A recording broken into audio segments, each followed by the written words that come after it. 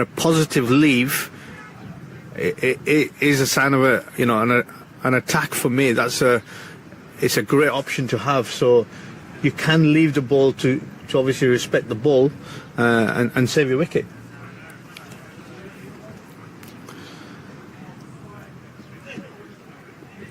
Tickled away, didn't quite get enough bat on it to scare the boundary. It's been picked up by fine leg for a single. It's a definite plan now from Nepal to target the two deep fielders out at square leg and fine leg with the short ball stuff. But I really am thinking that they're pushing Guj slightly on the back foot. Carlyon is now on strike, and I wouldn't be surprised at some point if Jar just, when he's ready,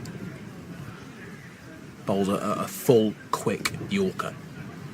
Yes, a variation ball. Yeah. But what we also haven't seen is a variation from the seamers. Yeah. So on this pitch where you can see it's a little bit two-paced, we haven't quite seen that just yet. And a top edge runs away for 4.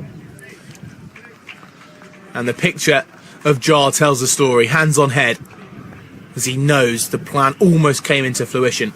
But that ends the over. Jersey will take the boundary, they'll move on. It's 67 for none at the end of the 15th.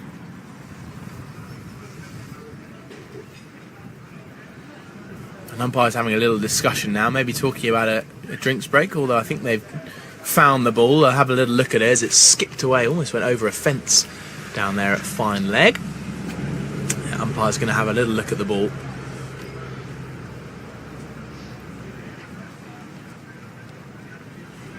Now it's back in the bowler's hands. Carlyon will take that boundary and run with it. Not in the style he would have wanted, but 4 runs is 4 runs. Guj on strike now to Nandan Yadav.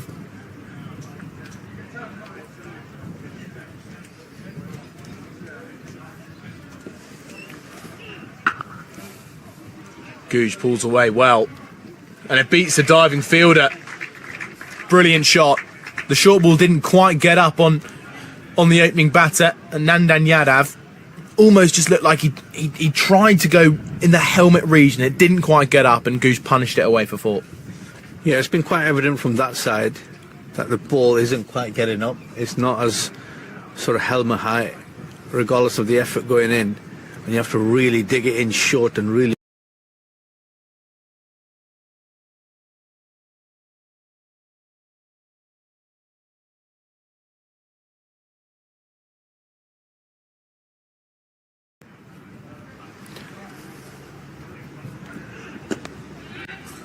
There's another nice shot. Beats the diving mid-wicket. And Guj goes back-to-back with 4s. And Nandan Yadav is missing his mark at the minute. And Guj putting him back under pressure. Jersey now 75 for none. Yeah, two very different deliveries. Slightly off the mark. Great from Guj, who's just crashed into the delivery. One sort of just in front of square, a deep square, and one in front of mid-wicket. Looks solid. But Nandan's got his work cut out here. He's really got to find a plan that he's going to have to stick with.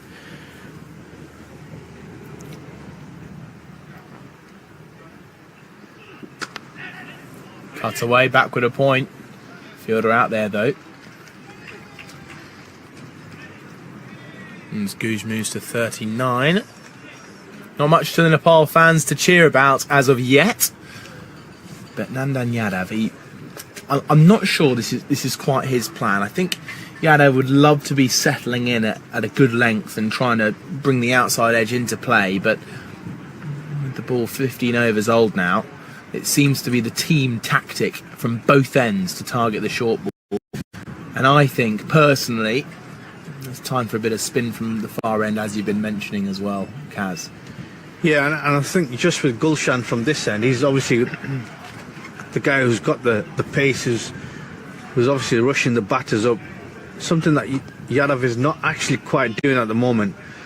And he's bowling it relatively comfortable for the batters to sort of play with ease.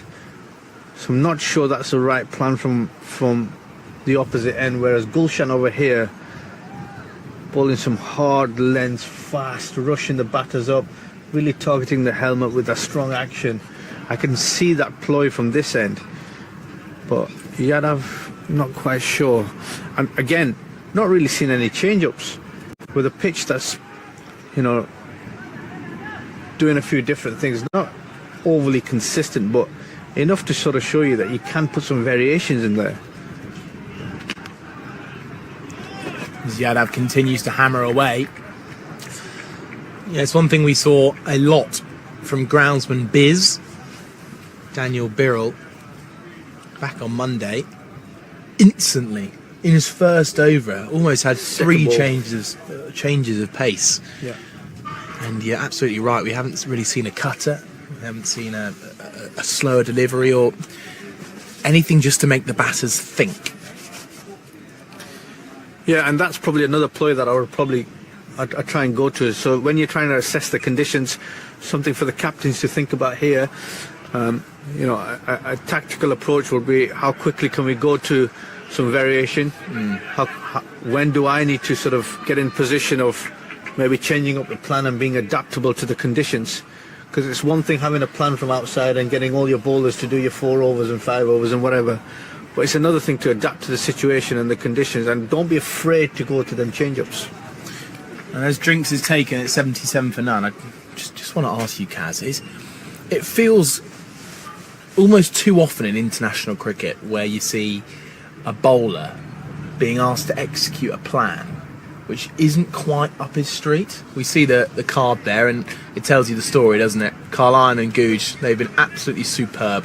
35 for Carline, 39 for Googe, going just under a one a ball rate. However, they batted with class today. But just back to that point as we look at the bowler's card now.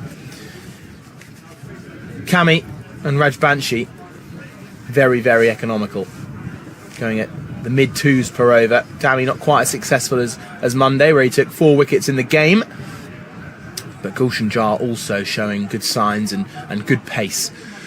So it feels, as I mentioned, it feels too often sometimes in international cricket where bowlers are trying to carry out a plan which doesn't quite suit them. Is that something you discuss as a team and you think, yeah, we're not going to have Nandan take on the short ball ploy, we're going to bring him on at a different point in the game, or do you expect a professional cricketer to be able to carry out any plan that's almost asked of him? I think in today's day and age, you'd expect the professional cricketer to have them skills and tools in his pocket ready to go at any point. But again, you've got to look at the strengths and weaknesses of a bowler, and if you're asking somebody where the build and the body and the strength might not be there to bowl 6 bounces in a row or challenge the hip as often as possible, you know, you can see the contrast difference in the two physical elements from the two bowlers on shore. You might be asking them to do something out of their natural ability, which can cause injury in the long run, which can put a lot of impact on the body, which the stress is not required. But also, you might be taking the bowler away from his natural game plan, which has got him to this level in the first place. So, you know, you want your bowlers to be resourceful as much as possible, but you also want to make sure that the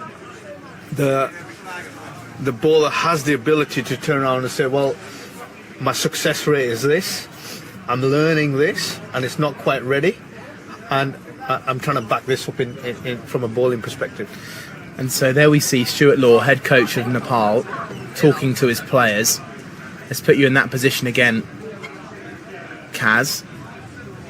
Bit of confidence boosting going on, a few people sat down, a couple of heads dropping, and what do you reckon they'll be talking about tactics-wise?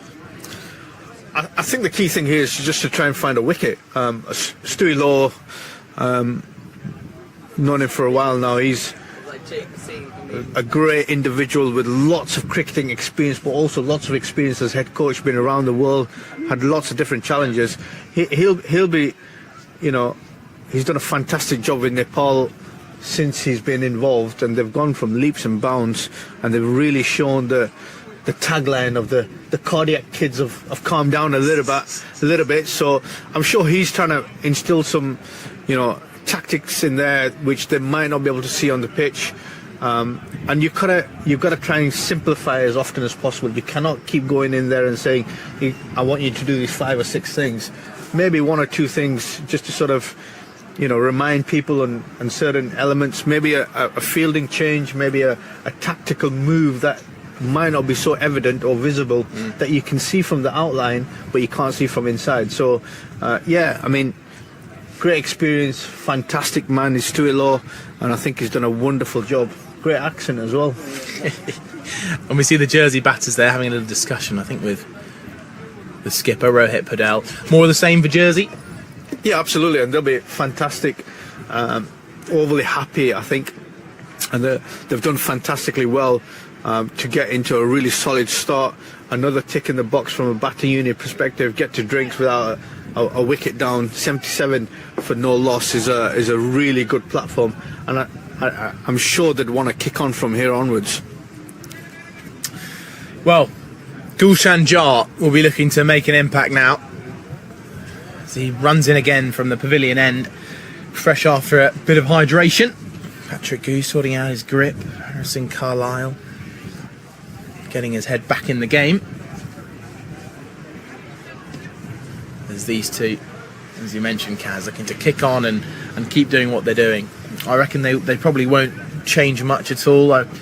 Maybe they'll get to the 35 over mark and then start thinking about maybe climbing up. I mean, if they're still together by over 30, they can look to do it a little bit earlier. But here comes Gulshan Jart. Can he make the breakthrough? Unbelievable start. Textbook from Carlisle. And so often the ball after drinks might bring about a chance, but that's the complete opposite. Yeah, I was just about to say there might be a wicket after drinks. Always a saying and always a going. Always does take shape, whatever level you're playing at. But that's a freebie for the batter. It's exactly what you want, just to realign your focus, get yourself back in. And from a bowling perspective, it's not what you want to start off with. Slightly overpitched. Put away. Short ball, cut away. There's a fielder out there. And with the spin and skip, takes it away past him.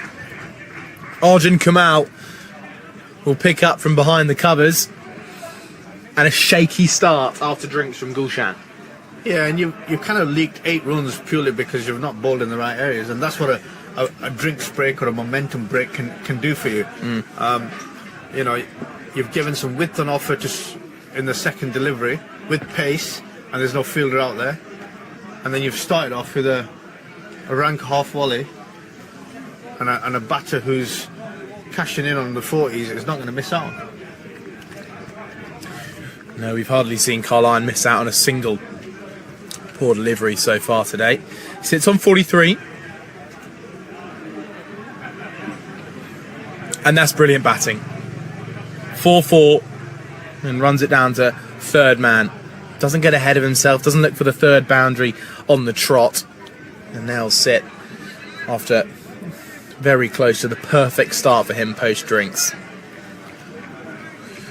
Yeah, and this will be a really good challenge for Gulshan, who's obviously got the pace and the bounce and everything that goes with it, but you really still want to be clinical, and he's just not been in the first 3 balls there. He's want to start targeting, getting back into rhythm, trying to get past the splice of the bat, hip high, targeting the off stump as much as possible.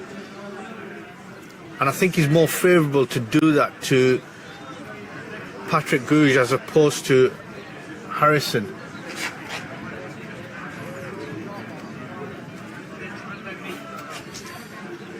Gulshan continuing to try and hone in on that length, and I reckon the discussion maybe in the drinks break could have been to use that bouncer with a little bit more surprise, because the fielders are both out there. It's still definitely a tactic. Maybe we might see one just before the end of the over.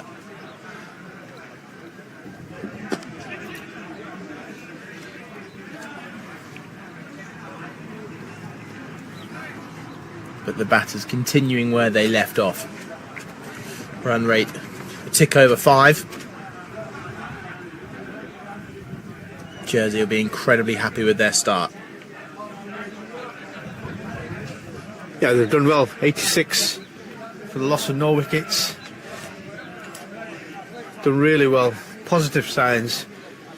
Great to see from the Jersey batters, and they'll be looking to cash in towards off milestones that they can get to. There it is. There's the short ball. Fielder interested just over the top. Goose gets a 6 for it, but it wasn't without risk. That ends the over. It's 92 for none, and there was the surprise bouncer. Gulshan walks off towards his teammate Bim Sharkey for a little discussion, but he'll be disheartened with how that over ended. He snatches the towel off and steams out towards fine leg. 92 for none. I think he's more disappointed with the fielding effort. That's been hit really, really hard. There was a fielder out there, and it does look like it was Sandeep who's out there. But, you know, maybe a little bit of a higher jump. It was going in the right direction. Sandeep's waltzed in, left the ball for one of the spectators to go and fetch as he comes up to mark his run-up. Class act.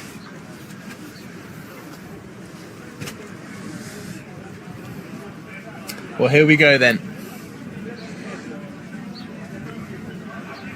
Sandeep Lamichhane. They need a breakthrough here, Nepal.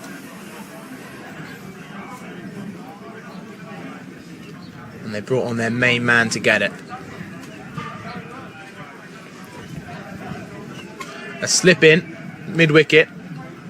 The deep men are mid-wicket and long off and deep point as well. There's also a long on as Lamichhane bowls. Carlisle treats him with respect. Two men approaching their milestones. Do you want a water?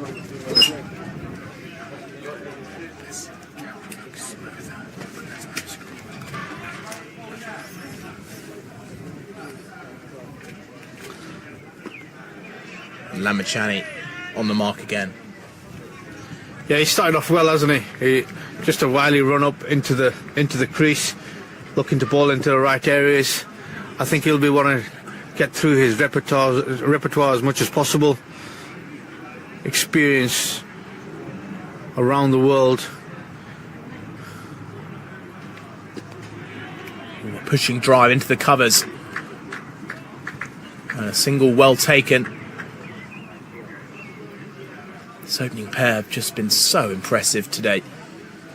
Not just in the balls that they've put away, but the balls in which they've found runs from. Lamichhane spins himself a catch. Guj on strike on 45.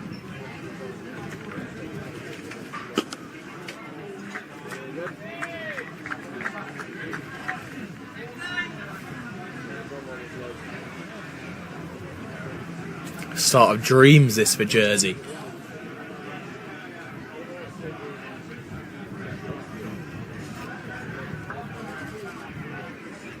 Top edge as it's a powerful cut shot from Guj. It's going to run away for 4.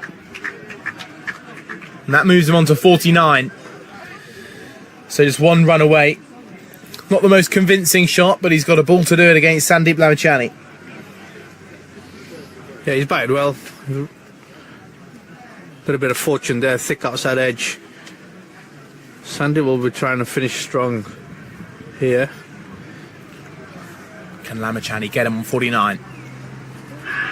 It's a googly, and the umpire sticks to the decision of not out, and Guj survives. He saw it, his eyes lit up at the short ball, didn't he? And he didn't quite pick the googly, and it was a chance, but going down leg and probably height as well. Lamichhane ends his first over. It goes for 5, and Jersey are 97 for none. Yeah, I'm not sure how much Patrick Guj has faced of Sandeep Lemachani before, maybe on Laura 97 or something like that. Is that a computer game? What is it nowadays? God, I went through the Don Bradman era, I think. I remember playing Don Bradman 17. That was a classic game.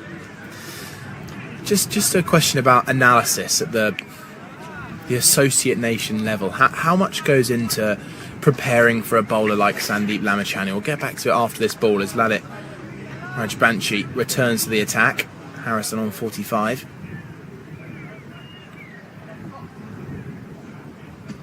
Struck on the pad. This is a big call for the umpire. It was a large appeal from Rajbanshi, who was desperate for that wicket. Heavy thud on the front pad. And looked close. But yeah, how much analysis do teams do at the associate nation level? Well, having had experience with 3 different countries now, all with different budgets, of course. Yes. You know, in my last job, we had a fantastic analysis coming from India, who very professional in his work, tagged every single delivery, every single ball, brought out strengths and weaknesses, gave real insight information to every batter, every bowler, and allowed the batters to soak up that information. The danger is you over-empower players with the knowledge and they're not quite used to it. Some systems are in place where players will just want it on their phones as something to watch over or refer back to. Some players, as soon as they come off, sit down with the analyst and go, you know, deep into their discussions about why they've been out and what they haven't. I think each to their own, but it's our job as coaches and a management system to provide that information however they want to learn that information and go away and improve the game. And Carline now just taking a few dot balls. This would be really interesting to see how he closes out this over, Carline. He's not a man that likes to block out deliveries and let pressure build up upon him. He finds a single in the covers. Little chance at the non-striker's end as the ball picks up and hits Lalit in the neck region. But Nepal have just got to remember that that's what a few dots can do. As the wind continues to breeze and throw a few things off our table. Rajbanshi's got 1 delivery left to close out this brilliant over. Guj on 49. 98 for none jersey. A bottom edge. Trickles to short third. Now player on 49. He's had a couple of overs in a row now where he's just faced out the final delivery on 49. And maybe just a small milestone might be building up upon him. End of the over, 98 for none. Be interesting to see how Nepal can get a breakthrough. They've obviously gone to their most experienced spinner who's had success around the world, bowled to some of the biggest and greatest batters out there and played some of the greatest tournaments out there. Be interesting to see how Sandeep is also going to be utilising his googly as much as possible to the right-handers and how he sets them up. And there is the googly you mentioned. For a minute I thought there was a rattle of the stumps, but Carline gets away with it, and he's already showing the challenge that Lamachani possesses in the variation department. Yeah, and the danger is that Carline hasn't... Oh, it's happened again. And that's the point that I'm trying to... If you look at it from a technical point of view, there's too much of a gap between bat and pad here. And he's allowing the googly to come in and attack the stumps. I'd probably want to see more of a full-face attacking shot as opposed to I'm going to sit back and try and cut him, because that's all what the bowler's looking for, is enough space between bat and ball to go on and hit the stumps with a googly. There's another show of it, and you get the feeling if Lamachani bowls any fuller and Carline continues to rock back all of a sudden, that's going to be a real danger with the ball spinning in with the variation. But Harrison 4 runs away from a 50. He'll be looking to get there with a boundary, that's for sure. Off the back foot, Harrison Carlisle hesitates for a moment and gets to the non-striker's end for a single. He moves to 47. Leg back. 46 he will remain on then. So Guj now has 2 balls to get to his 50. He's on 49, matching his shirt number. And the single would also take Jersey to the 100 opening partnership. A punch down the ground, hits the stumps. That would have come off the bat and Guj would have instantly thought it's 50 time. But he's got to remain patient. Lamachani has the tools. Plenty of experience now. Still only 25 years of age. And another little pause as Guj has been on 49 for plenty of time. And he pats it back to Lamachani, who does his job and leaves Guj on 49. That ends the over. 99 without loss, Jersey. And both batters just got to hold their nerves as they approach the 50 mark. And they continue their brilliant, top quality opening stand. Yeah, it's been good so far. Very impressed. 20 overs, solid platform. Another tick in the box for the batting unit. 20 overs gone without a loss, as the batting card shows. Harrison on 46 of 66, and Guj stuck on 49 of 54 balls. It's been edging away, trying to get a single away or somewhere, find a gap somewhere or the other. But they've been solid so far, and it's been a real good show and a great comeback from the first game.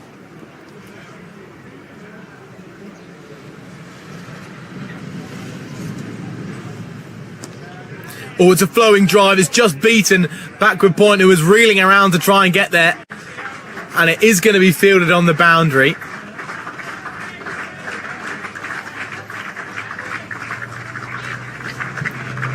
And there's plenty of applause, and I'm not sure if there is a 50 up, because it was a 3 for Harrison and he's moved to 49, so plenty of chuckles away in the hospitality tent as the fans have realised both now sit on 49. 100 up though for Jersey, that must have been the applause. And Guj pops one back to the bowler. Lalit Rajbanshi has got a task to do. Both batters on 49. A little bit of nerves in the air. He looks to close out this over. And Guj has been on 49 for 4 overs now.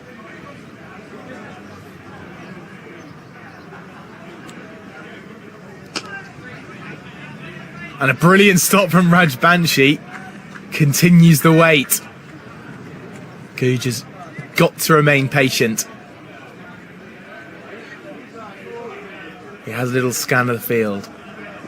Ponders on his next single to reach the half-century mark.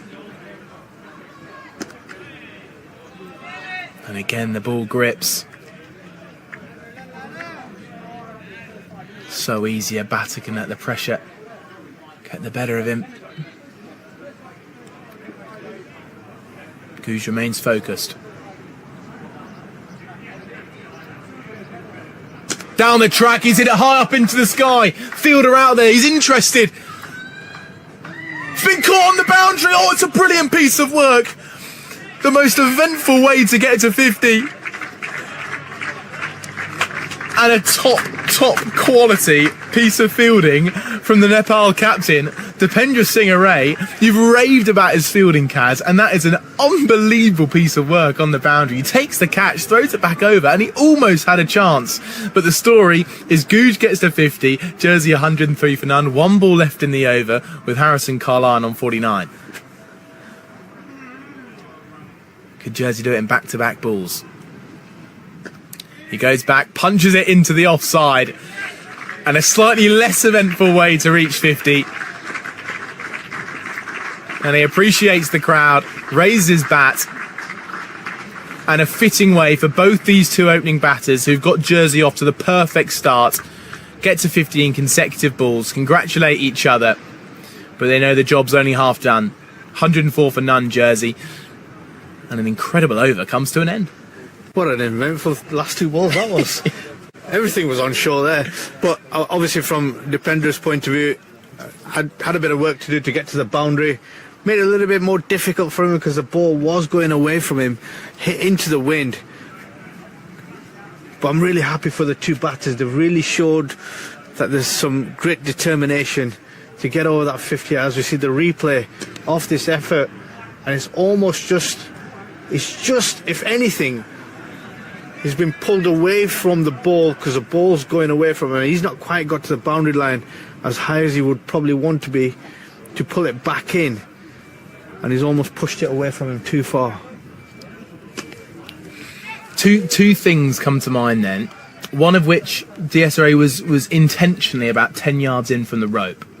So it made that job so much more challenging to run backwards, look over your shoulder and still take the catch. And the other thing which is so impressive, which shows me and everyone watching a glimpse of how good his fielding is, was that little scan. He had a brief moment, as this one is the googly again, beats Googe on the inside edge.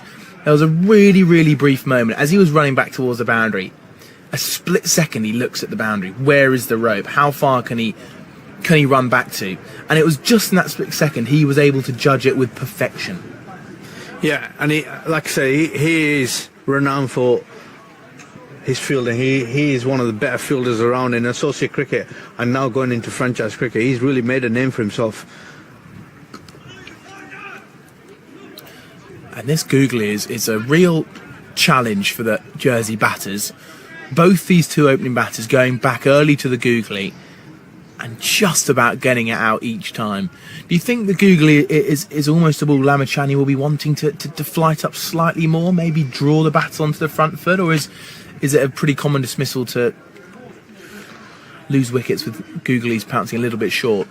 Sandeep is a bowler who does bowl with a little bit of pace. So you'll kind of see his googly with a lower trajectory coming in, so it's almost like a back of the length delivery. However, it's not quite working at the moment, so you do want to draw the batters in. One of his dismissals on Monday was slightly fuller, beaten through the gate. So I do want to see him just bowl a little bit slower in the air, a little bit fuller, see if he can draw the batters to come in and either hit down the ground or hit over the top and obviously beat them through the gap. Yeah, well remembered of Jake Dumford falling for 5 on Monday to that Lamachani googly. And he almost walked off in resignation at the quality of the ball. Yeah, and he's got that quality. Again, the two spinners now are starting to put a little bit of pressure back on to the Jersey batters. They've couple of good overs. It's key now, again, from a captain's point of view. You want to start looking at trying to build some pressure. If you can't find a wicket or there's no obvious mistakes from the batters coming, what you want to do is start putting some pressure on from the bowling perspective to build some dots up. And equally, that's a pressure in itself. Or you want a moment of brilliance from your fielders like we nearly had in the last over.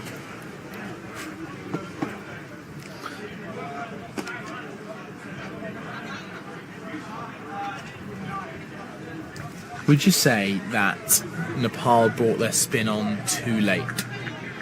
Yes, they had an early spell from Raj Banshi in the power play, but I wonder if they could have brought on Lamachani straight after the power play. Yes, it's a small fix, but as this is a play and a miss from Carline, look at how he dips down and instantly gets frustrated. Do you think they maybe brought on spin too late, or is it minimal? Two things. One, he was off the pitch for 7 or 8 overs, so coming up to the 10 over period there, he was actually doing laps in front of us, so he might not have been on the pitch ready to go. But the second thing is, you're right, maybe straight after the power play is finished and the field is spread, maybe they could have gone to their fast best premium sort of spin bowler. However, they are here to try to get everybody into the game as often and as much as possible.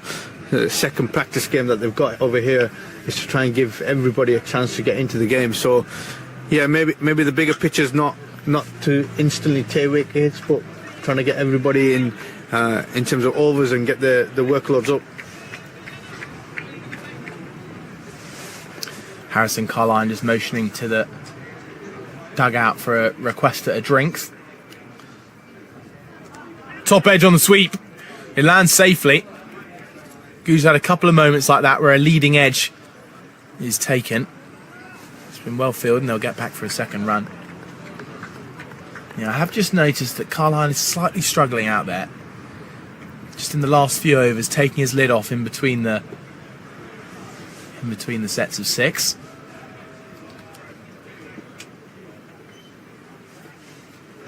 Both on 53 now, these two. More good batting from Googe. Low risk on drive punch out towards long on.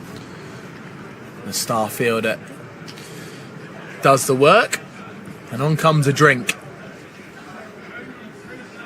for the two batters. There's Jersey now sit on Nelson, 104 none, 23 overs gone. At what point do these two look to start to up the ante? 25th over. That's a halfway point. You've got wickets in the tent, and you can see from the two batters they're just getting a little bit fatigue starting to creep in a little bit. You know, a few mistakes are starting to come in terms of execution. So yeah, I mean, there's something brewing. There's something coming. Either we're going to get a flurry of runs or we're going to get a breakthrough in the wickets. Gooch finds a single. Dangerous man to take on. And Carline, the man who just requested some water, has had to go through his paces. He looks up to the sky, just asking Patrick Googe, why? Why do that to me straight after? It's the last thing you want, isn't it? Young lad calling you through. Imagine what a 3 would do to him now. There's a shot of a man who's potentially getting a bit tired. It's a good save from Pandey. And Carline gets back for a 2, getting put through his paces. I can see you did just mention the 25 over mark. I wonder if Carline might start taking it upon himself to bludgeon a few boundaries away, because Sandeep Lamachani has bowled well. He's used the googly to good effect. As Slip moves out to short third, maybe that's just a little sign to Carline that he could maybe be a little bit more aggressive. Yeah, and also a sign that the ball's probably not turning as much for a Slip to be in there. As we say that, we see a bit of turn. I must say, you've made a few unbelievable calls over the last few days, but that one didn't quite land.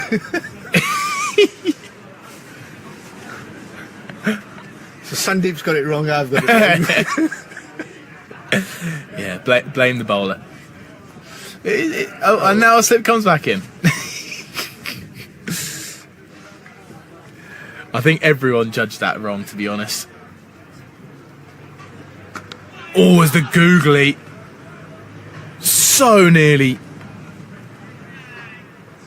scuttles through onto the stumps. There's a roar from Lamachani in anger. He sets his standards so high, doesn't he? Yeah, he does, and he's been a great servant to Nepal cricket. It's fantastic. Early doors, he was shot onto the limelight very, very, very quickly.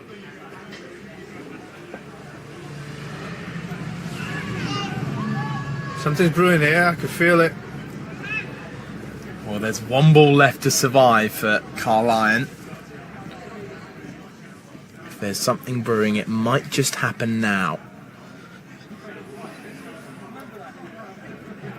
Lamachani maybe just lobs one up here. He goes flat, and DS Array with the misfield. It's fielded out in the deep by Lalit Rajbanshi, and that ends the over. Carline gets a single. He moves to 56 and will keep the strike. 24 overs gone. 115 for none.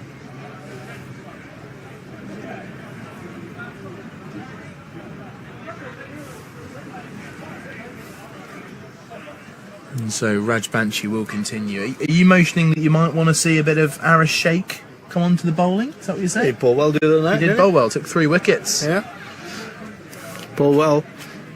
And whilst Hemant Dami took the first 4 wickets, Arif took 3 of the next 4, Yeah. including Samarar for a golden duck, Ward for 1, and he got the wicket of one of the 2 men out there. Carl Lyon caught out a deep point. Unless it could be his turn to rest. I mean, there are some movements happening on the sidelines from the Nepalese guys. Harrison Carl Lyon has to go. The pressure was built. You felt something was brewing, Kaz. And it was a huge swing down the track. And I think that might just be a moment there from Harrison Carl Lyon, which shows to you that he was just starting to struggle out there. And he goes for a big swing, misses out, and he falls for a very, very well-made 56 from 80 balls. 115 for 1 now, Jersey. Yeah, I kind of called it, you know. You could see it was starting to come. Something was going to happen. A miscue as he runs down to try and hit that over mid-on, mid-off. Good length delivery, good pace. But overall, a fantastic innings from Harrison as he walks off to a round of applause, both from his teammates, the management, and also the hospitality. Fantastic performance from the opening batter, the number 77 there, as we see a breakthrough from Nepal. Now, I'd love to see a replay of that, because I'm not quite sure from the angle. I was blocked from young Patrick Gouge whether that was bowled or stumped. Stumped? Let's have a look at it then. Let's make our decision. I think he might have given up to head back here, Carl Lyon. Down the track, missed. Rapid gloves. Bit of a close call for the square leg umpire.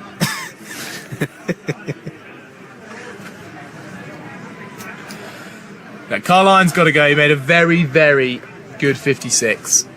He'll be immensely proud of that, and against a good quality lineup, good attack, he stood firm.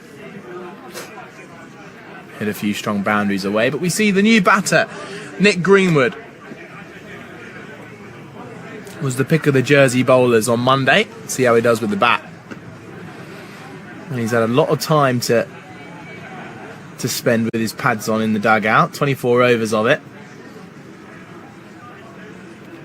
And it does come with its challenges, doesn't it, after an opening stand? Coming in as a number 3. A lot of time sat on the bench waiting to go in.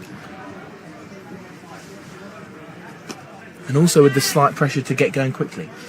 Yeah, it doesn't. You know, different batters have different cues and different sort of preparations. Some watch every single delivery, put on some, you know, strain on the mental side of the aspect before they've even got in.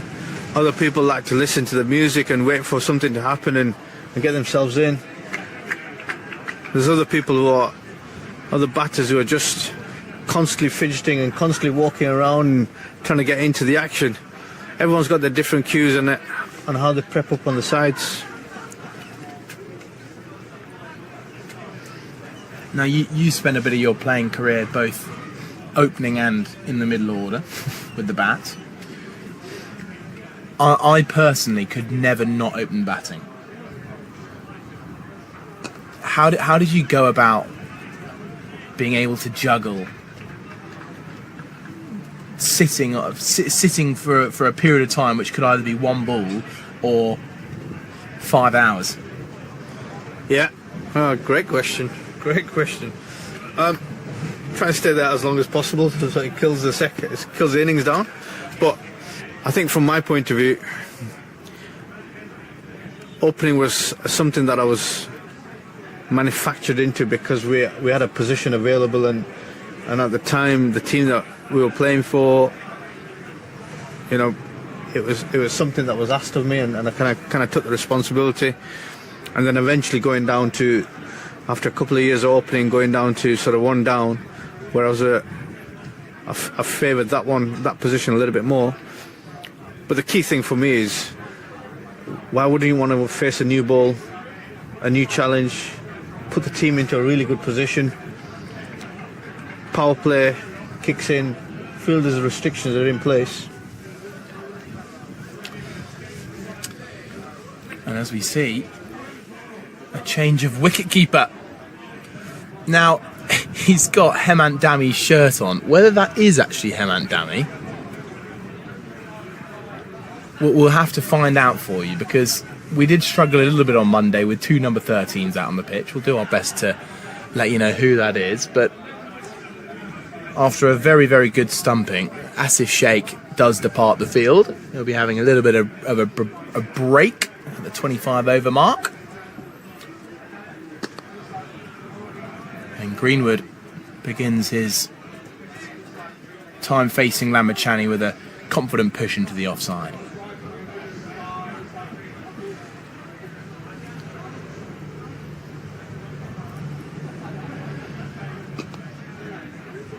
Greenwood will take a single, even post a breakthrough for Nepal. It continues to be a little bit flat out there in the field. And Jersey batters, it gives them the ability to keep going about their business. Patrick Googe in particular will be targeting 3 figures, that's for sure. 117 for 1 here, Jersey. He's got a mighty problem to solve with Lamachani, who continues to run in. Takes a single into the offside, well fielded by Kushal Patel.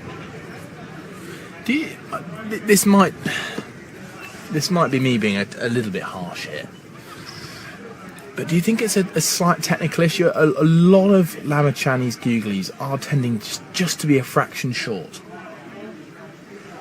He does bowl it quick through the air, and the trajectory wise, he's not one to get over the top of his delivery. As that ball races away past the 45 position on the leg side, tucked in nicely there from Patrick Googe. Again, a googly that's not been effective. Trickle down for 4 runs. Yeah, misfield there from the fielder at short fine. Lamachani definitely won't be too happy, as the hospitality tent continues to rumble and murmur. And there's the googly again, just slightly short from Lamachani. I would love to see a batter be forced to get on the front foot to the googly. See if Lamachani can really lob a few up there. Maybe he's not getting quite enough purchase to be able to put it up above the eye line with confidence, but I'm sure Lamachani's got something up his sleeve. And that drive pops through the hands of Kushal Patel. The standards in the field have just ever so slightly dropped here for Nepal. They need to keep the pressure up as Jersey get through to 1-2-4 for 1. Yeah, and interesting point you made there of the fielding standards. A slight contrast difference to what we saw the other night in terms of being efficient, being on it, not making any mistakes in the field. You can just see it didn't help in the first over or so. Very early doors, we had the overthrows coming in. You know, the standards have been okay so far, but I'm pretty sure the Nepal management under the watchful eye of Stuart Law would probably just want them boys to be a little bit more clinical in the field. And that's another challenge you have on days like this, where you are bowling first. It's a different challenge. It's a new day. It's a fresh challenge. So you gotta try and tick all the boxes as much as possible. Now, as we see Kushal Patel, he was doing some warming up with his spin into the glove, into the mitt of Stuart Law on the sidelines, but now he's here, ready to go. Spins himself a catch, and he's in now, and slashed away by the man with the half century. Patrick Googe gets to the non-strikers as a drag down begins the spell from Patel. Definitely a less breezy day at Grainville. Still, the cloud cover remains. And Greenwood continues to tick along with 1s and 2s. As we just get a still moment in today's weather. Nicer day than we had for the first one day. Goose goes back, punches up to long off for an extra single. Goose continues to impress. And I wonder if Bertel might just be one of those bowlers. We often see it more in the longer format when a partnership is set and when a pitch is good for batting. Actually, a part-time leggy is the kind of bowler that could break a partnership, whether it's with a drag down or a magic delivery, or whether it's a delivery which just might make the batter's eyes light up and think that it's a boundary on offer. Greenwood remains patient though.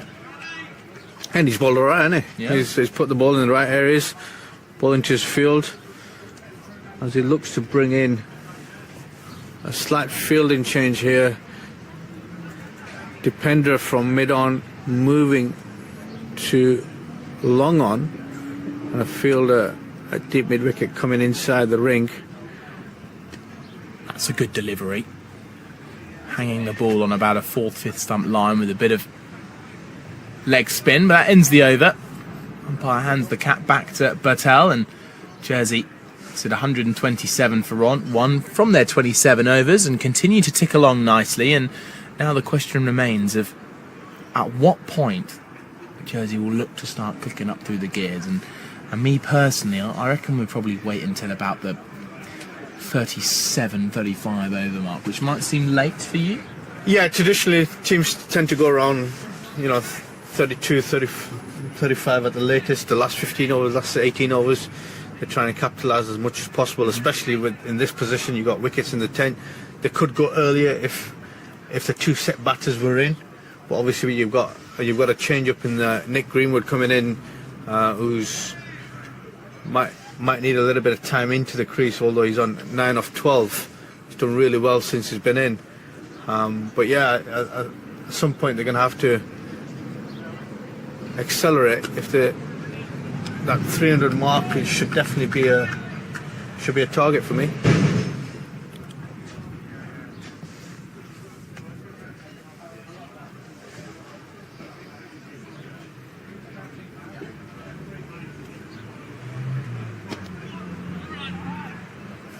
Googe getting really, really low into his shots off the front foot. It's a good sign of a good player of spin. Movements are quick.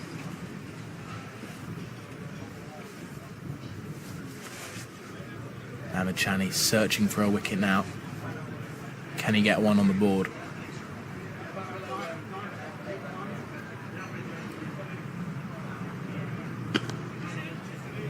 Beautiful shot as Googe rushes through for the first run, even though it's got single written all over it.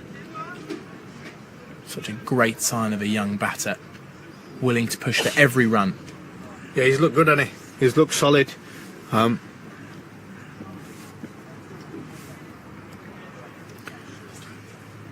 Solid young batter, only 23 years of age. It looks a quality find for Jersey. He's batted really well, showed some confidence, pulled really well, looks to really get into his stride here. He's looked good. Game plan against spin has been good so far. He's obviously watchful early doors against the seamers. A really good find. Good glove work from the man who's been subbed on. But yeah, Googe is looking mature beyond his years at the moment.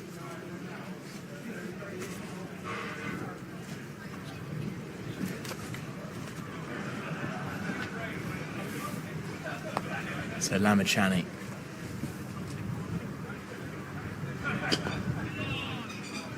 Lofts a good length ball just outside the line of off stump.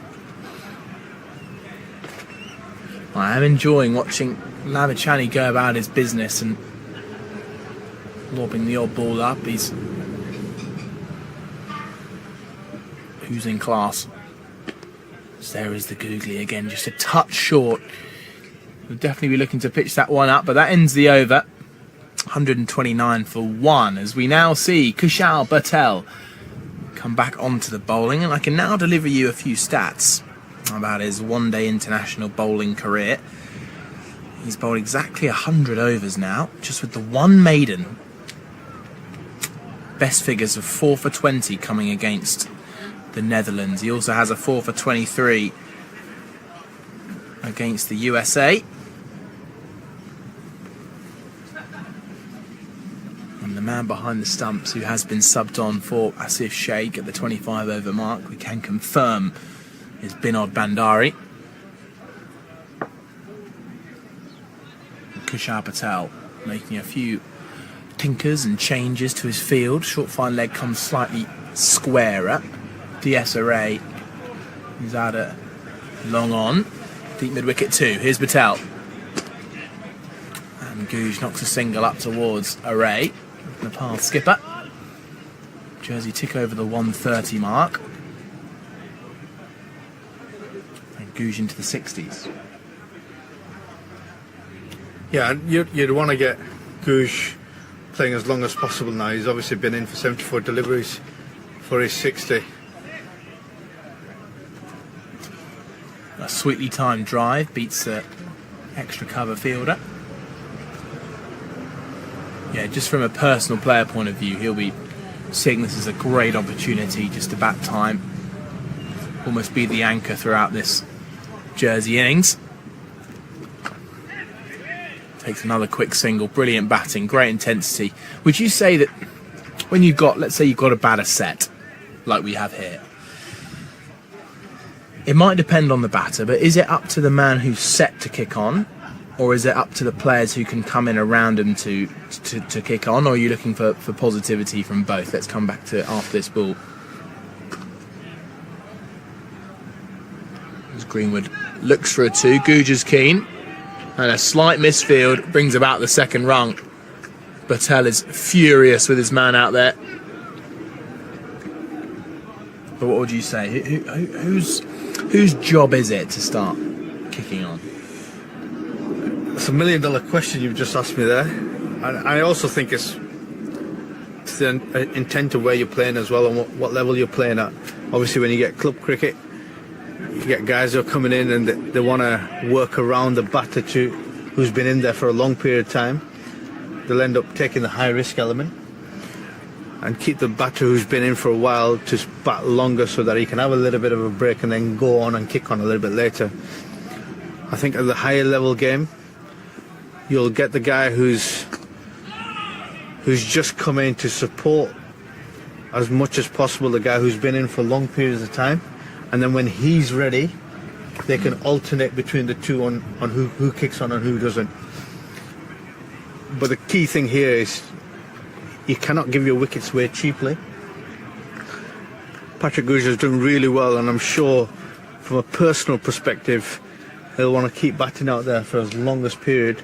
But from a team perspective as well, the longer he bats, the more runs they're putting onto the board with a guy who's in form and who's been there for long periods. Well, Jersey still with plenty of firepower to come. The likes of Jonty Jenner, who spoke so well out there at the toss. Looking forward to another challenge. As another one of your calls comes off here. Kaz, you've asked for it, and it's time for the man who took 3 wickets on Monday. Arif Sheikh, for a little bit of those slightly pace off, but off the long run deliveries. Yeah, and I thought he was really effective on Monday. He did really well. But again, it'll be a different challenge for him here because Team Nepal have only got 1 wicket at the moment. Different conditions. He's bowling to a set batter. So it'll be interesting to see what he's going to do and what his plan is here. Moves through low. Skiddy bowler. Yeah, it's quite a bit, but it's a sight we've seen a lot of, as you mentioned earlier today, from that end. The ball just having more of a tendency to shoot through low. Good glove work from Binod.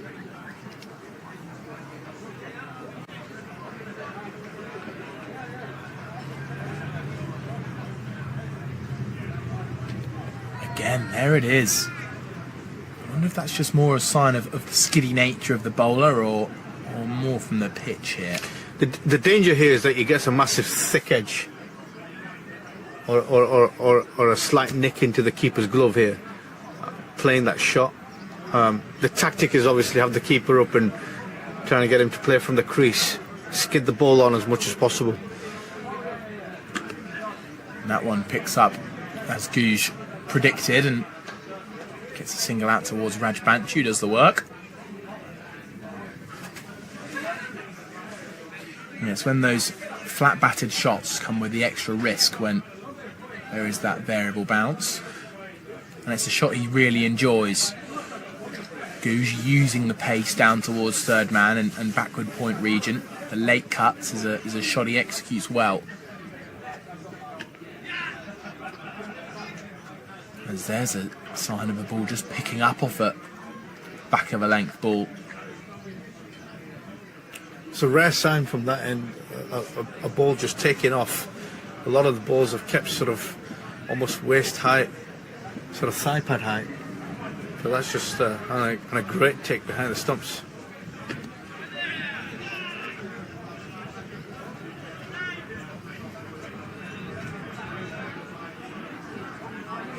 And Guj, a young lad, now in the 60s.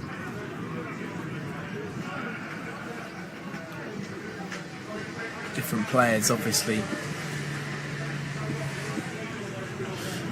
will be thinking about the milestone. And that feels like a better shot to play on that length with the straight bat, being able to cope with the varying bounce, but that ends the over 135 for 1. Now 30 over mark. Prediction time. Let's have a think, Kaz. Jersey, 300 still the target? Absolutely. I think from this position, 20 overs in, you'd another 165 off 20 overs. You'd like to think they would get there with wickets in the tent. And I think it'll be a really good platform and another tick in the box from the batting department to get up to that 300 mark.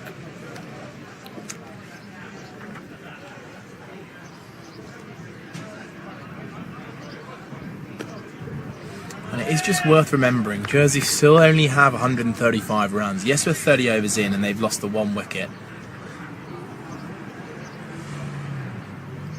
But if Jersey try and kick on too early and lose a couple of wickets, all of a sudden 135 for 3 or 4 doesn't look quite as convincing.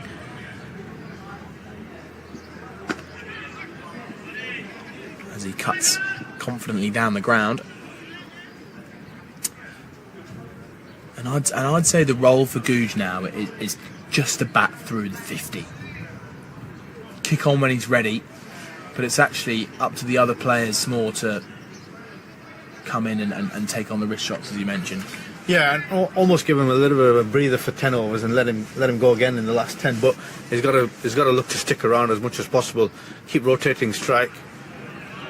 Pulled away nicely, skipping along the boundary. And Nick Greenwood gets the boundary to his name. He moves to 16, and a slight drag down from Kushal Patel as he whips out. I've never seen that. He's pulled almost a string out of his playing bottoms. I think what you've just seen there is often players cut the trouser so it fits around the ankle a little bit better, and the threading from the ankle or what he's cut out is probably what's quite loose there. Well, I hope he doesn't have a trousers malfunction. Well, we don't want to see that. No, we don't. Especially a man of his quality. Solid punch through the covers. Although I do believe he is a bit of a gym buff, so I'm sure his tattoos and his pectoral muscles and everything else. I'm sure he's not shy of a selfie in front of the mirror. I don't think he'll mind having a malfunction anyway. Shot. Well played from Googe. Thought about it too.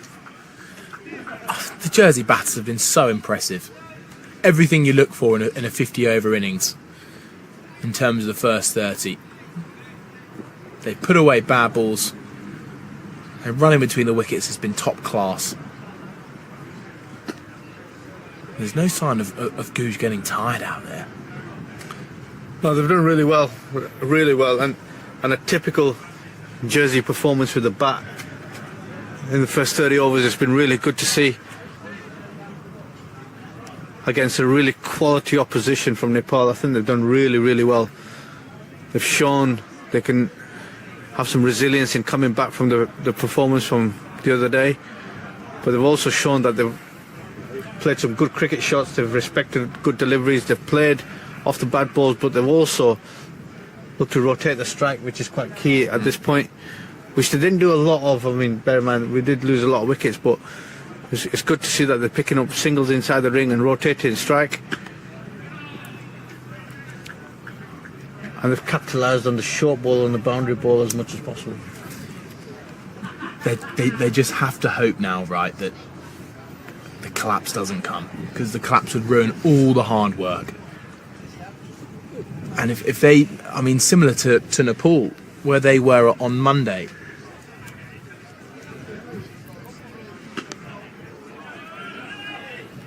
Again, looking for two. Googe, good fielding out in the deep. But at the 35th over in Nepal's first innings, they were 172 for 2. And then ended up on 250. Largely down to a massive shower and change of condition on the pitch, and, dare I say, excellent bowling from Jersey, who came out with a real definitive plan. So credit goes to Jersey. Not sure we're going to get quite the same rainfall, and also the condition changing of the pitch.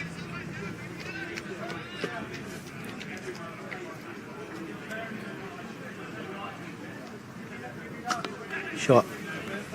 Backwards square, but fielder out there, well placed, collects. So I guess my question here now is, excluding the rainpour, there is still the potential there. If they get the next 10 overs or so wrong, Jersey will be incredibly unhappy with a score below 250. Yeah, you'd like to think that 115 overs takes them to 250 with 5 overs to go. Okay. Or literal 5 overs to go, and trying to get up to that. You know, they might have a good spell in there, but 15 overs, 100 runs, it's not unheard of at this level with this amount of wickets. So I would probably say even 100, 120, 130. And with that kind of batting there from that explosion that we've just seen from Patrick Googe there, short ball from Arif, he's tucked into that and it's gone towards the cow corner area. Fantastic cricket shot for 4 runs. He's done that so well today, hasn't he? The way he's used that pull shot to great effect. And so often the short balls haven't hurried him. It's how he got out on Monday, and almost the fact that Nepal have targeted it has worked to his favour, because he is so strong on the back foot. Yeah, and I've got to question why he's bowled short when there's no deep cow corner out there. The only fielder that's deep seems to be just behind square, and in all the pull shots that we've seen so far, bar the swivel pull that's gone behind the fine leg, everything's gone in front of square leg. So you can question the tactic. Yeah, it doesn't seem to be a huge amount of real clear planning from the Nepal bowlers, as we see Rajbanshi take over. Greenwood queries the prospect of a quick cover single.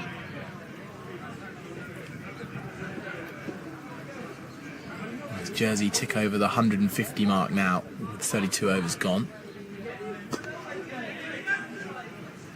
Single taken this time, putting the fielder under pressure. Causes the fumble in the pickup. Now Patrick Goose sits on 70. Greenwood has done his job to perfection, under the radar, getting up to the 20 mark, seeing himself in after a long opening stand.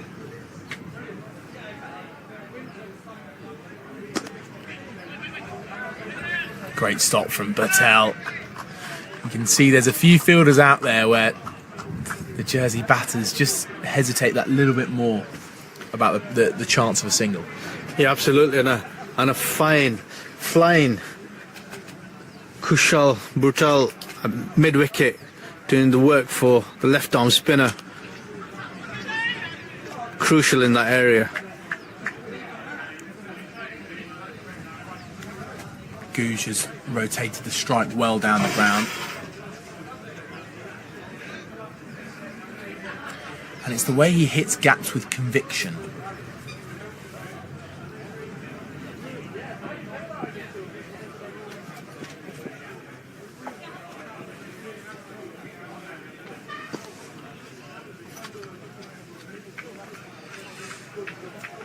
As a head coach, when you look at a young batter coming through and the key signs which show true potential,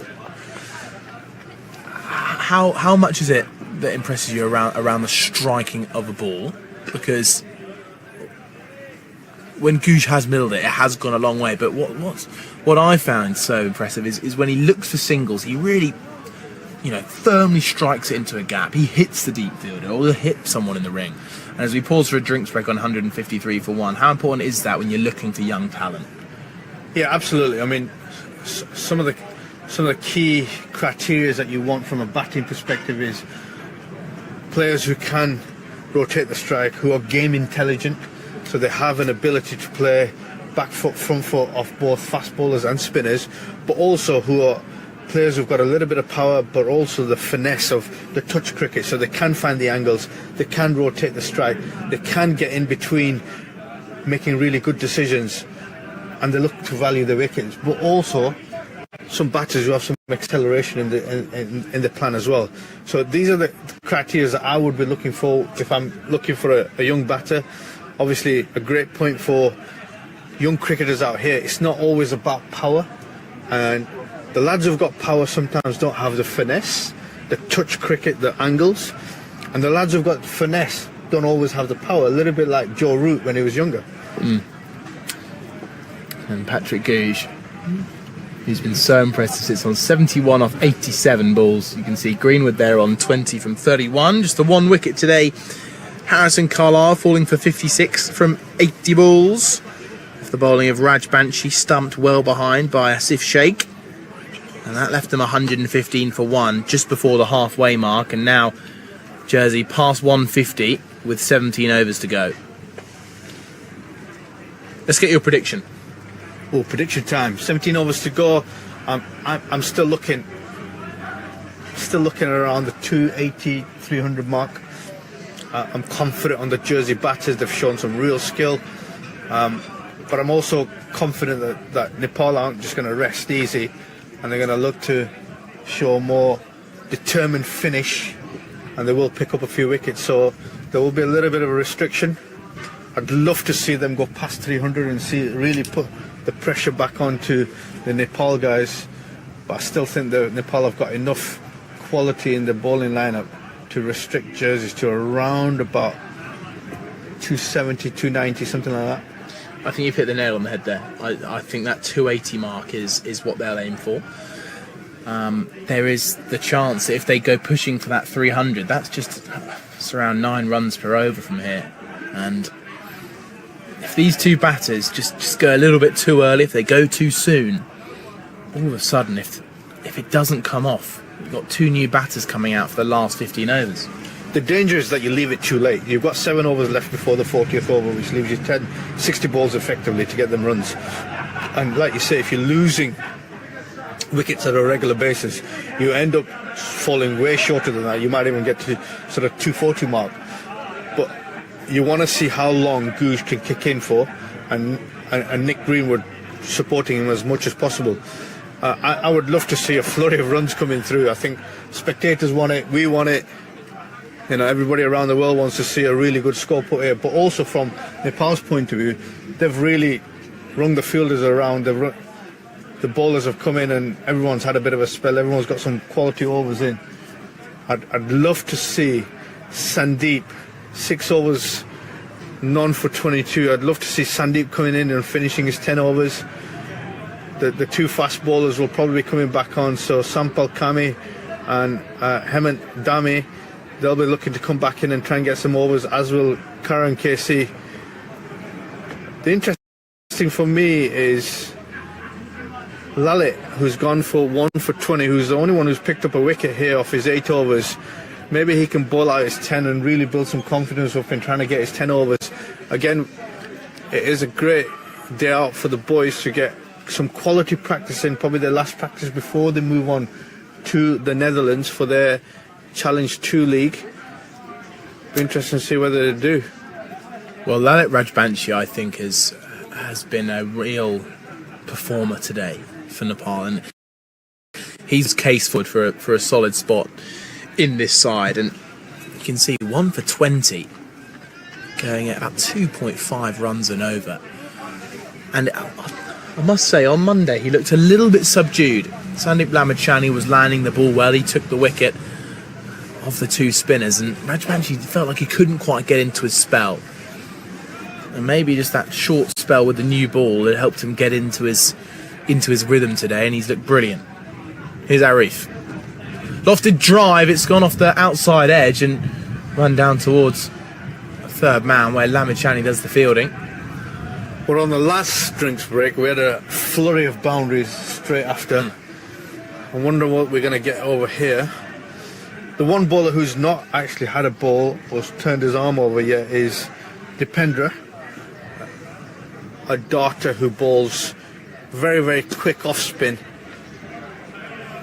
Chance for a run out. Brilliant piece of work from Rohit Padel, the skipper.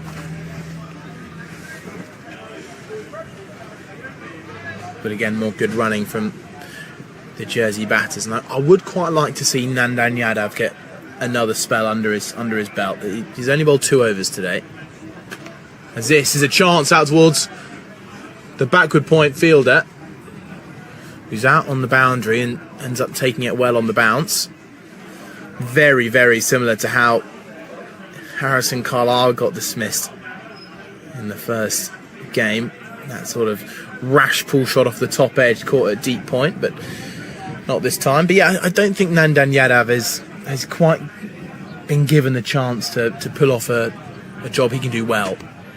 Greenwood takes a single out into the covers. Yeah, and the danger is you don't give him any more overs, and he goes into a big tournament having had this experience and this level of outcome. As a captain, maybe even as a head coach, I'd want all my bowlers going into the big tournament fully confident that they can execute the skills. It's not been his 2 overs so far. He looked relatively easy to play, but I would like to sort of maybe just get him in a couple of more overs where he feels more confident leaving the pitch today. Obviously it's challenging, you can't please everybody, but is the priority for Nepal, for a player like Nandan Yadav, or for someone who's low on confidence, actually to really give them a solid run out on a day like this? Or, you know, now with the game situation needing a wicket, do you then prioritise that wicket taking? It's a tricky challenge. It is a very tricky challenge, but also you're in the period of the game now where you're going to have to rely on your resources who are going to close the game out for you in a big tournament. So you can't just keep throwing the ball, you know, to everybody. I think that stage has gone now. Yeah, we're coming up to the last 15-16 overs of the game where the guys who are bowling at the back end of the games in their major tournament will want to practice their skills and make sure they're right as well.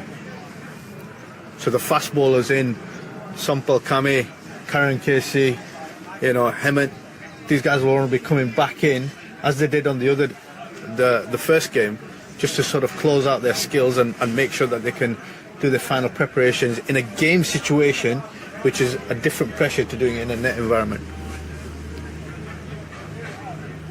Valuable time out on the pitch for both sides here. Rajbanshi bowling his penultimate over of his spell. And the pick of the bowlers so far for Nepal in this slanted approach he has to the crease. Down the track comes Guj. I think he's hit the gap here. Yes, he has. And it's Bim Sharkey out in the deep who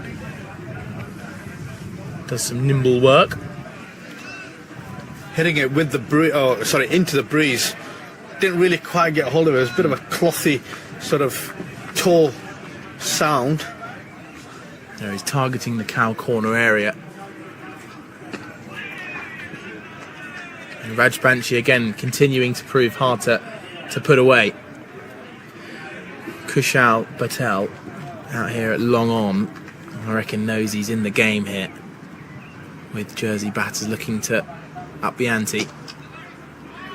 But again, Rajbanshi holds his line and length. The support he's getting from his skipper Rohit at cover, he's very impressed with his left arm spinner.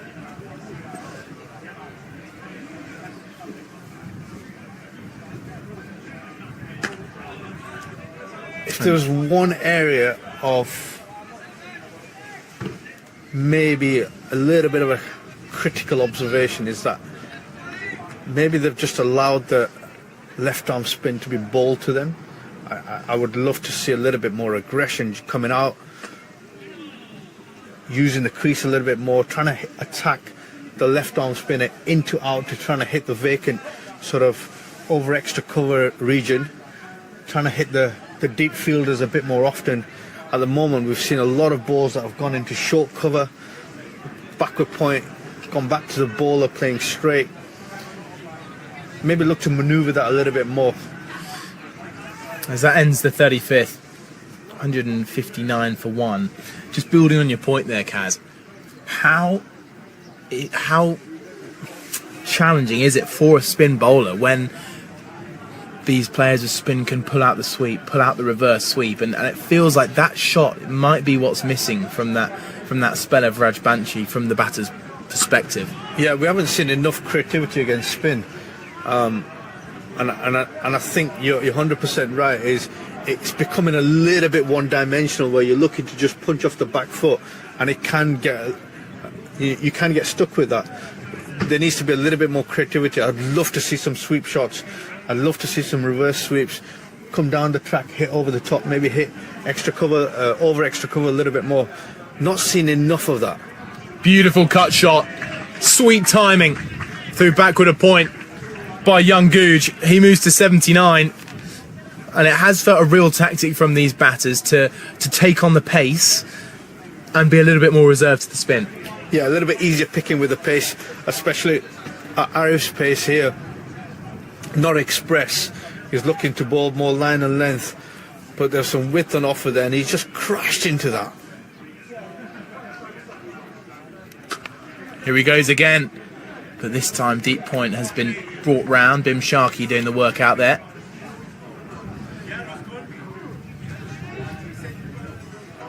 We saw a lot of Nepal boundaries on Monday go through backward a point, and I think what they've done well is they have maintained deep point relatively square. The top edge on a slashing cut is running out towards Lamachani out in the deep.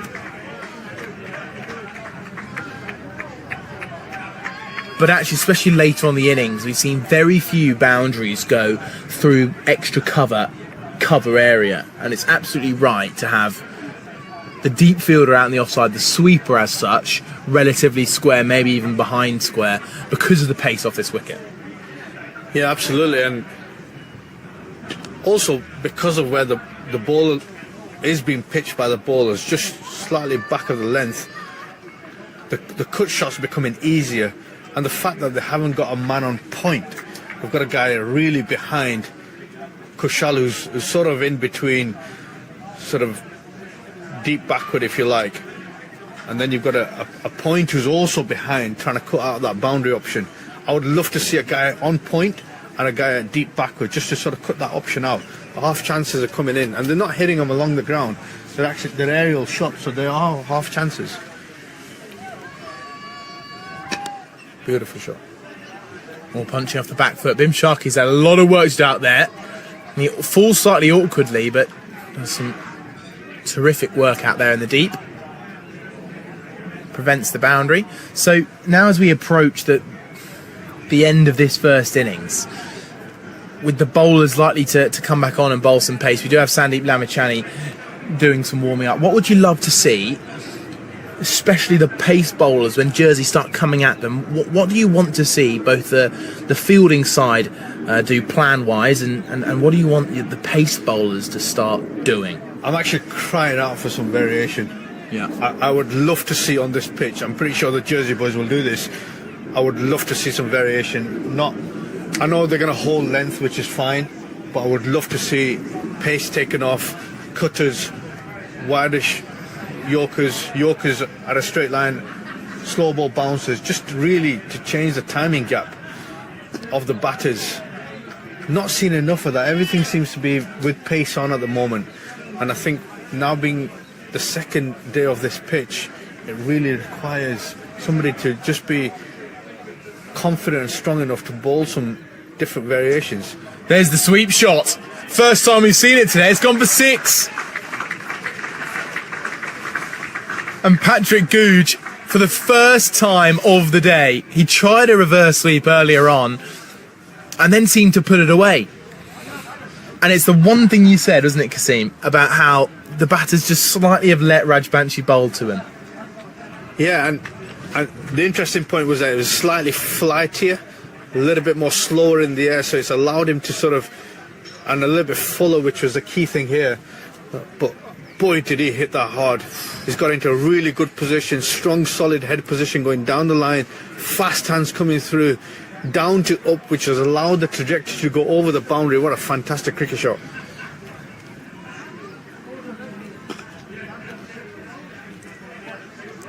I feel like Googe is on a mission here just to slightly ruin Rajbanshi's figures. Might need a couple more sixes, I reckon, to do that. I would take 1 for 27 of 10. But yeah, it's felt like a relatively timid first 36 overs, and no team has opted to take control of the game, and it means this whole innings, how we look back on it after 50 overs, is going to be completely down to what happens in the last 13. Yeah, and often you kind of want to build up for the last 12, 13, 14 overs, where you've got a really good platform at 176, which Jersey have, and you've got wickets in the 10th, so they've got 2 major milestones in their favour. It's about now how the ladder's on. An outside edge with a drive across the line. Googe comes back for 2. I was just saying, Patrick, who's on 86, who now moves to 82 with that 2 to 45 area in the offside. You want to now see him kicking on. He's getting to that 40th over now. You want to see him kicking on now. He's had his time where he's nudged and nurdled around and sort of got some support from Nick Greenwood, who's on 28 or 41. Both of these two guys can now accelerate and leave, 13 overs. I would love to see flurry of runs, maybe get 100 or 13 overs. That would be exciting, wouldn't it? Well, it's up to these two now to plan ahead. They'll definitely be having these discussions, won't they? They'll be saying, let's get to 40. Or maybe they'll just be thinking, maybe it's time now to kick on. Sampal Kami then. Got a good spell early doors. Just the 3 overs, a short one before Rajbanshi took over. But it's a swap of ends for Sampal Kami. And we've seen more success from with the pace over the last few days. And this might almost just now be a sign to the batters Pace is on. It's the closing stages. Do they take it on now?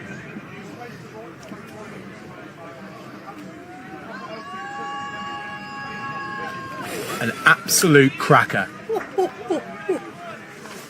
You can't play those. You can't. Snort them, but you can't play them.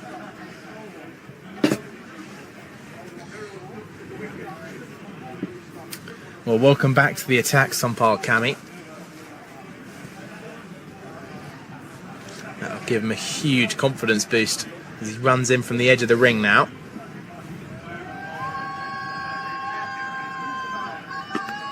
Greenwood gets on top of it well, plays it well into the leg side. And Rajbanshi lets the ball go through. The fans from Nepal are trying to cheer on their team till the end. How I would describe it is a little bit more Jersey support, but a little bit less Nepal support, is how I put it. Definitely. But the Jersey fans have been fantastic so far. They've really trickled in. Got the beverages of choice in their hand as they find their spot around the ground. And a real change of dynamic as Kami does come onto the bowling. It's been an educated crowd, isn't it? You know, I always love it when a shot which a proper cricket fan understands and appreciates brings about a ripple of applause. Yeah, absolutely, and I'm pretty sure they've seen some really good days here supporting Jersey over the past few years.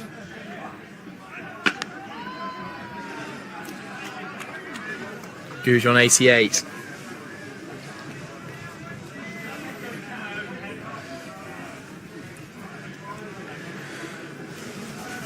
A milestone on the horizon for this 23-year-old opening batter. But he's also got a bigger job to do, which is take Jersey up towards a total which could be beyond Nepal's sight. In at the stumps from Kami, who's already changed the feeling of this game. And if the Jersey batters were thinking about a wait until a return to pace to then start upping the run rate, Kami is showing that that is going to be more challenging than it might seem. Yeah, he's bowled well, hasn't he, in his first over. In his second spell he's come back. He's only gone for the 2 singles. He's looked to bowl hard length, looked to bowl into the pitch. Greenwood picks it up. Fielder at deep squares running after it. Couple of bounces and a great stop. He didn't put in the dive, but did exactly what he had to do the work. And it's Arjun Kumal out there who saves the 1 extra run, and Greenwood gets through to 3.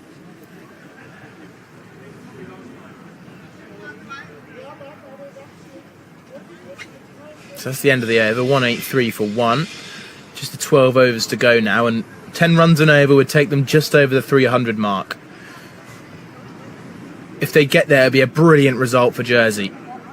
But anything under 275 would feel like they probably could have gone harder. Yeah, and just proceedings have gone a little bit harder with the main man, Sandeep Lemachani, coming on from the pavilion end. Did get a bit of success the other night from this end. Be interesting to see how well the Jersey batters look to combat the googly from this end, hitting into the wind, which me personally I would have liked to have seen him start from this end. But I definitely think it's going to be an exciting last 12 if they're going to get up to that 300 mark.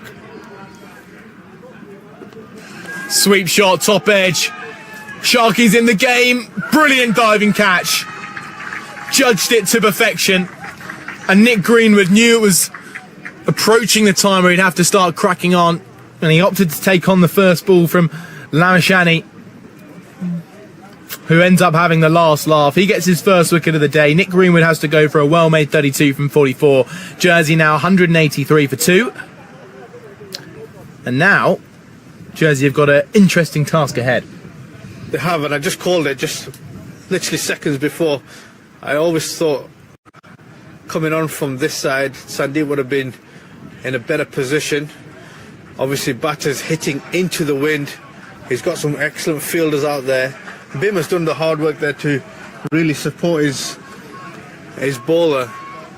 But I always thought it's going to be an interesting last 12 overs now with the main man himself coming on.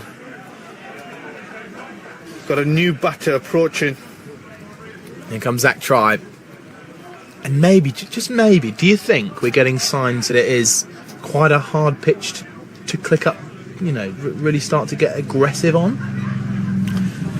Do you think that maybe the two-pace aspect of this pitch is making it a little bit challenging? Possibly, and which is why I'm asking for more variations for the fast bowlers.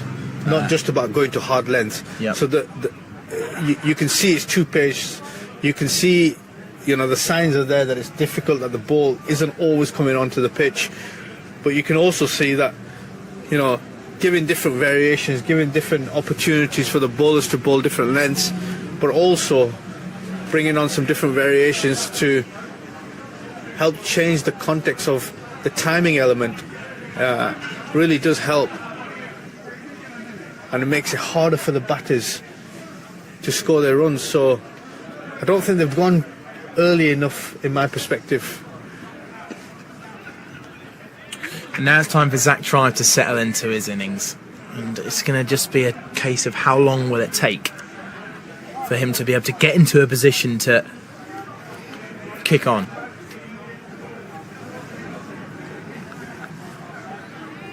But there's still time left in this game.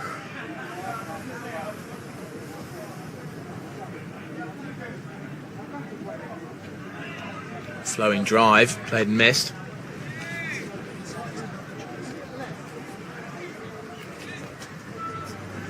Big leg spinner there from Sandeep Lemachani. He's got the ability to turn the ball both sides past the edge. And he'll just be weighing up a little tactical plan against Zach Tribe here. We're trying to set him up for his googly.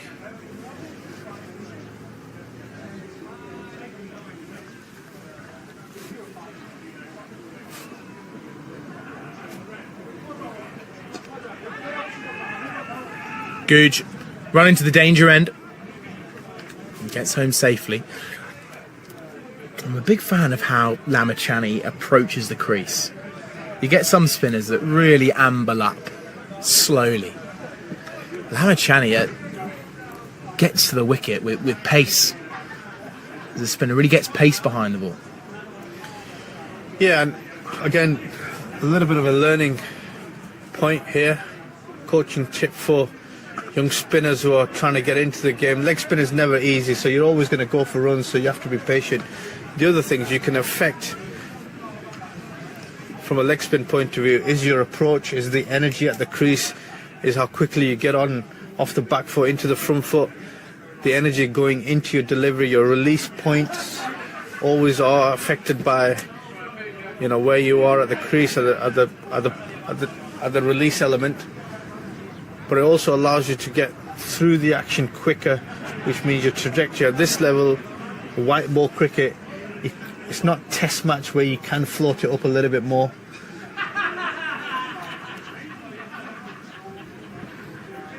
Now Sompar Kami.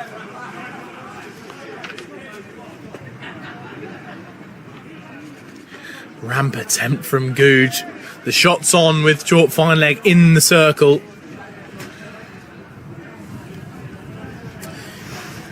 And now he's in the 90s. He's really going to be thinking whether he can start to push on during this period. Under 11 overs to go.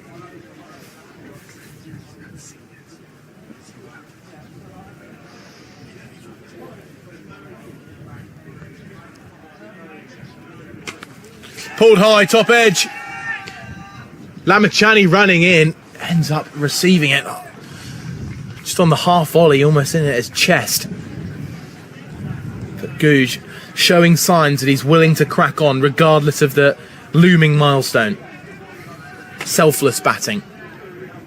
Yeah, wide, short delivery, tucked into that, but again he's hitting into the wind. Lamachani not quite getting there as quickly as the bowler would have liked. Half a chance going up in the air, caught it off the one bounce.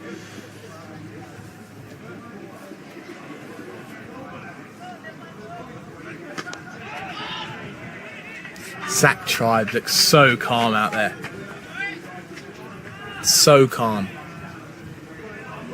He knows he's got time. He knows it would be a poor decision just to instantly start playing with ultra aggression when there is this much time left. It's a real balanced jersey. Have got a strike hit. They're approaching the 200 mark. Still 2 wickets down with 3 balls away from the 10 overs to go point. Back of a length. Just picked up with a little bit extra bounce from Sampal Kami. And this man's going to be an extra challenge for the Jersey batters.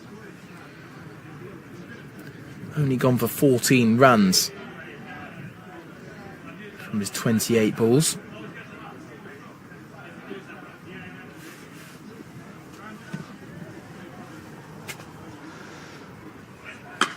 Wow. Brilliant shot from Tribe. And it's gone all the way. Pounced on the short pitch ball from Sampal Kami, trusted the deck, and clubbed it away for 6 runs, sorry. Yeah, contrast difference for the ball before. Obviously the ball before was a little bit shorter with a bit more pace, a little bit more height, sort of helmet height. Whereas this one hasn't really got up. Has allowed Zach Tribe to pull the ball towards the cow corner. And he did get a large chunk of it out the middle of the bat. Sailed over for another 6 in this game. Fantastic batting, and maybe that's a sign.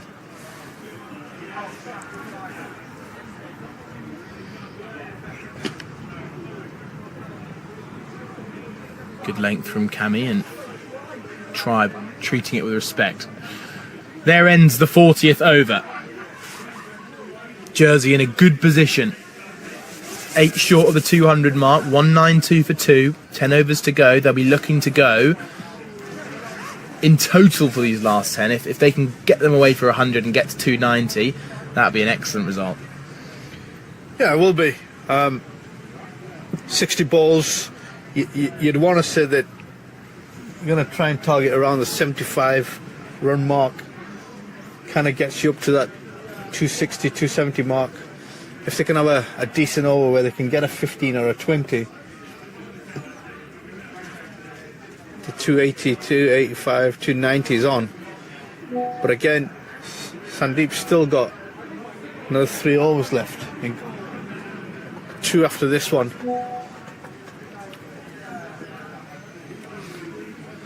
It's very easy, isn't it, to say 100 from the last 10 overs, but when you've got bowlers of Lamachani's calibre, as you mentioned, with 3 of those 10 left to go, makes the ordeal a little bit more challenging.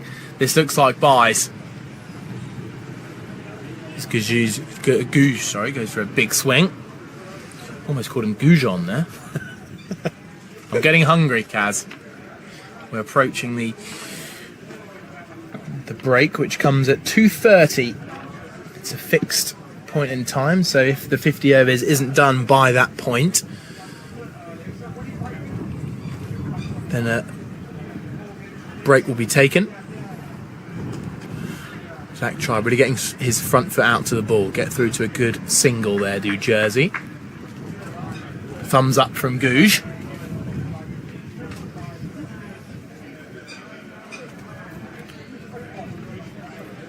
Zach Tribe is certainly a player who can bat at a good rate and seal an innings. I'm thinking of his not out 54 in the final of the sub-regional European qualifiers. Reverse sweep goes just over backward point. So Gouge moves to 95. with an unorthodox stroke. He manages to get away with it, but don't let that take away the brilliance of the timing. 198 for 2 now, Jersey. Excellent cricket shot, and something we called out a little bit earlier on. Be inventive against the spin. We saw a conventional slog sweep out towards the leg side earlier on from Goose, 6 runs, and now we've seen something even more brilliant to get it out to the offside. Down the track, could this be the moment? The fielder's in the question. Sharkey takes the catch. The gorgeous innings comes to an end. He gets a shake of the hands with Lamichhane, the bowler.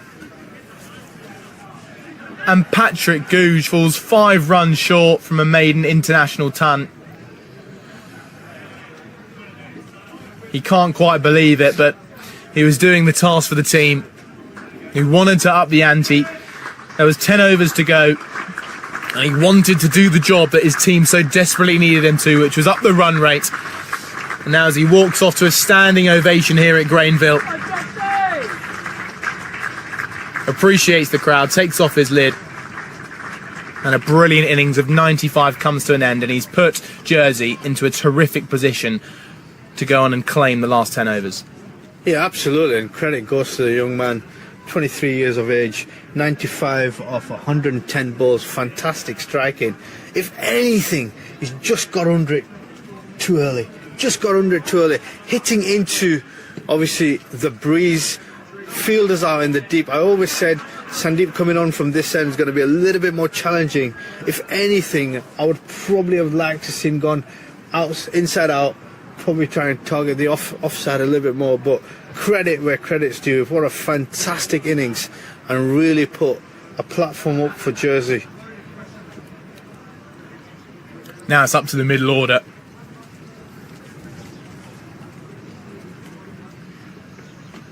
It'd be good after this over just to get your thoughts on how difficult it is for middle order batters in white ball games to come in with the pressure of needing to score quickly early on in your innings. Well, judging by that first ball, Jonty's definitely not leaving that one, is he? After his little experience on Monday, he's made sure he's hit the middle of the bat. But yeah, I mean, the danger is that middle order batsmen come in and it's hard for them to get into this wicket. As coaches, we always say that if you're in, go on and get a daddy 100, go on and get a big 100, go on and get a big score and get players working around you. What's actually happened now is, relatively, you've got 2 new batters in at the crease in a time where the team needs to kick on, and they need a bit of an acceleration. So they're going to have to do this quite quickly and then look to sort of really get over, as we see the 41st over complete, and Jersey get over to 201 for the loss of 3 wickets. Yep, just over the 200 mark, and a man that I've been asking to give an extra go to. Nandan Yadav, after a couple of overs, went for 14. He was having a tricky time bowling the short ball ploy, which isn't really his style. And now he's got a chance here to take a couple of wickets and really start to pile the pressure on Jersey.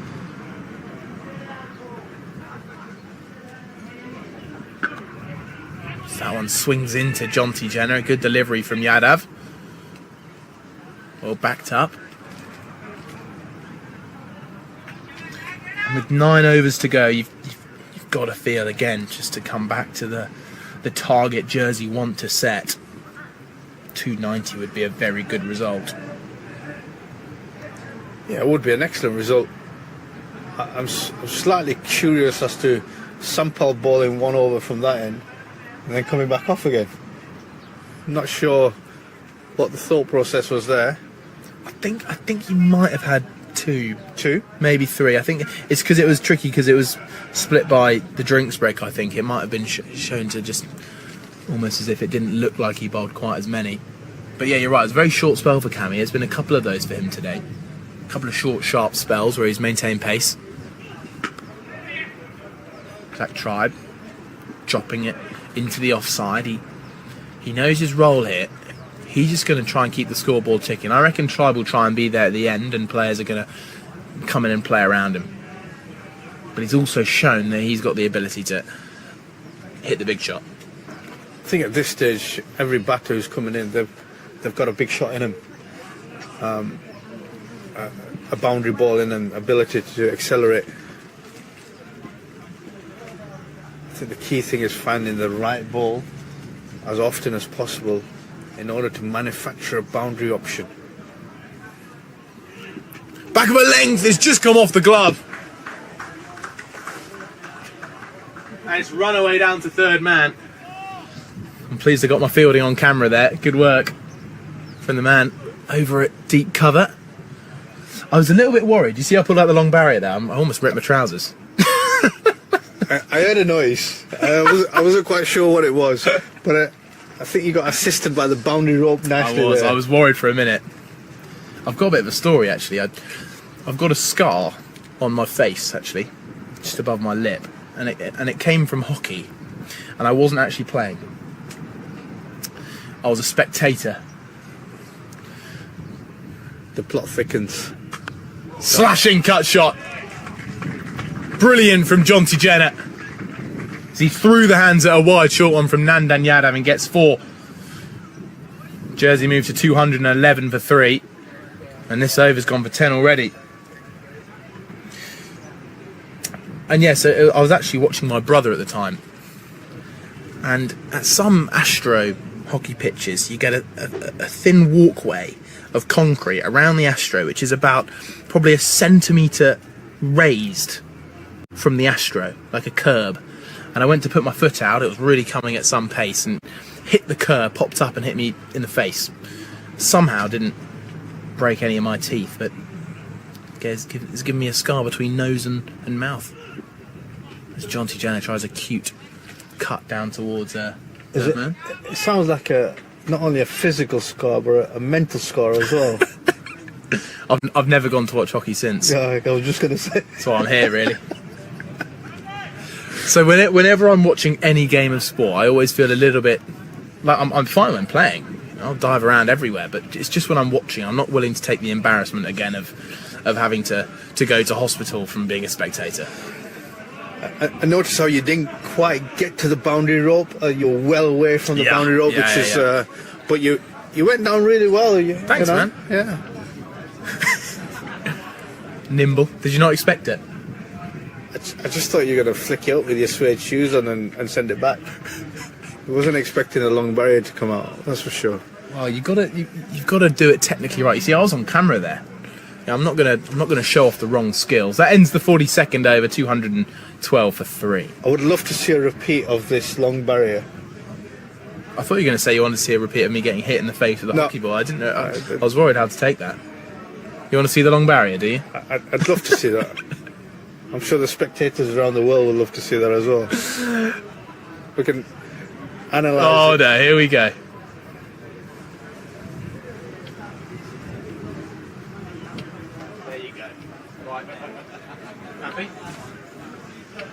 Very good. I was just trying to get a bigger split in the trousers.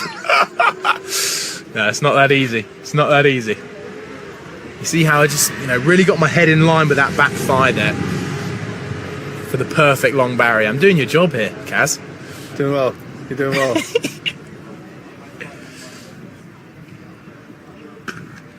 Cut away with power. It's beat the fielder, so it's going to take some stopping. It's good work out there in the deep. And it will just be a single. Shows how well Kumal covered the ground at deep cover. Misfield from Captain Royett there, number 17. I'll tell you what he needed to do, Kaz. He needed the long barrier, didn't he? All the way, this is a chance. Oh! Beat him on the half volley. Isham Pandey. He's gone for the dive. It's the point in the game where a wicket would be so important to try and limit Jersey to a lower total, and he's gone after it. And that's the risk you can take with those ones. In my opinion, he's made an absolute meal out of it. He didn't really run in as quick as I would probably have liked. Half an attempt of a dive, and he's fallen just short of it. And so yeah, maybe a little bit more intensity in the field from Ishan could have made a difference there. Well, careful, he's not far away, Kaz. Good critical feedback. Yeah, indeed. Yeah, maybe if he went out with a little bit more aggression, he could have got the challenging chance there. And Tribe tries to carve it away through backward a point. Good diving stop.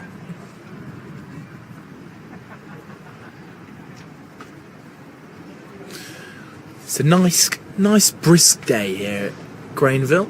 Not too warm, not too cold, gentle breeze across the ground. But when the sun does get out, it can be a little bit hot out in there in the sunshine. But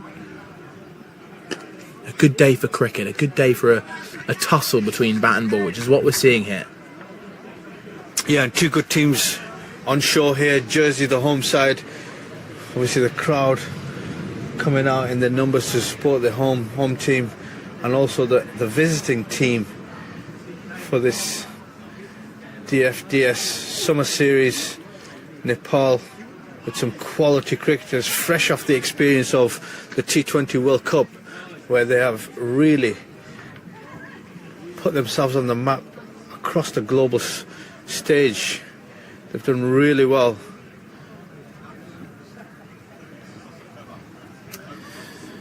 They certainly have, and Jersey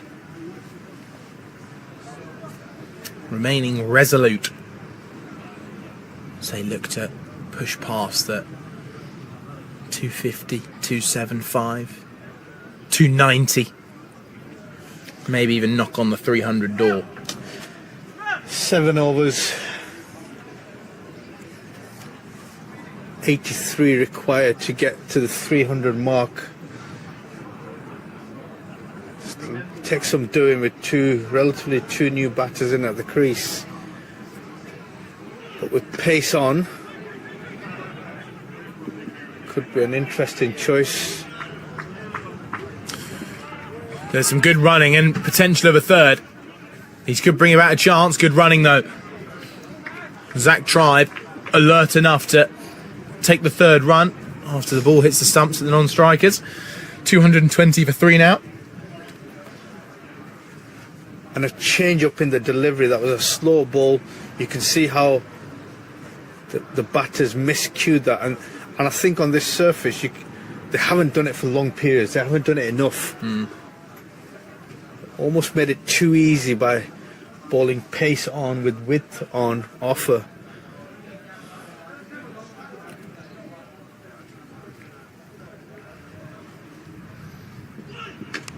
Try backing away, can't get a hold of it, and it's this point, isn't it? Over 43, 7 overs to go, still got 7 wickets in hand, and this is the time to go, which is what we're seeing now from the two batters. Some big swings and well, brilliant run between the wickets. Yeah, and I don't mind that at all from the two batters. They've got themselves relatively in. They're seeing it now really well. Zach Tribe on 13 off his 16. Jonty Jenner 17 off 9 balls.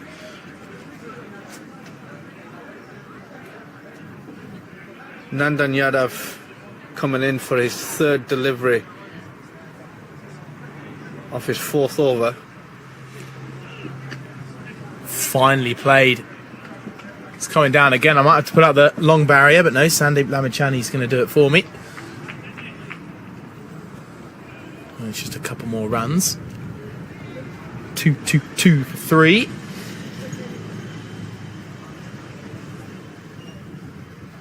And they're playing it well, these two. Again, they've got set quickly, which is so crucial for the middle order batters. Look at that from Jonty Jenner, 17 off 9. Hasn't needed any time to score with pace. Zach Tribe, slightly different approach. But there's definitely going to be some big swings to come. You know, I'm going to say it now. Jersey to get past 300. That's what I'm going to say. Oh, this is almost bowled there, Zach Tribe. Is that a bold call, 300? Confident prediction, that, Charlie. And I don't mind that at all. And it's definitely doable. The danger is that you continuously get wickets. I mean, if these two are in, yeah, for sure.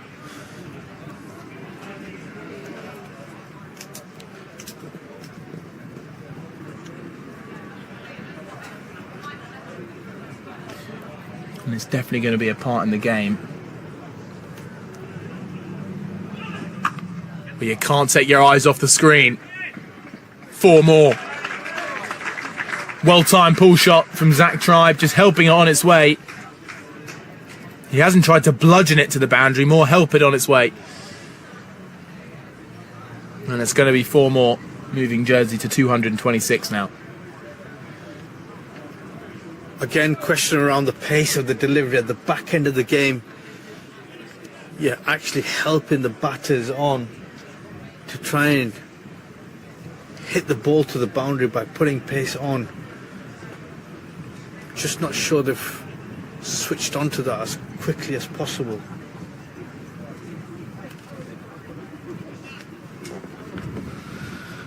And Yadav still got a point to prove today. He's been expensive in his spell so far. Can he take a wicket? And it's a dot ball to end. 9 runs from the over. 226 for 3, Jersey. And you just motion there, Kaz. Let's have a look at the batters left to come. We've got Charlie Brennan, who made a brilliant half-century in challenging circumstances for Jersey on Monday. Julius Samaroa, yes, he made a golden duck on Monday. However, he's got long levers. He can hit a long ball. Benjamin Ward, Blom P as well. He wasn't here on Monday. He's going to come in for the first time. He'll be at number 9. Scott Van Breda, also not here on Monday. He's at number 10. And Jake Dunford down at number 11.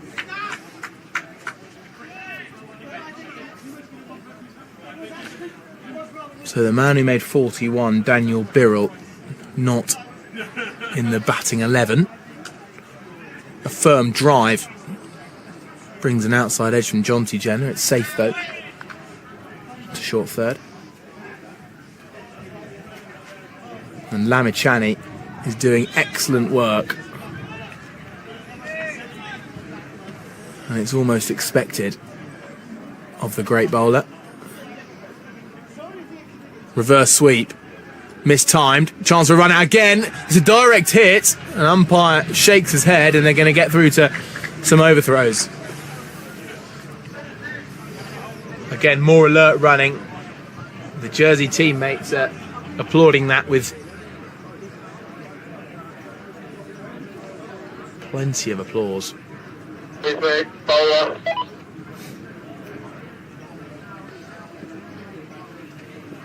Lamichhane approaches.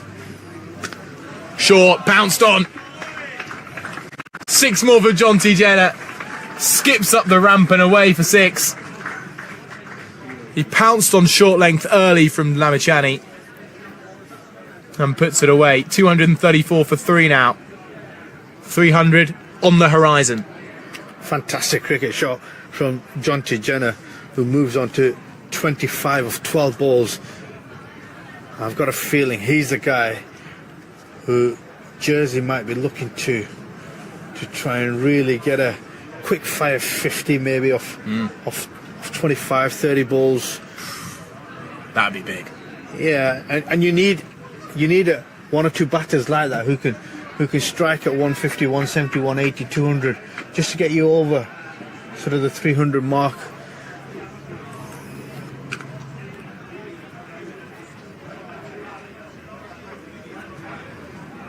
But these two playing the perfect middle order role. The tricky task of getting started quickly. They're doing well. Zach Tribe more of a rotational player at the minute, and Jonty Jenner putting balls away to the boundary. This is going to land safely beyond the bowler's arm. And Karan gets in with a good throw, but Jonty Jenner's back for 2. So 2-3-7 for 3 now. 1 ball left in Lamachani's 10. 2 for 48. He's bowled well and batters have played him well. And a single to end out his spell with an over that goes for 12. 2 for 49 from Lamachani's 10. How do you reckon he'll feel after that performance? Yeah, fantastic 10 overs. I don't mind him leaking a few runs. I think he's done really well. He's picked up 2 wickets bowling from the right end. Probably could have started from this end as well. But overall, just slowed the run rate down. The acceleration has been slowed down from Jersey's perspective, and I think he's done really, really well. Got to back up his bowling now for the last 5 overs inside the boundary rope, fielding down at third man over here. But he's done really, really well.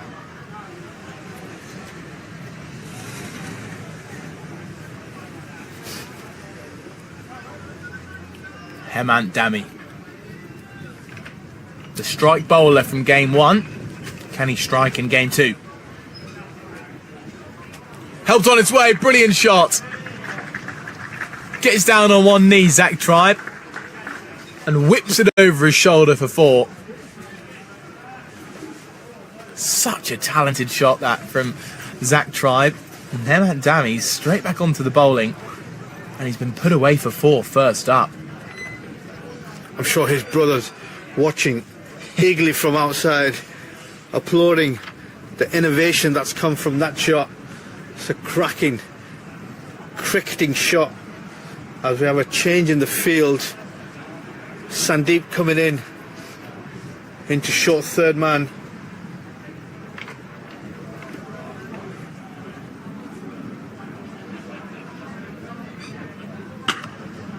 Short ball, and Zach Tribe might have just hit the gap again. Back-to-back boundaries. Jersey to 2-4-6 for 3. And bringing about a lovely cheer from this crowd here at Grainville. I think this is the over where I think you're looking at that 15 to 20 mark. If you can get that over the line here, that's going to really push on Jersey now to that 300 mark. But you, as a team, you're always looking for one bowler to come on who can give you a little bit of pace towards the back end, which these 2 deliveries have definitely been. But also where you can get a 15, maybe a 20 injection into the run setting period. Slower ball, clubbed over cover. And you could tell that was going to happen just because of third man and fine leg coming in the circle. It was time maybe for Dami to take off a bit of pace, and Zach Tribe's read it well. He's hit it over cover for 4, and it's the 250 up for Jersey, 3 fours in a row. Welcome back, Hemant Dami. 12 already off this over. Got another 3 balls to go. Lots of discussion going on here from captain.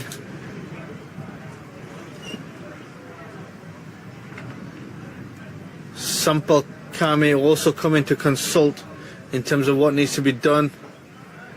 Got a change of field. Lots of discussions happening with the bowler. Nandan Yadav also chipping in with a bit of advice. I'm not sure what he's going to offer there, having gone for 40 odd himself. But it'll be interesting to see what the game plan is here, because this could be that over where you get the 15-20, already 12 off the 3 balls. Can Zach Tribe make him pay again? Runs it away down to third. Great diving stop from Lamachani. That feels like a big moment. Feels like a huge moment. Huge moment. 13 runs off so far. An inch either side, I think a little bit to the left, that would have gone for 4 as well. It's done really well there, has Sandeep Lamachani there, who's now been asked to go back down to third man position.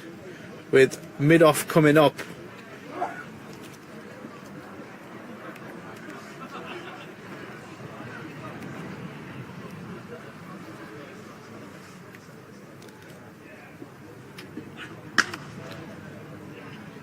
Slapped up to long on by Jenner. Thoughts about the two, but just a single with one ball left in the over. Do you feel like there's a... This is again, feels a harsh point, but with 14 from it, does this feel like a ball to try and make it 20? Or does it feel like a ball just to get out of the over and with a No, single? 100%. Make it 20. Absolutely.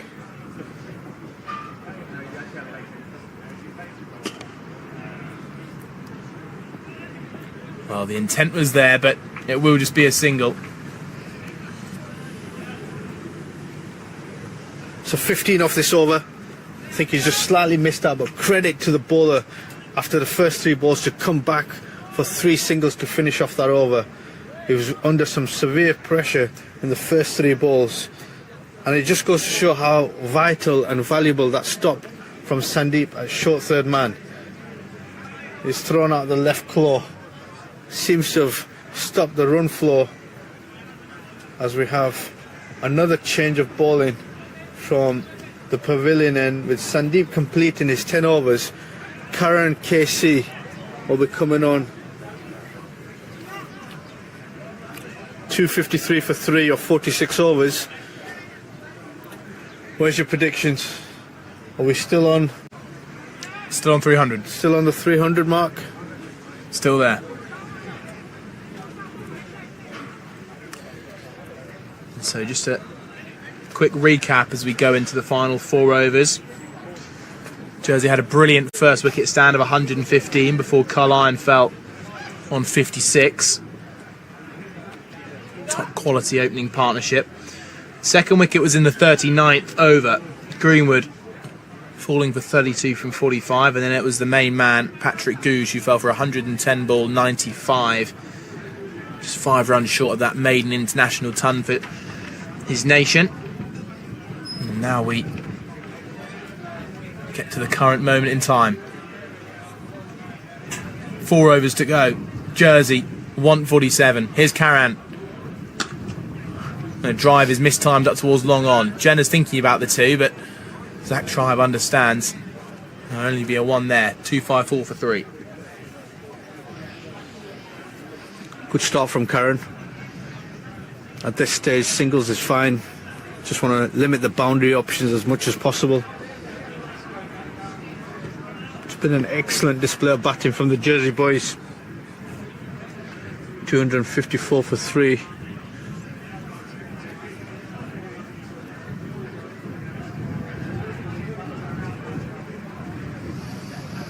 Karan KC cleared up the tail on Monday. Huge swing. Fielder interested. Gone. Solid take out, a deep backward point. Jonty Jenner, a fiery cameo comes to an end. 27 off 15 balls he made, doing his job for the team. But now, with 23 balls left in this innings, it's going to be up to Charlie Brennan to propel Jersey to a competitive total. And the added factor of the left and right hand combination coming in. Fantastic innings there from Jonty Jenner, who's done exactly what the team required. Don't mind the intent being shown there. Was looking at the vacant area just at the backward point region, but unfortunately found the fielder out in the deep. But once again, Karan Casey comes on and strikes towards the back end, breaking the partnership.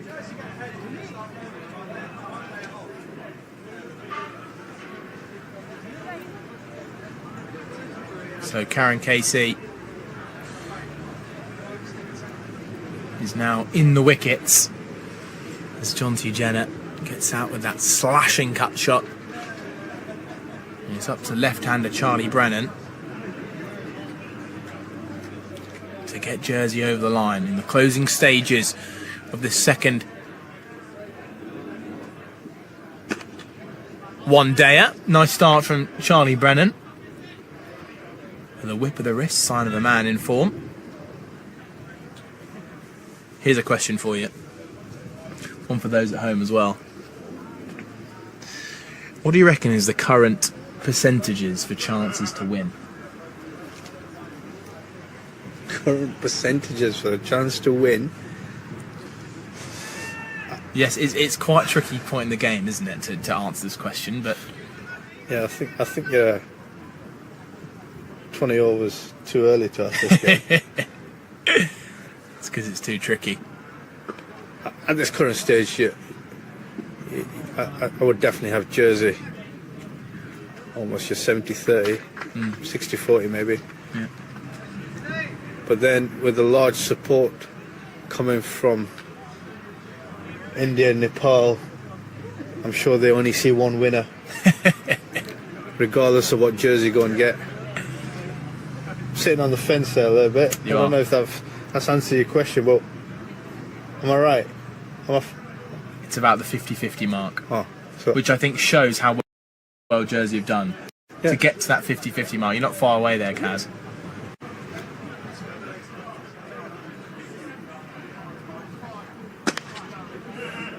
Swatted towards cow corner, entering the deep pocket where it's retrieved. A couple more runs.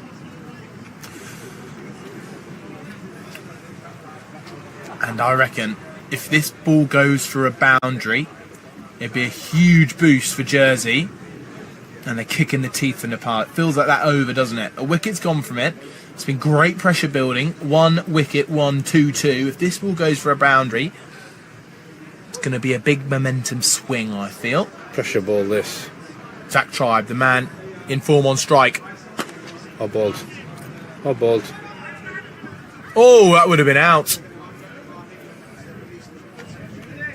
It looked as if Zach Tribe last minute had to jump around the bowler.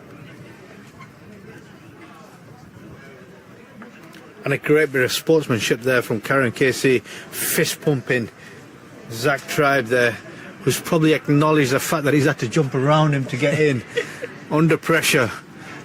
Quality bit of sportsmanship there. So the fourth wicket falling in the 47th over. Jonty Jenner falling for a well-made 27.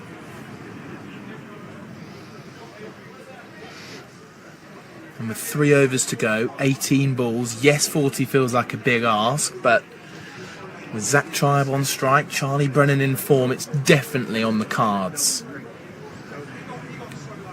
40 off 18 in any practice situation, you'd take that on.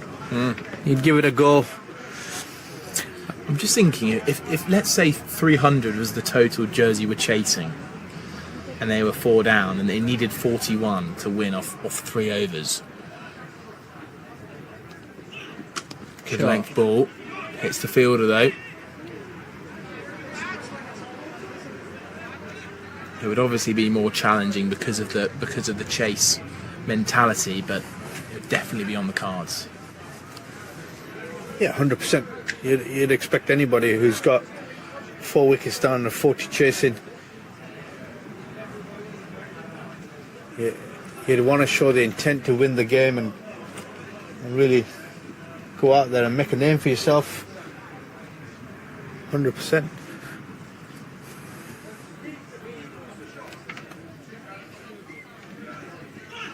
Bold. Try backs away, runs up towards long off. So we're approaching the 2:30 mark. Just 4 minutes away. I reckon they'll look to try and finish out these 50 overs, I reckon. But we'll see.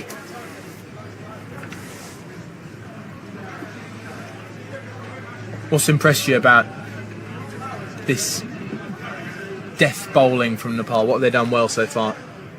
It's the first Yorker we've seen from that end.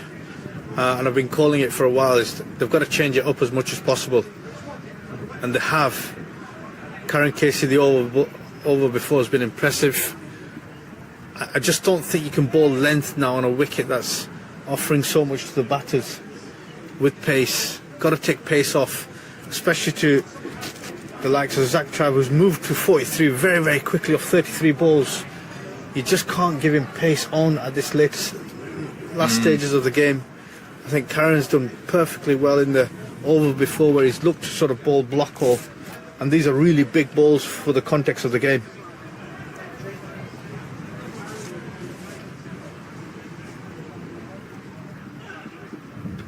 Wide Yorker, brilliantly bowled. Brennan backing away to try and make room over the offside. And Nandan Yadav executed his plan perfectly. This feels better from Yadav, doesn't it? He's got a plan. He knows what he's trying to bowl here, and it's coming off for him. Yeah, and this is exactly what I would want to see from fast bowlers coming in the back end of the game, is to go to the T20 sort of skill set and try and execute that, as opposed to just trying to keep hitting length with pace. You can't afford to do that in today's game. The world of cricket has evolved so much.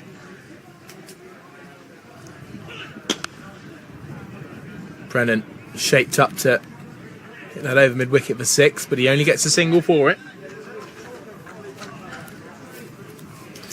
Plenty of cricketing discussion going on from the boundary bar just to our left here at the pavilion end. And 2 balls left in this over, and it's been a top quality one so far. Just the 2 runs from it from Nandan Yadav, who's received a little bit of, well, at points he's been what felt like hit out of the attack. His first spell only lasting 2 overs, going for 14. Zach Tribe, deftly played, brilliant shot. That's a shot he's played so well. So many runs he's got through backward point. Just using the pace rather than trying to hit it away with force. 2-6-6 for 4 now. Yeah, quality timing there from Zach Tribe there. 47 of 34 balls. He's shown some real quality in his skill set, his ability to accelerate very, very quickly. Excellent bit of batting. That was a needed boundary in the over too, wasn't it? Just 2 runs in the first 4 balls up to that point. Can they go again, Zach Tribe? This will just be a single.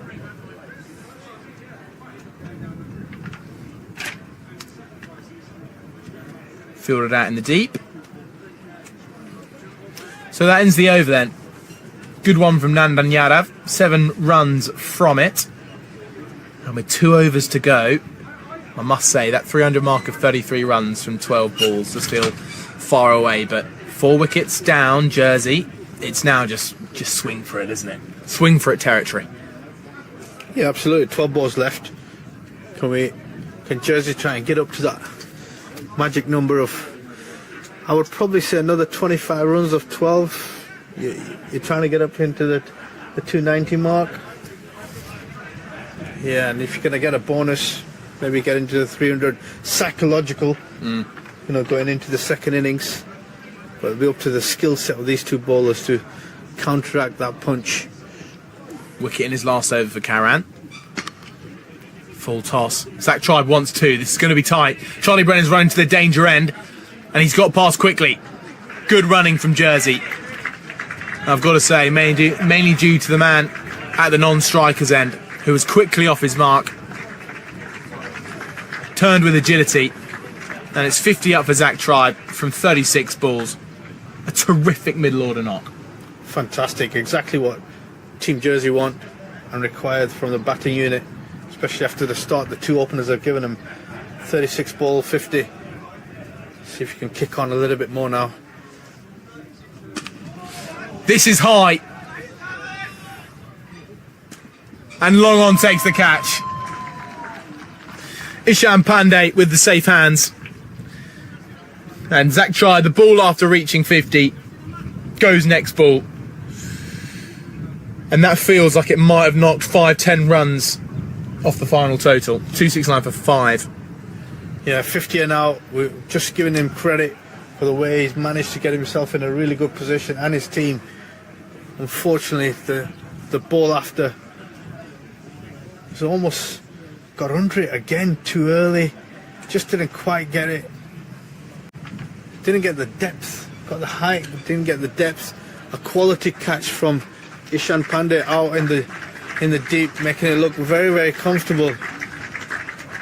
But overall, quality injection from Zach Tribe. I might be throwing you a tricky question here, but you're a man who's up to the task. Why do you think we haven't seen? I feel like we've seen maybe one over the last 2 days of a 6 down the ground.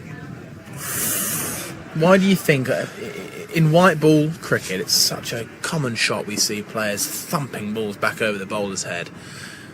As Karen Casey runs in, inside edge piece to keeper. That's going to help Jersey. They move to 273. And Samaroa, coming off a golden duck, so almost gets himself a king pair for the series. But it's a boundary, 273 for 5. Quality question. I'm not sure what the answer is to that. I mean, you can question whether the batters are getting the length with the pace, whether they're coming down, hitting straight ball sixes. I mean, we had some quality batting the other day, but a lot of it was more towards cow corner over deep mid wicket. Oh, slower ball, full toss. For a minute, it looked like it was going at head height, but the dip brought it down to a legal delivery. I thought we almost had a Chris Reed repeat over it. Anything could have happened as the ball was halfway down. For a minute I thought it was going to hit the keeper on the full. But how good's this been? The last couple of overs, Nepal have really arrested back control of this innings for Jersey. And at 274 for 5, it's a miracle to get to the 300 mark now. Brennan on strike though, 2 new batters. It's brilliant slower ball. Kaz, you've been asking for this for ages. Now, finally, the bowlers are using pace off deliveries. They're varying their pace, and guess what? It's being pretty successful. Yeah, and there's a high success rate for the variation delivery, and these two bowlers have got some fantastic variation, very deceptive in how they bowl it. But why not bowl it often enough in the closing stages of the game, especially with 2 new batters on who are not accustomed to the pace of the wicket, and it's not an absolute roar of a wicket where you can hit through the line. There's definitely some purchase there for the bowlers. Waited and crunched. Great shot from Charlie Brennan. He's adjusted to the pace off delivery, waited and timed it perfectly with a big swing of the bat right off the middle. And it's now 278 for 5. Charlie Brennan building on his form from his half century on Monday. And Samaroa is also a batter that can use his power. But with 6 balls to go, Jersey staring down the potential of 300, but 22 from 6, not out of the question. They need a successful over.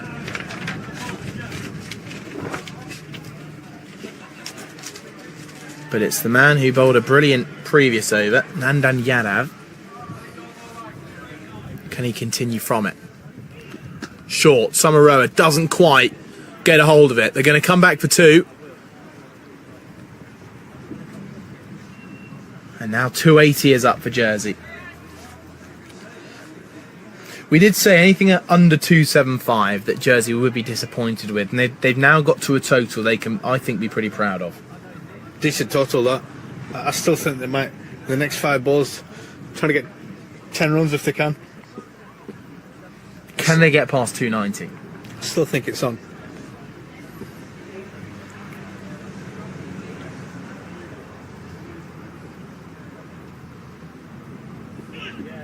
Huge swing.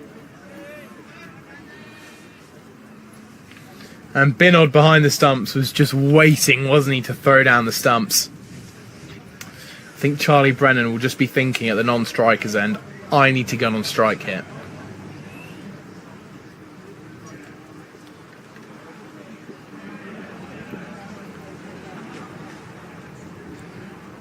So with Nandan Yadav with ball in hand.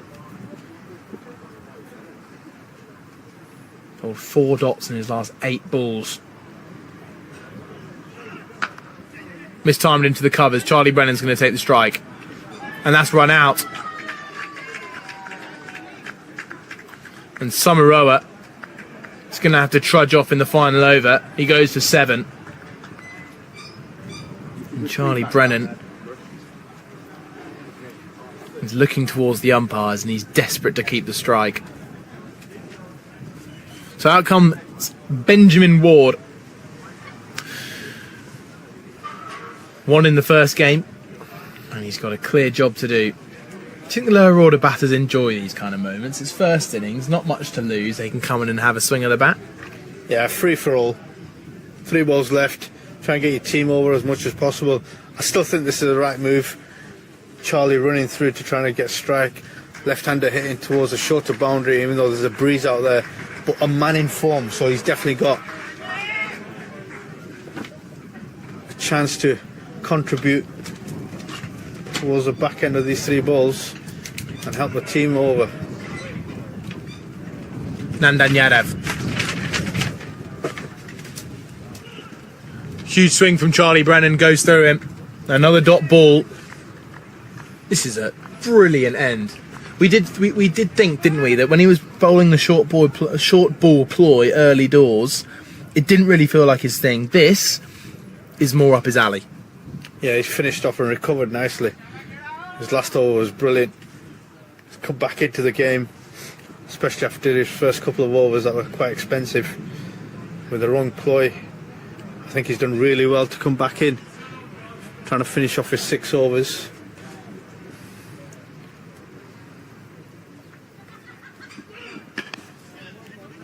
Charlie Brennan, he's gonna look for 2. He has to. He says no. Benjamin Ward will face the final delivery. Think he should have run back for the second there? He would have been run out if he did. There was a strong throw from Gulshan Jar from the boundary, throwing with the wind as well, and he's a big lad with a strong arm. I would have really struggled to have made that. Last ball then. Benjamin Ward the man. Nandan Yadav his opponent. Can Ward with his first ball strike a blow?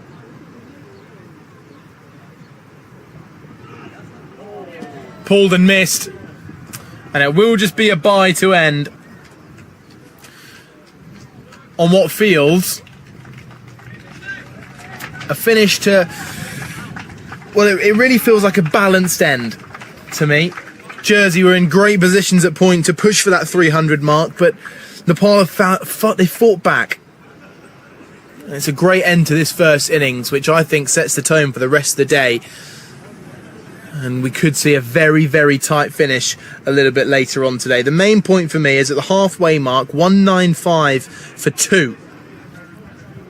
And now Jersey's at 282 for 6 at the end of the 50.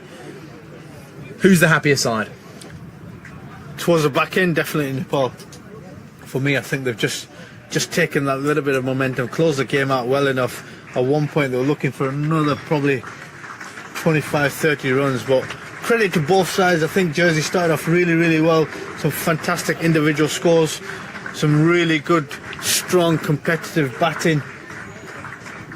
But I just think Nepal have just shown their experience towards the back end.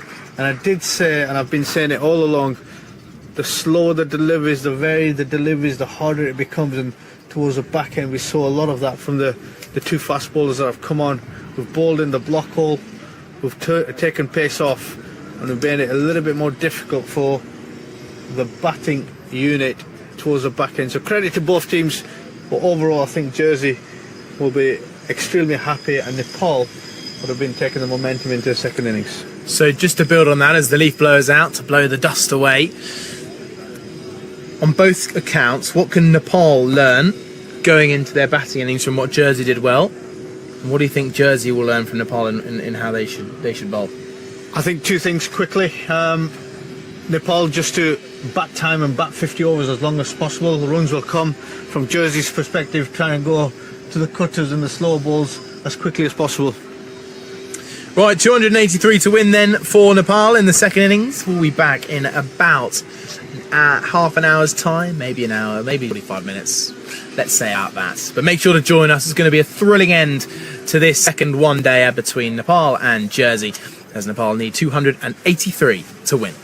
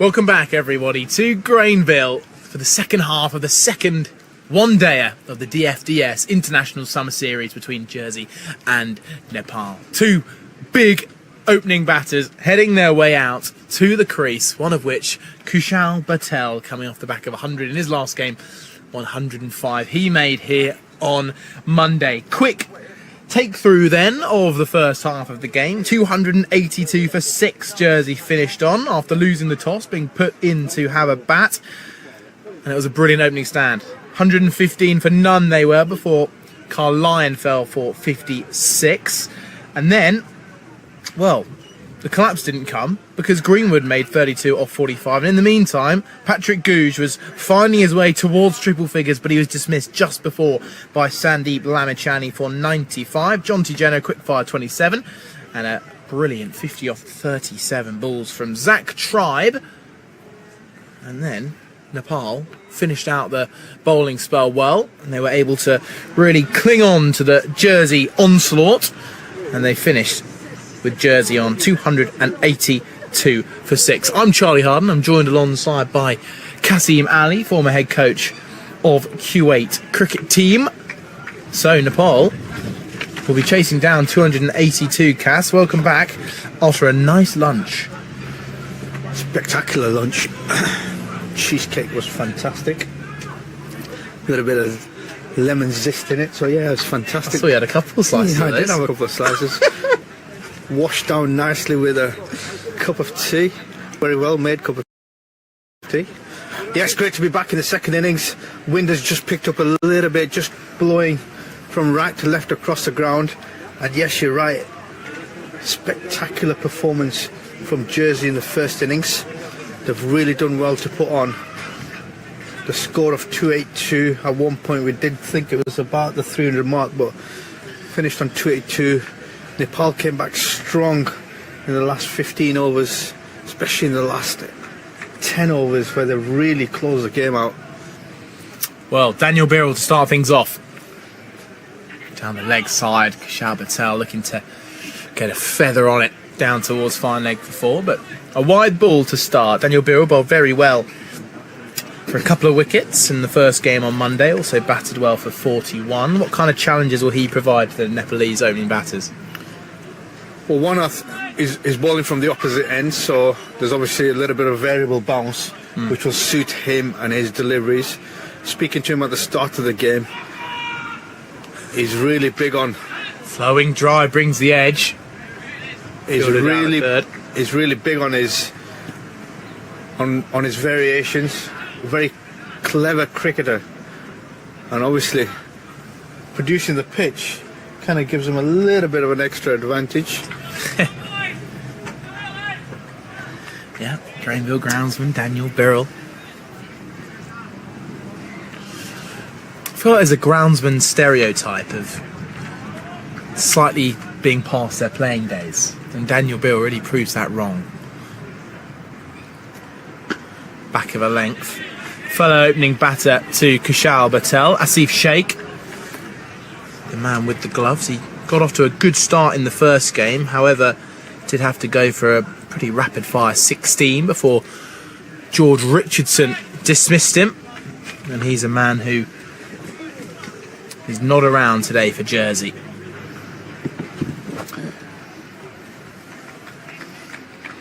So just the one slip in place. Daniel Birrell starting steady. Beautiful delivery. Not a huge amount of movement in the air, but a little bit of nip beats the edge. And there's a bit of interest early for the fast bowlers. Yeah, absolutely. And he's doing all the right things, putting it on the right area. Fourth stump line, good height, top of the stumps, good pace as well with the new ball. Doing all the right things, asking all the right questions early doors, and that's exactly what you want. And we kind of discussed this the other day. Was a little bit hit and miss with the new ball, but good start so far. And we imagine it will probably be Julius Samaroa from the near end, but we're yet to see. Two tall lads hitting the deck hard with this new ball. Jake Dunford with an all-time floppy hat behind the stumps. Very good look for a wicketkeeper.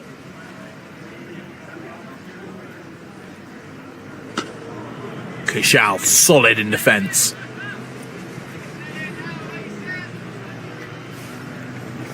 Just a dot ball. And Nepal looking for a calm, quiet start to this second innings. And a slightly different task compared to the first game, where they'll be looking to chase down quite a large total. Obviously bowling second on here has its advantages, especially on a used wicket as well, and they've got some quality spinners to be operating a little bit later on. So the challenge is definitely there for Nepal. First over goes for 3 then. And just a little flashback again to that first game when Nepal did bat first, as you mentioned there, Kaz.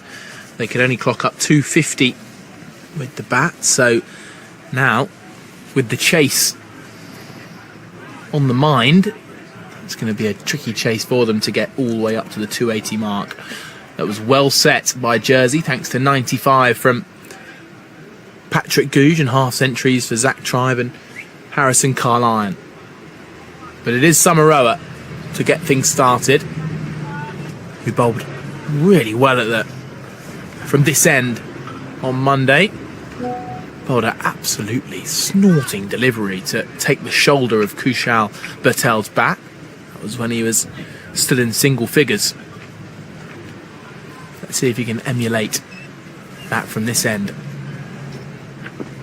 Very full. Bowled. Samaroa gets rid of Asif Sheikh with his first ball of the game. Just what Jersey needed, an early breakthrough. And Nepal now 3 for 1 in the second over. Great bit of bowling there. Surprise package. Everyone expected length to come up, especially with the way the field was set. He's gone full ball clatting into the stumps. As we see the replay, it's done him all ends up, and he can't believe what's just happened. Well, the early breakthrough brings about Ishan Pandey to the crease. And it took Nepal 24.1 overs to get there first. And Jersey make the breakthrough in 7 balls. And Samaroa started straight away with a full Yorker on the stumps. Do you reckon that might have been intentional? Yeah, it looked intentional. From a big chap coming down, obviously you don't expect it, so maybe that was a surprise ball. But it's something that I spoke about the other day, having seen him for the first time. He does have a tendency of just falling over a little bit.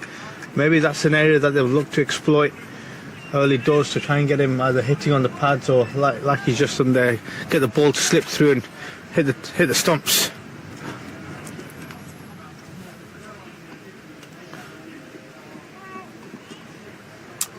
No ball called by the umpire, so we'll see our first free hit of the day. And it's going to be Ishan Pandey's second ball he's faced that's going to be the free hit. Fine leg and third man of the men back. So he'll certainly be looking to club this away in front of square. Maybe he'll try and use the crease to Samaroa with a bowler of bounce. Where do you reckon you can find a boundary here? Early doors. Maybe that's the boundary option there. The pull shot off the slightly ball that's drifted down leg side. And it means the free hit's going to be re-bowled. And so we'll see Samaroa potentially receive an extra ball of punishment. Some way to follow up a wicket with no ball and wide.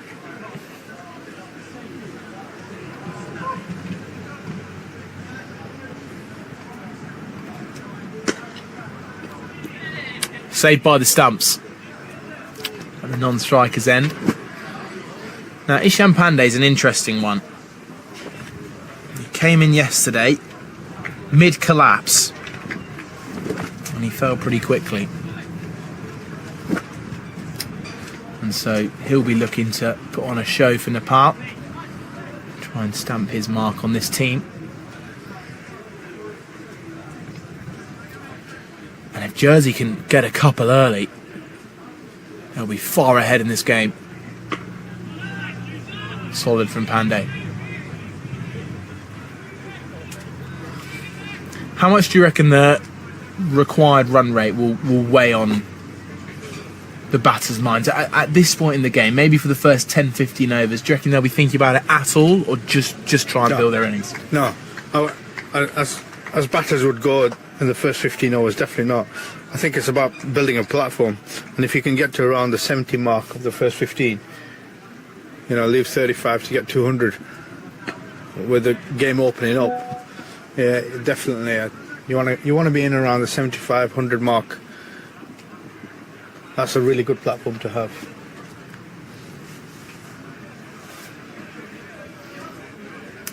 So Summerall still a couple of balls left due to the early extras.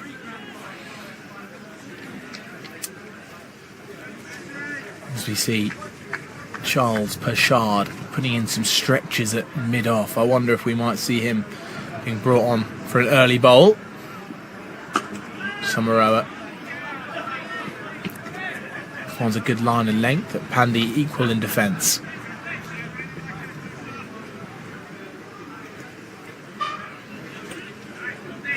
And Kushal Patel knows exactly how to score runs on this wicket. He'll be waiting for the ball to be pitched short. And Jersey definitely will be looking to stay patient right there. That's exactly where Jersey want to be bowling, as many deliveries as possible. Because in the first game, they let Nepal off a little bit in the second innings, and they were able to score runs at a good rate. However, Jersey are holding strong and not giving Nepal too much to work with in the first 2 overs, and they've got the wicket. Nepal 7 for 1, and Kushal Patel will be back on strike to Daniel Birrell. Daniel Birrell taking the 2 key middle order wickets of the captain Rohit Patel, and also the man at the non-striker's end, Ishan Pandey.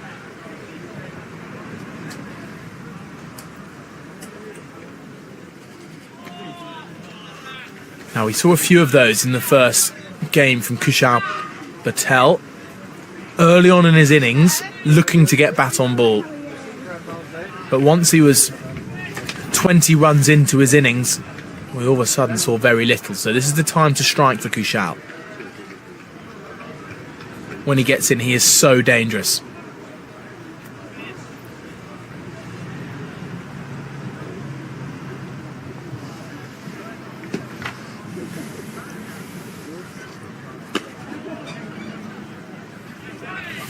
Maybe a little bit of a change in pace early on from Birrell.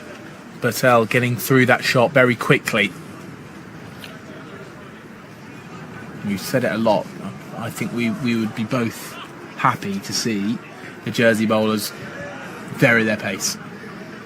Yeah, and what it does early does it does take you away from the run chase a little bit, but it also allows you to bring a different dimension in without putting some pace onto the ball.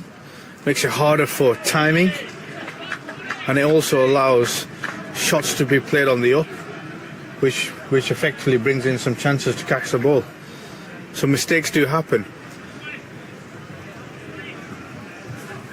And it looks as if Birrell is just ever so slightly changing his pace. They're not big, obvious slower balls. However, Patel again, just as you mentioned, driving on the up there, perhaps getting through a shot slightly early. Clipped through mid-wicket. Slightly on the up. Chases on for Patrick Googe. Terrific work. That tells you everything you need to know about Patrick Googe. Scored 95, faced over 100 balls in the first innings, and he's running across the outfield as if it was first thing bright and early in the morning. Top quality from him. Great commitment, and that's the intent you want to see from your fielders. He's really committed to the cause there, chasing after that ball. Full pelt dive, a roll over the boundary rope, push the ball back. Fantastic bit of work from the team there, the two partners going out in tandem. Great bit of cricket there from Jersey fielders.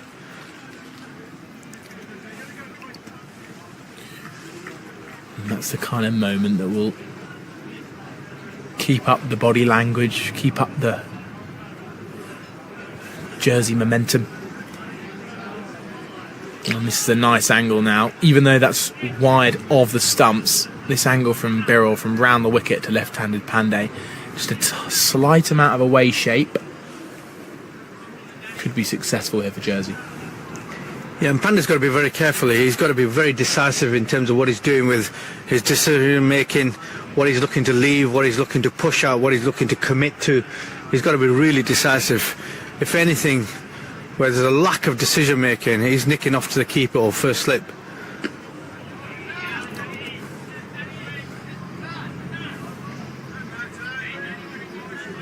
Yeah, you feel there's a lot of pressure on Pandey here. Want to get into his knock.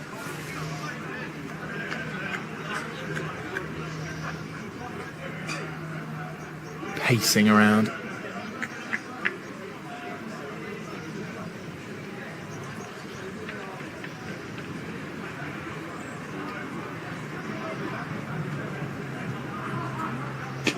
Full, driven. Good effort from Jonty Jenner. Patrick Googe's got another chase on. Look how fast he's across the outfield, but the ball wins this time. And it's a boundary for Nepal, and they move to 15 for 1.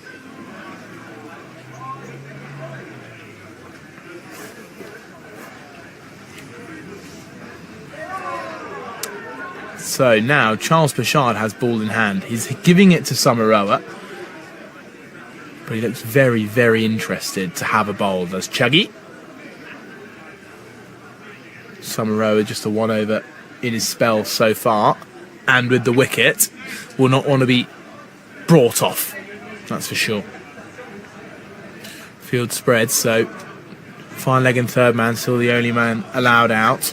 Everyone else on the ring, other than cover that's a few paces in, trying to protect that single in the offside. Here's Samaroa.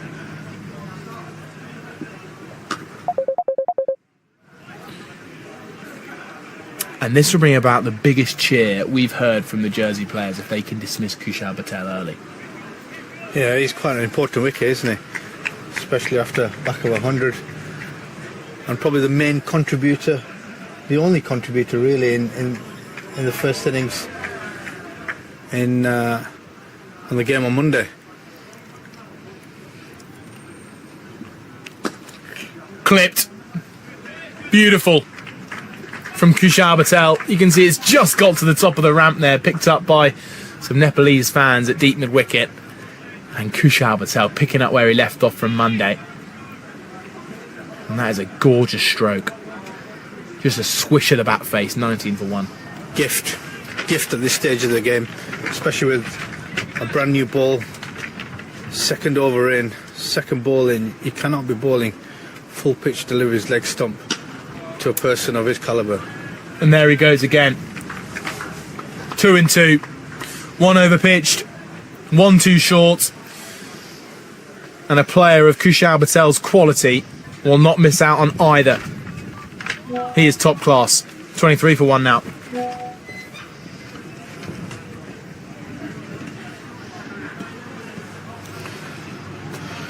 Change of field after them 2 consecutive back-to-back boundaries. Deep square leg going out. Second slip coming into mid-wicket. Yeah, the third man stays out, doesn't he? And short fine leg is inside the ring, as you mentioned there. So Julius Samaroa has now got some work to do. He brings deep square slightly straighter. Back on the mark. But now no pressure on Kushal Patel. He's 12 off 10 balls. And I can now understand, as you mentioned in the first innings, Kaz, about Kushal's gym experience. The power in those two boundaries at the start of this over, especially the flick over mid-wicket. Not only timing, but he just carries so much power. Yeah, and it seems effortless at the moment, the way he's stroking them deliveries. But once it leaves that bat, you know it's going to the boundary. The sound, the impact, but also the intent to play the shot is there as well. So, yeah, great bit of cricket. And obviously, for youngsters that are watching, gymming is important, but having the right muscle capacity to play your shots as well, all 360. It's not about just being strong and big in the gym. It's about being explosive as well. Well guided. This should just be a single. Oh, they're running on the misfield. Summerer's not going to be too happy about that, that's for sure. But that ends the over then. And Nepal are just starting to get into their stride here. And just to remind those of you who aren't aware of Kushal Patel's last 5 scores in international cricket, they're 129, 126, 20, 65, 105.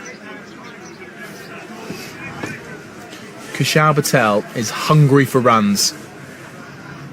He's not going to stop until this chase is done. So Daniel Birrell to continue from the far end.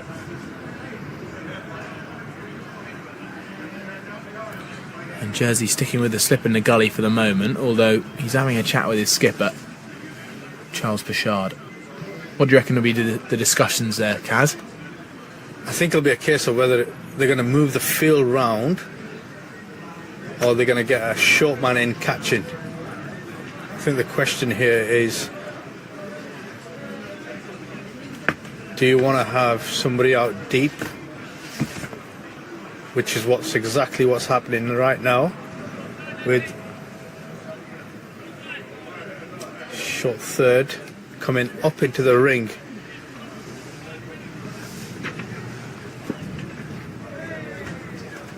Yeah, having a deep cover out, just to give that extra cover for the left-hander, especially after the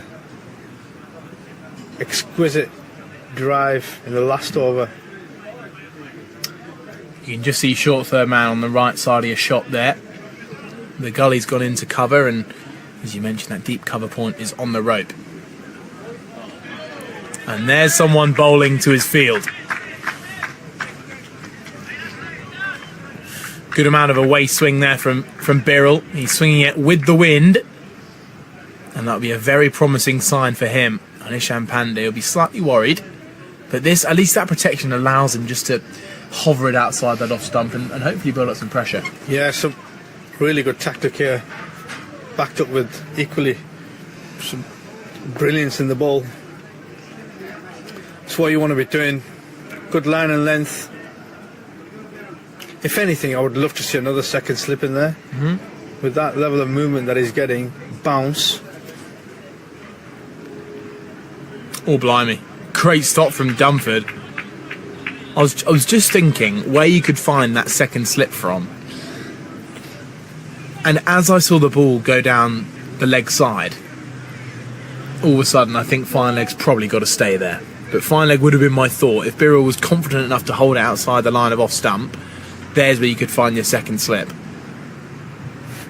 Yeah, for me, I would have probably gone mid-wicket coming across and mid-on going slightly wider, especially if the swing is there. If that delivery is there and he's targeting the pads, I'd love to go 7-2 field as opposed to 6-3 with mid-on going wide around. But equally, if he's going to hold that line, doing really well so far. Yeah, and it's one thing, if anything, we've seen a slight difference between the two bowling sides, is that Nepal have been happier and more confident to stay aggressive, be more aggressive and for longer, keep the extra catches in. But this is good areas here from Biral. And Pandey struggling to get him away. Yeah, his options are minimal at the moment. Where he really wants to be doing is driving through cover and extra cover, which is a high risk option right now with the ball moving so much.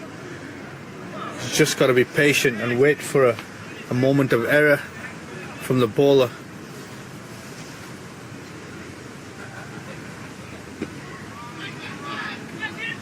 Chance. Oh, he's just gone past the stumps. That would have been very close. Well, backed up in the end by Patrick Googe. He seems to be everywhere, the young man. And the pass at 26 for 1, which feels a good comeback after being 3 for 1 in the second over. So you see some children playing in the nets at long on.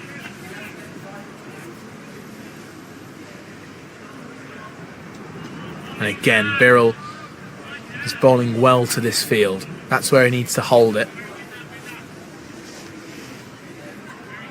And Pandey, it's now going to be a test of patience. How many times can he let a wide ball just go past? How long can he stay patient? And from my perspective, the longer he stays in, the longer I would keep on Biral. Bowling really well from that end. There is a shot, slightly in anger. Patrick Googe is running around, he can't quite make it. And I don't think Jersey will mind that. That shows that their plan's working. That Isham Pandey let the moment get the better of him and went out for an aggressive shot. It worked a treat, but potentially could have given a chance. That ends the fifth over, 30 for 1. Yeah, absolutely, and I think it was a pressure release shot. And it looks like we're going to see a bowling change here. Potentially. Van Breda. Scott Van Breda wasn't available for the game on Monday. But he bowls a heavy ball, does Van Breda, that's for sure. Quite an ominous looking fast bowler.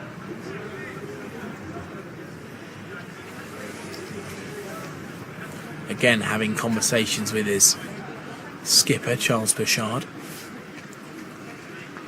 discussing a potential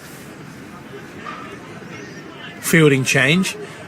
Everyone on the offside in the ring, other than third man, just past a slightly deepish gully. Jake Dunford is up to the stumps. Also a short fine leg in the top right corner of your screen. That's Daniel Biral there. Deep square leg as well.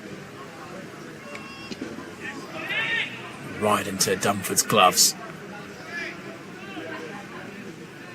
Now there's a big gap out here at mid-wicket. Deep square leg is slightly in front of square, but a stacked out offside field. Now it's up to Van Breda to bowl to it.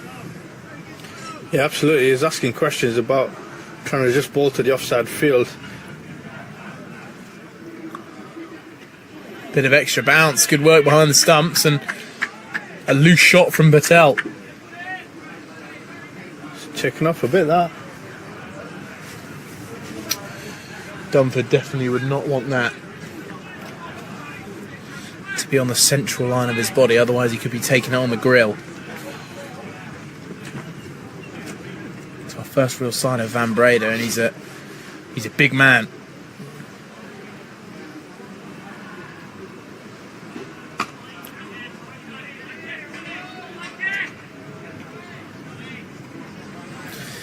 Not sure I'd be standing up to this guy. He's bowling with power. It's going to be a good matchup here, these two. Van Breda against Patel.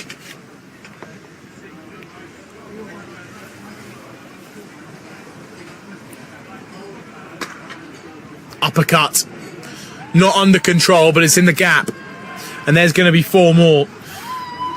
Nepal moved to 34 for 1. Is this just another sign of potentially what Jersey got wrong on Monday with the ball? I don't think the plan is wrong. I think the execution of the delivery, just providing too much width to a batter like Kushal, who's not going to miss out on that, especially coming from a T20 background as well. He's not going to miss out on width outside off stump. So I think he needs to get tighter.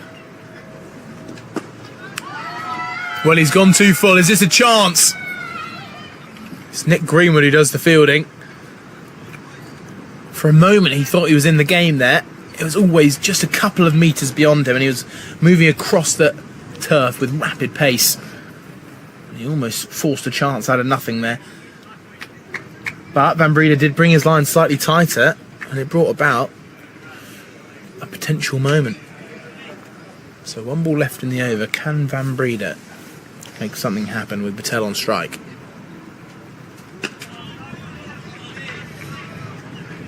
End of the 6th, 36 for 1. They're going at a good rate here, Nepal, but again, it feels like just every now and again, Jersey just gifting Kushal a delivery to put away. Yeah, too many boundary balls in the first 6 for my liking. Just need to be a little bit tighter. Player of Kushal's experience will not miss out on that. Ishan on the other side,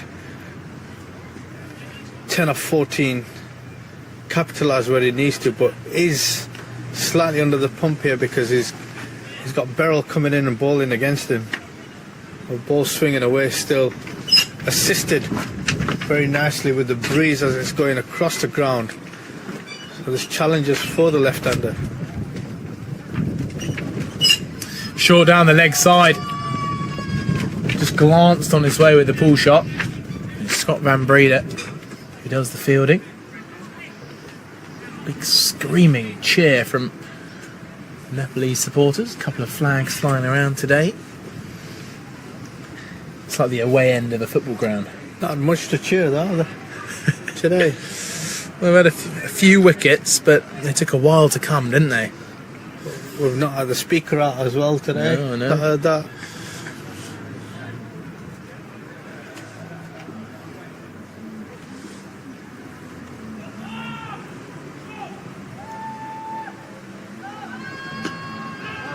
I kind of think it puts you off. I'm not sure if you can pick it up on the microphones, but quite often the fans are yelling and screaming as the bowler's running in. And I'm sure these players are used to the cheer and the hope towards a delivery, but when there's one person doing it, it almost seems slightly more distracting. I'm sure the Nepal players are having come from India in the World Cup when you got 30,000-40,000 people screaming Wankhede Stadium as they played England. Yeah, they'd have been used to it there. It's well timed out into deep mid wicket. And Gouge is the man again. You'd think, after a 95, just have a little moment in slip, have a bit of time in the slip cordon and take a breather. Absolutely not. Young lad. He's running all the yards at the minute, isn't he? Young lad, lots of energy in the game. Might take a screamer out there, get man of the match award.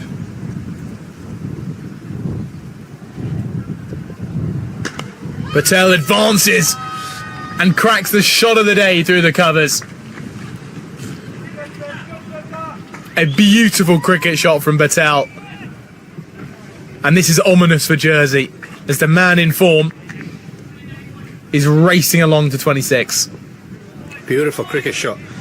For any kids that are watching or listening out there, the weight transfer, the execution of the shot, the hands going through the line of the ball, the weight distribution, using his head to get over the top of the toe. Beautiful, beautiful cricket shot. And again, this is helped down to Van Breda. Patel gets a single. I think what's slightly worrying is the rate Nepal are going at. And Ishan Pandey's had to force a few boundaries, but it feels everything Kushal has been given, he's put away in no time. Yeah, Kushal's done really well. 27 off 23 balls. Ishan just slightly behind, 11 off 15. But at this stage, it's not a big worry. They've done really well so far to get to this stage. And Birrell is back on the mark to poor Isham, who's been watching Kushal Patel tuck into some slightly loose deliveries. And meanwhile, every ball he seems to get seems to be Birrell's best one. Maybe Birrell's just got a little bit more confidence bowling to the man he dismissed on Monday. But that ends the over. It's 44 for 1. And Nepal feel on top.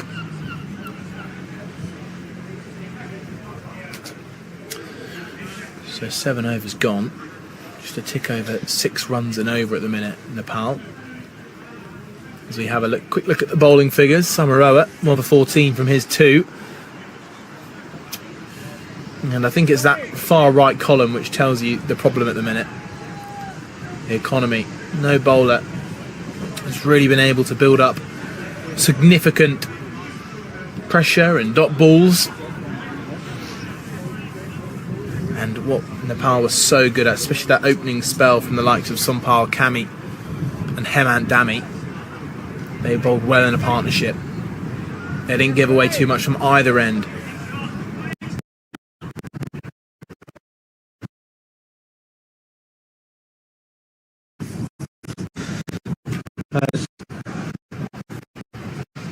Comes in for the second over. Just lent on it there to Kushal.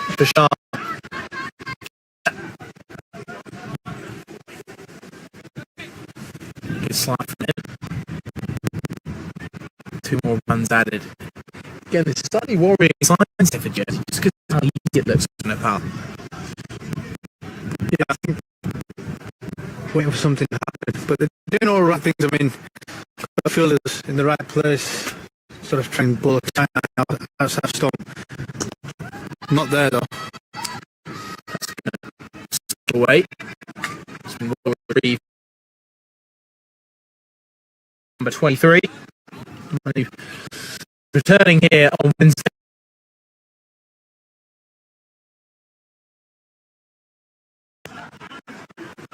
And Scott Van Breeder on his hands here. Try it. Now box Isham Pandey, who we can all agree Birrell bowled very well to so far today, not giving him much at all. Now it's Van Breeder's chance to keep the pressure on him. And as a team, as a group, as he can stop the run scoring from this end in particular. And there's Van Breeder, right on the mark. Good delivery.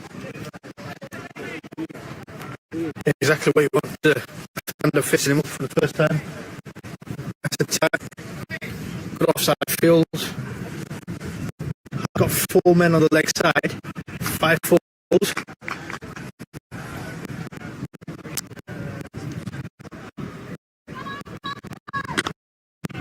And Pandey pushing with confidence. However, he's yet to really get into his knock just because of the quality of the bowling. Toward him, Jersey will just hope that they can build.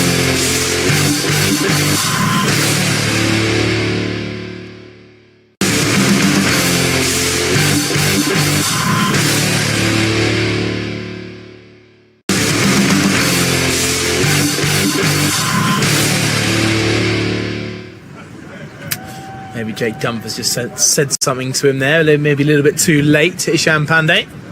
A few smiles out in the outfield. As Scott Van Breeder with his luminous green spikes runs away from us.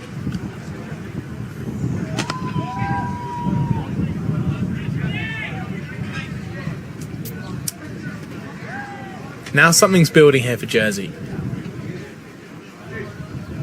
If they can keep something like this up for maybe 2 or 3 overs, yes, Nepal are already in a good position, but it just feels like if they can join something together, if they can build a bit of something, they can get a wicket here.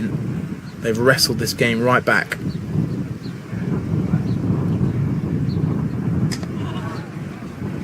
And there's clearly what was building. Ishan Pandey feels like a player who's slightly searching at the minute. Yeah, he's not really getting into the ball as you would like from a left-hander's perspective. He seems to be away from it every time he's connecting, and I really feel the Jersey bowlers are looking to target him to get a wicket, because at the other end you've just got the wall of Kushal, who seems to be punching this ball all around the ground. But yeah, Ishan looks a bit tentative for me at the moment. Well, he'll be wanting to spend a bit of time at the crease. We're going to see a little bit of spin for the first time in this series from Jersey's opening batter, Harry Carlyon. Scored a brilliant half-century in the first dig. And just as Nepal went early to Lalit Rajbanshi, can Carlyon make something happen? In the air, caught! At extra cover. No? Down. I think that's gone down into the ground there off the drive. I've been done by the bump ball. You're cracking up next to me. I am, because that was a schoolboy experience. I couldn't quite understand, like, he's gone for a lofted drive straight to cover, first ball. I love the excitement. What was also really exciting for me is to see how close your head was to the roof of this tent. Yeah. Yeah, I almost collapsed it with a leap.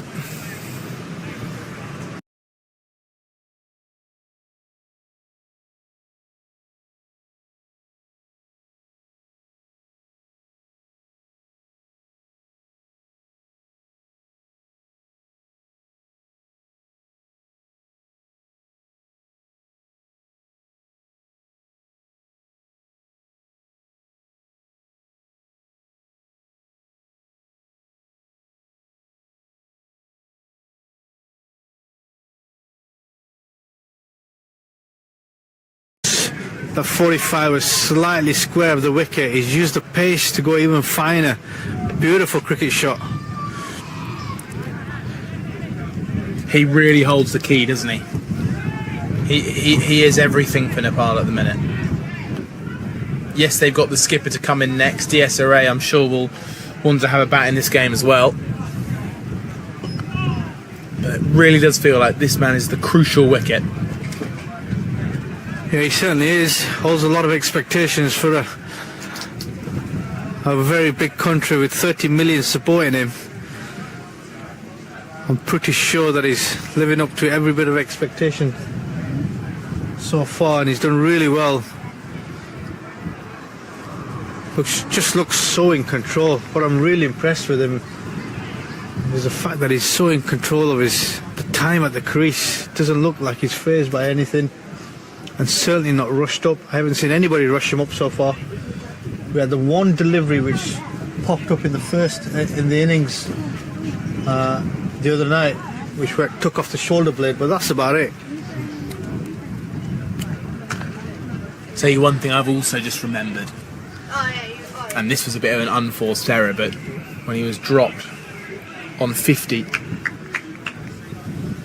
on Monday, just at backward point, by John Tijani, it was a tricky chance, but those two moments, other than that, it's almost perfection from Patel. So that one just picks up on a length as well, and that's the height of Van Breede. It's what we saw from Samaroa over the couple of games from this end, is that tennis ball bounce with the ball coming from such height. Yeah, and if anything, the off spinner coming on again from the other side with a big breeze going down the leg side, maybe just wants to question whether it's drift that's on offer. What a brilliant cricket shot. Kushal Patel is letting nothing not reach the boundary that deserves to. Patrick Good sprinting along that outfield. He's already had to do plenty of ball collecting from around the covers. A deep point, but the poor man got 95 and is now picking up all of Patel's boundaries for him.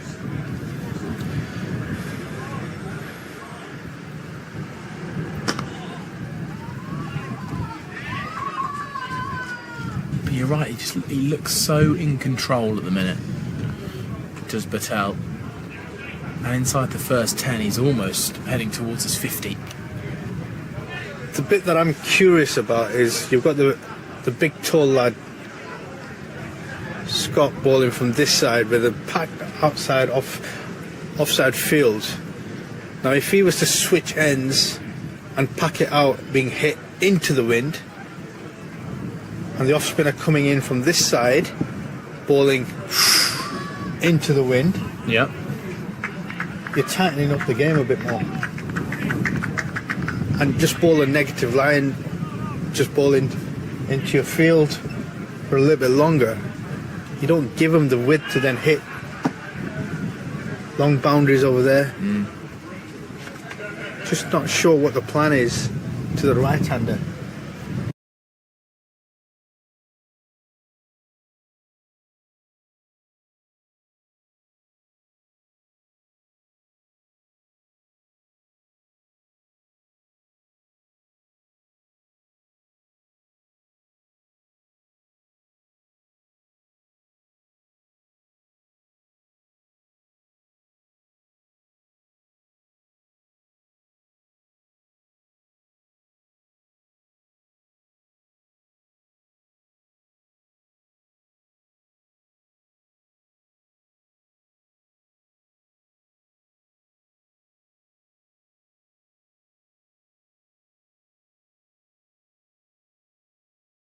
(13 of 26).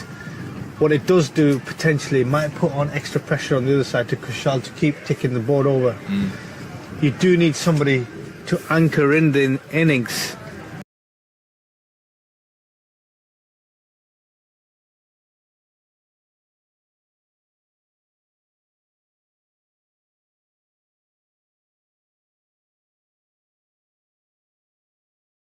But you also want to make sure that you're playing some positive cricket shots as much as possible. You just don't want to leave too much responsibility on Kushal. Got a change of bowling from the calling at the other end? The far end. The far end. Drive on the up. Good stop from Daniel Birrell. Prevents the run. But I reckon that's the one area Kushal Patel looks slightly vulnerable. He's driving on the up, slightly mistiming drives through the covers.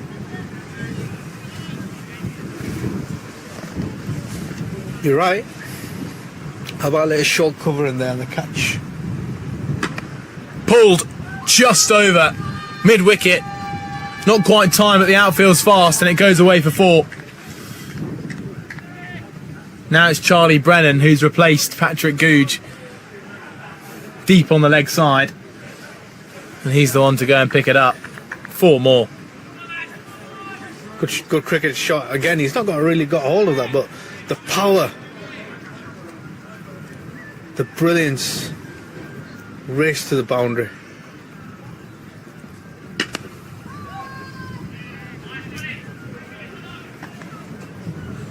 See, when the pace is on, he plays it under his eyes and down into the ground, often putting it away with timing. But it does feel, when the ball just slightly sticks, he can get little bit out of the line of where his head is, a little bit outside the off stump, slightly pushy, maybe slightly bottom-handed through the offside. I'd say that's the one area that I can see Jersey could take his wicket. Maybe a short capture in an extra cover, something like that. But that's classy. Played down towards third man. Good fielding down there by the tall Scott Van Breeder.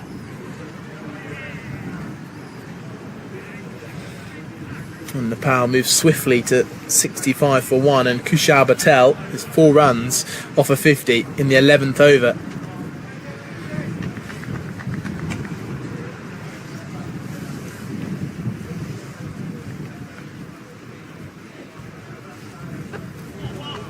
And there's a bumper from Samaroa. Moses. He's gone through quite some pace and well over head height, but Patel looking to take it on. He's in that kind of mood. Kushal now 46 from 35. Just looks in sheer control. Sheer control, lots of timing, lots of time at the crease. He's looking to push for 2 here. Placed like a master into the leg side, perfectly in a pocket free of converging Jersey players, and he gets back safely for a second run. And he's 2 runs away now, 1 ball left.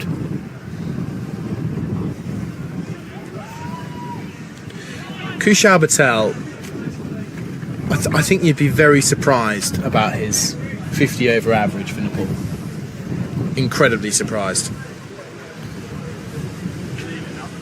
Oh, he's almost dragged it on though. Maybe again that sign of slightly variable bounce causing an issue. But yes, Kushal Patel's stats. Averaging with the bat in 50 over cricket, 24.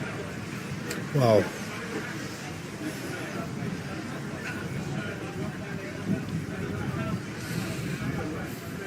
So showing that he's not quite reached his full potential, and the form he's in now could send his stats skyrocketing. But now, a conference, a conflab, Pershard, Van Breda, Dunford all discussing, and the conclusion they've come to is a change of bowling. Charles Pershard marking out his run, the Jersey skipper, wealth of experience, looking to stem the flow of run scoring. But they have taken a leaf out of Nepal's book, it feels, with the short, sharp spells, keep bowlers rotating. And maybe that was the reason that despite the Jersey batters being able to get in, especially at the top of the order, they never really felt like they got away from Nepal. Maybe that was because of the constant changes of bowling and didn't allow the batters to settle. So Jersey have learned from that. Benjamin Ward has been subbed on, whether we'll see from him later. We'll yet to see. I'm sure Jersey will need some of his leg spin. He's been pushed out to long on, and now he's had to run back in. Square legs deep on the boundary. Third man's out, deep cover, long off as well. Pershard beats the bat, and this is going to be an interesting period of the game now. How can Patel deal with a little bit of pace off? How will the Nepalese batters counter this change in pace?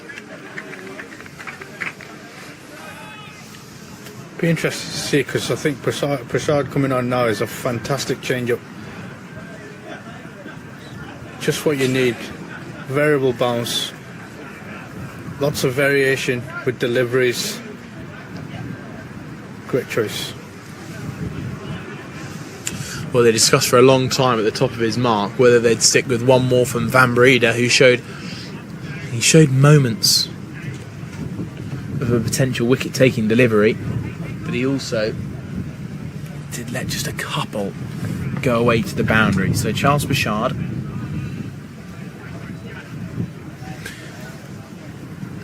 hasn't had a bad start. So long on now goes deep. Third man inside the circle. Just the 4 men out at the minute for Jersey.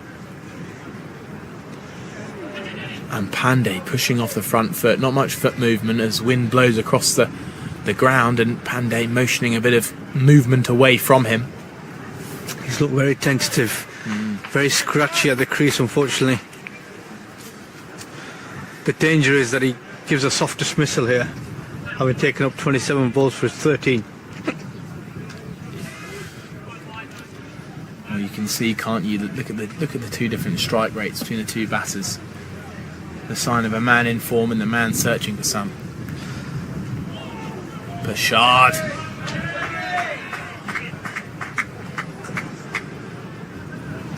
Right on the money. Hospitality marquee. Really enjoying that delivery from Chuggy.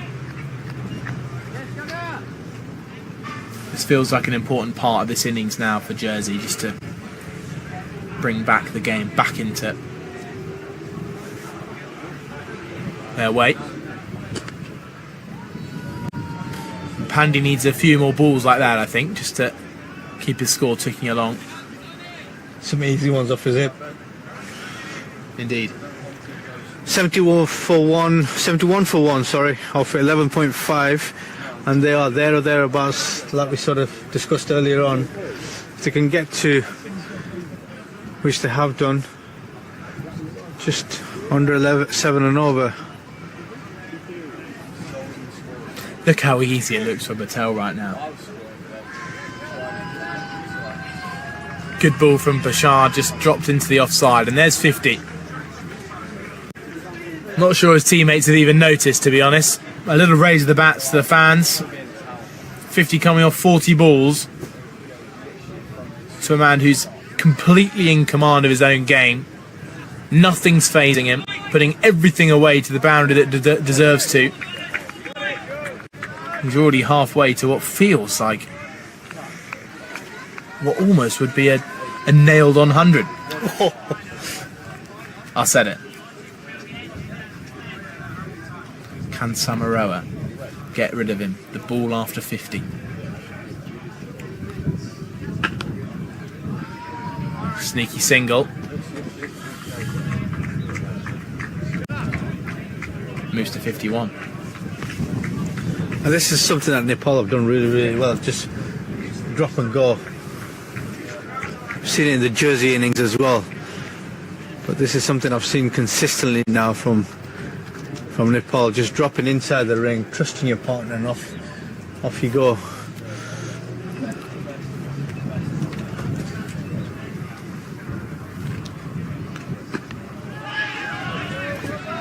Back of a length from Samaroa.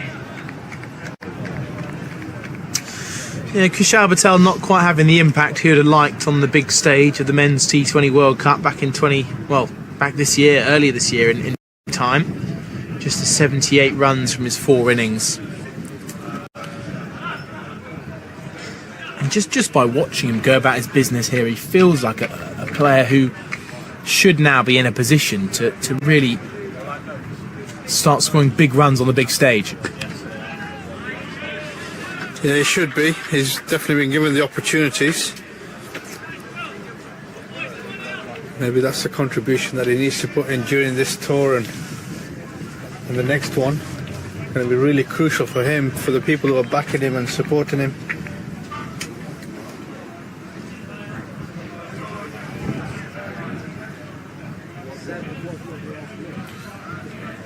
Samaroa with a switch of ends from where he started. That's quick. Good pace past the outside edge of Ishan Pandey, who seems to be getting all the good balls at the minute.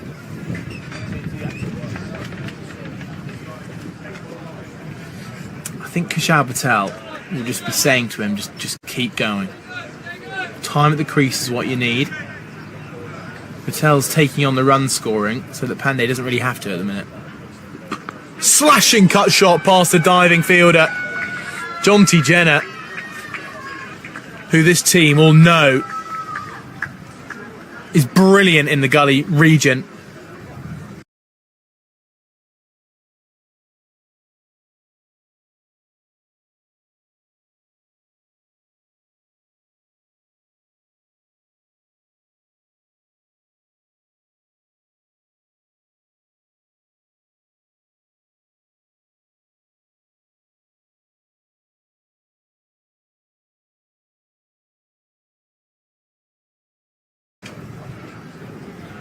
Just beyond his reach, and Another boundary for Nepal off the bat of Ishan Pandey. And every single one of those is going to give him confidence. 77 for 1 Nepal. Absolutely. I'm not sure where that aggression has come from. Well, it feels like he's looking at his score. Pats that one down. When your mate's going all guns blazing at the other end, making it look absolutely easy, how does it feel as a batter who's slightly searching for form? I think the key thing here is, again, another little coaching tip for youngsters or anybody who's listening in. If you're struggling to have a little bit of form and you've got a guy at the other end who seems to be absolutely nailing everything and seems to be in position and rotating strike and seems to be cashing in, I think your job is not to look for boundaries. Your job is to look for singles and get the opposite person on strike as much as possible. You don't need to do anything flashy, anything out of the ordinary, anything that you're not comfortable with. Just find a single from somewhere. And over time, that will build your confidence up, and you will start striking the ball, confidently over time. But if you're struggling early doors, put the boundary option away unless it's really on offer, and find a single. It's gone high up in the air.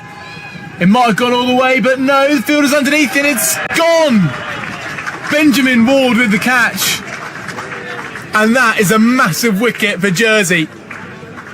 It's brought a huge applause from the crowd here as the Nepal main man, straight off the back of a century, gets to 50 and gets dismissed. Bit of bounce from Pershad, and who would have thought that he'd be the man to bounce out Kushal Patel. 77 for 2, huge wicket. Absolutely huge in the context of the game. The man in form, obviously hitting into the breeze, doesn't help. It's held up for an awfully long time, and more importantly, a comfortable catch in the deep. Great wicket for Jersey. 77 for 2 off 13.1. Skipper breaks the shackles there, and Edwards taking the catch. So Bim Sharkey's the new man. Made a good 39 yesterday. What was so impressive about Sharkey? What did he do well that might be important for Nepal? Looked to rotate the strike, did really well. Early doors, was busy at the crease, just towards the back end from what I can remember. Just tailed off and got a little bit under pressure. The danger is you don't continue to do that with Ishan at the other side. 18 from 34. Bim really needs to get into the game and take some leadership. Be interesting to see how well he strikes, how well he gets into a position.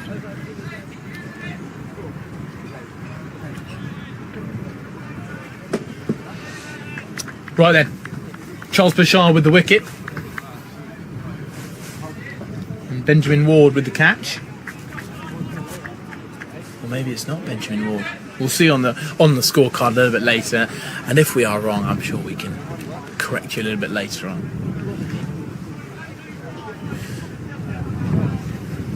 So Pershad making a few changes, and it's game on.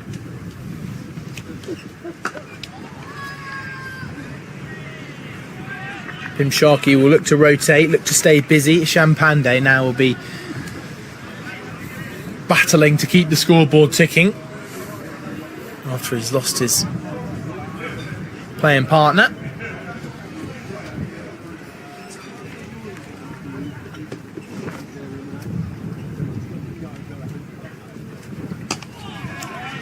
And Sharkey defensive. I think what could happen now for Nepal is Bim Sharkey, despite him being active, being positive at the crease, he did go through quite a long spell where he wasn't able to score. Ishan Pandey also at this current time is struggling to keep his rate up, struggling to score. And what we now could see is two Nepalese batters come in and maybe start to delay this chase. Do you agree? Yeah, absolutely, absolutely. the danger is you've got two batters who are very similar. I mean, Sharky straight away showed some intent to try and run a quick single. Single wasn't on, but the intent was there. Edged off the outside half with a cut shot running down to third man.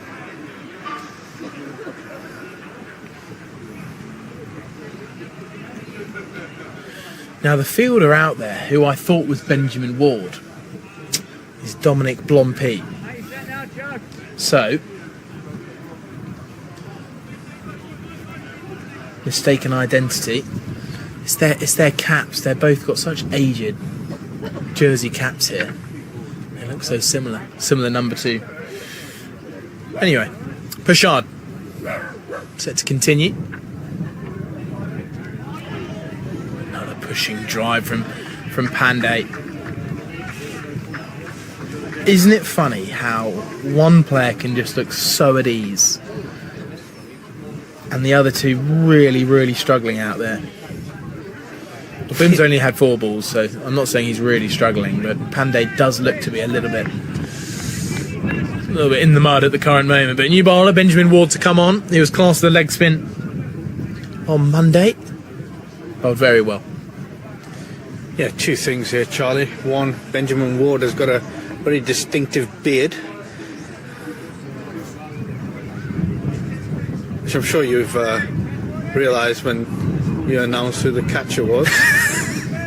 And 2, I'm pretty sure if this is his approach to the game, that's completely fine, but he cannot put added pressure on from the opposite end. Well, just at the start of this new over, we've been welcomed by a special guest, a Jersey legend, in fact. Welcome, Asa Tribe. Good to have you. That's very kind. Thanks for having me, Charlie. How are you doing? Yeah, I'm good. Very good. Enjoyed the first half of my day with watching Jersey bat, and hopefully they can get over the line here. Bit gutted you're not playing? Yeah, a little bit. Obviously nice to put a Jersey shirt on, isn't it? As always. I'll shut up towards long on. Bim Sharkey scampering away. Thought about it too, but just the single added. Talk to us about your relationship with Jersey and what it means to play for this team. Yeah, it's obviously my home country. It's where I'm from. Always loved playing for Jersey and did that up until when I started playing for Glamorgan, and I really enjoy putting that Jersey shirt on, as I mentioned before, and it's who I love playing for.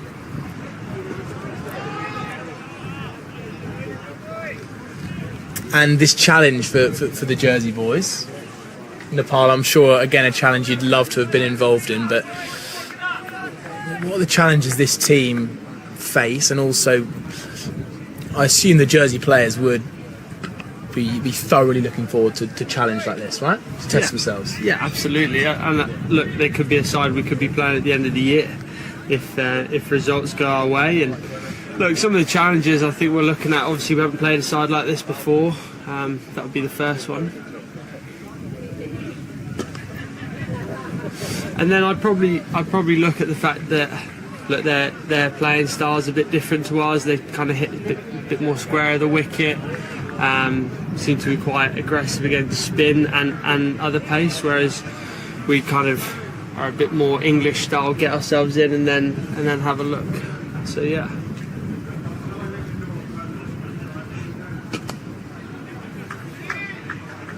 And your brother Zach in this side, he's been in some pretty good form of late for Jersey. Got a good 50 today. What's it like playing alongside him at this level? Yeah, it's brilliant, really. I can't complain at all, and that's part of the reason why I do like playing for Jersey.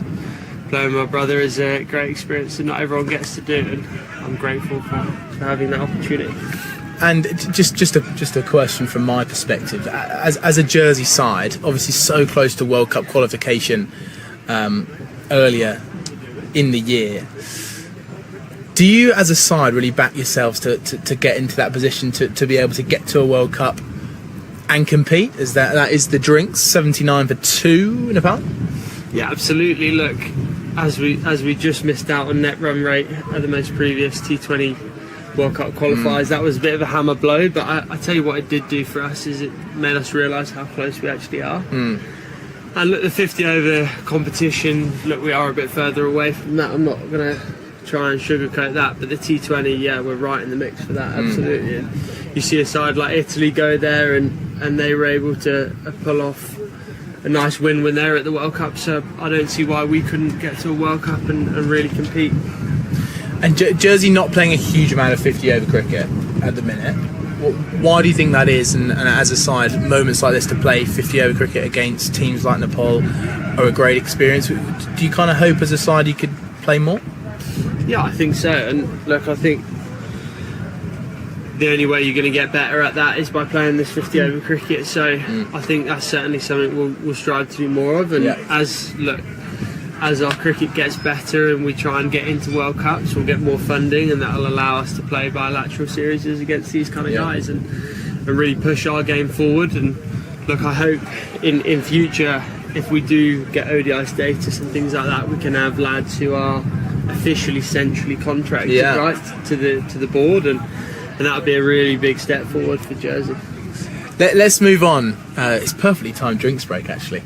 Let's move on to your England hopes. What would it mean to a little bit further down the line? You feel like you've got a lot more work to do, got a bit more work to do. Do you feel close? And what would it mean to get an England call up eventually?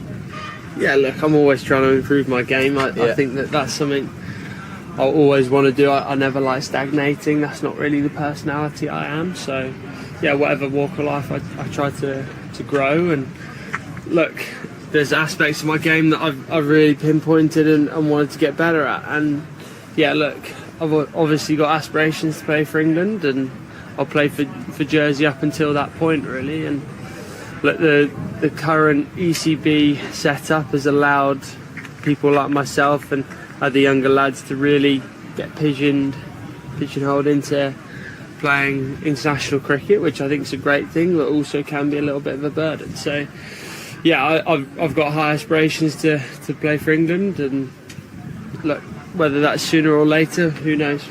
And before we move on to your England Lions stuff, how, in terms of you ended up getting your opportunity at Glamorgan, playing university cricket, do you think that's a way in that almost doesn't happen as often? Do you feel like that should be a more common route in?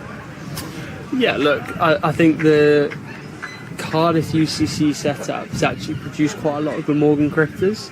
Of the current staff, I look at myself, Will Smale, you've got Dan Douthwaite, you've got Andy Gorvin, so there's a few in there, and Tom Bevan, who's just been released, unfortunately. But yeah, it was creating quite a nice little pathway for people like myself to come through and sort of see that as an avenue to playing in professional cricket, and then once you're in professional cricket, it's about keeping yourself there, really.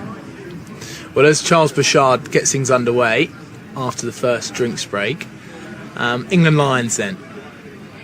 Talk about your experiences under the leadership of Freddie Flintoff, about the characters in that side. Playing for England Lions will come with its challenges. Yeah, absolutely. Get a quick single here. Good running. Yeah, I think, look, I've had a couple of experiences there now, and my first initial one was one where I was able to gel with the group first, with a couple of Loughborough tours, or kind of trips to Loughborough, before we actually went to Australia for a Red Bull kind of camp, before getting stuck in some matches out there. And obviously we were alongside the main side, kind of shadowing the test squad, so that was a great experience in itself. And yeah, being around other guys there who are super talented, just learning off them was super important for my own game, to really kind of push myself forward there. And you see kind of how serious other guys are taking it there, and it really drives you forward as well to be the ultimate professional, really. And being alongside a touring Ashes squad, was that I'm imagining, pretty incredible experience to be out there at the same time? How much, I guess, collusion was there with the main men's side? Yeah, there was there was a little bit of overlap, especially at the start when we were in Loughborough before we got to before we actually got to Australia, and then I think the first scheduled training session was supposed to be the whole group lines and test squad. It didn't end up being the case because apparently the wickets were wet, so nice. Didn't happen in that way, but I suppose that's probably a good thing, not having to face Jofra on a wet one. So take the small benefits there, I guess. Well, we all know deep down, or at least hope, especially I imagine here in Jersey, the hope for you to eventually get that call up. But you're definitely a player of quality. I saw you at I commentated on you actually at Glamorgan the other day Against Warwickshire. Closed that game out nicely, 38 not out, 100 approaching. In terms of how you feel in the shorter formats compared to the longer form stuff, how do you feel like you are best placed to impact on sides like a Welsh Fire? Where do you see your role in that side? Yeah, look, I'm looking at that squad, and the depth in batting is seriously talented, it's seriously good, and look, it's going to be tough for me to kind of get myself into that. But I suppose catching that all. Just pulled away past a short fine leg. Benjamin Ward's diving in vain. It's another boundary that moves Nepal to 90 for 2, and Ishan Pandey just starting to get into his rhythm. Good shot from him.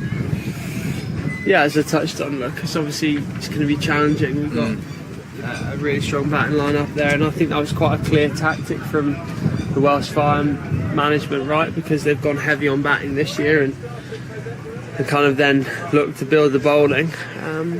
So look, I suppose we'll have a lot of lads competing for the top of the order, but I suppose my role in that might be sort of 4, 5, 6 kind of finisher role, like I started off with Glamorgan, and then kind of work my way in that way. And I hope that's the way I start off. If I don't start in the team, then yeah, maybe come in later on in the comp and try and hold my place that way. And in terms of how that experience, just off the pitch as well, being around such a strong squad, strong overseas, and also the likes of Phil Sard and Joe Root in that side, you must be seriously looking forward to the experience of getting to know those guys, learning from them in the nets, right? Absolutely. And look, that won't just be for white ball cricket as well. There's no reason I can't speak to Joe about red ball test batting and stuff like that, and I don't see why I wouldn't, because that would be a perfect opportunity in my opinion. And yeah, learning off guys like Phil Salt, current England players, like super destructive. So yeah, well, why wouldn't I want to have these chats? I suppose the only thing I've got to manage is that I'm speaking to them about something other than cricket, so they don't get too bored. But yeah, absolutely. It is tricky, isn't it? I imagine to when you speak to a legend who, let's be honest, you've looked up to in the likes of Joe Root, when you come to have a normal conversation with these guys, I imagine it's pretty daunting. It can seem interesting, because I'm thinking a couple of years ago I'm watching these guys on telly like superstars, and then I'm playing with them a couple of years later, so yeah, I completely get that feeling myself. How was that? Big appeal for LBW, a couple of noises. Let's go back to this game then, ASAP. 280.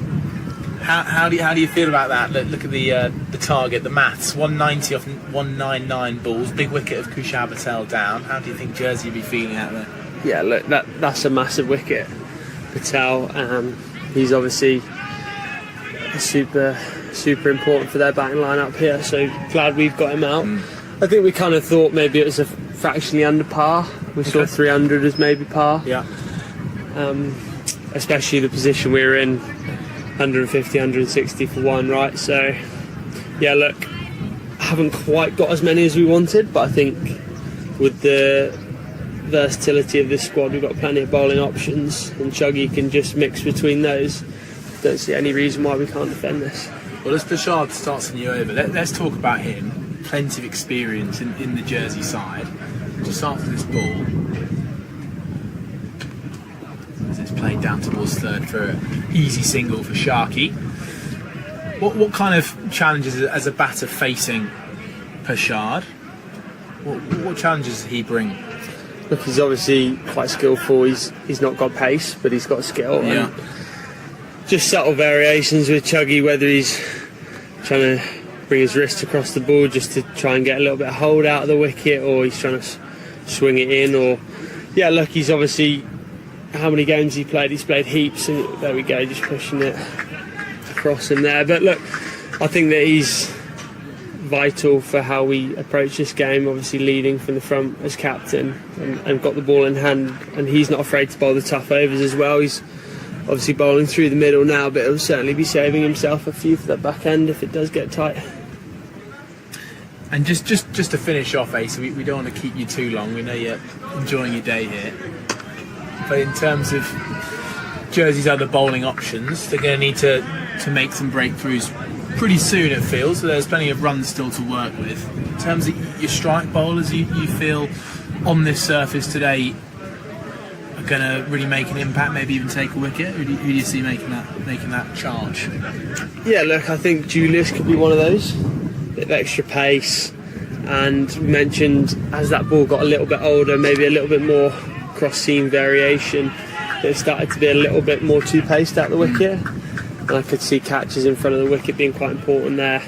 Just a false shot could let us in, so someone like Julius with the odd off-pace delivery as well could be tricky.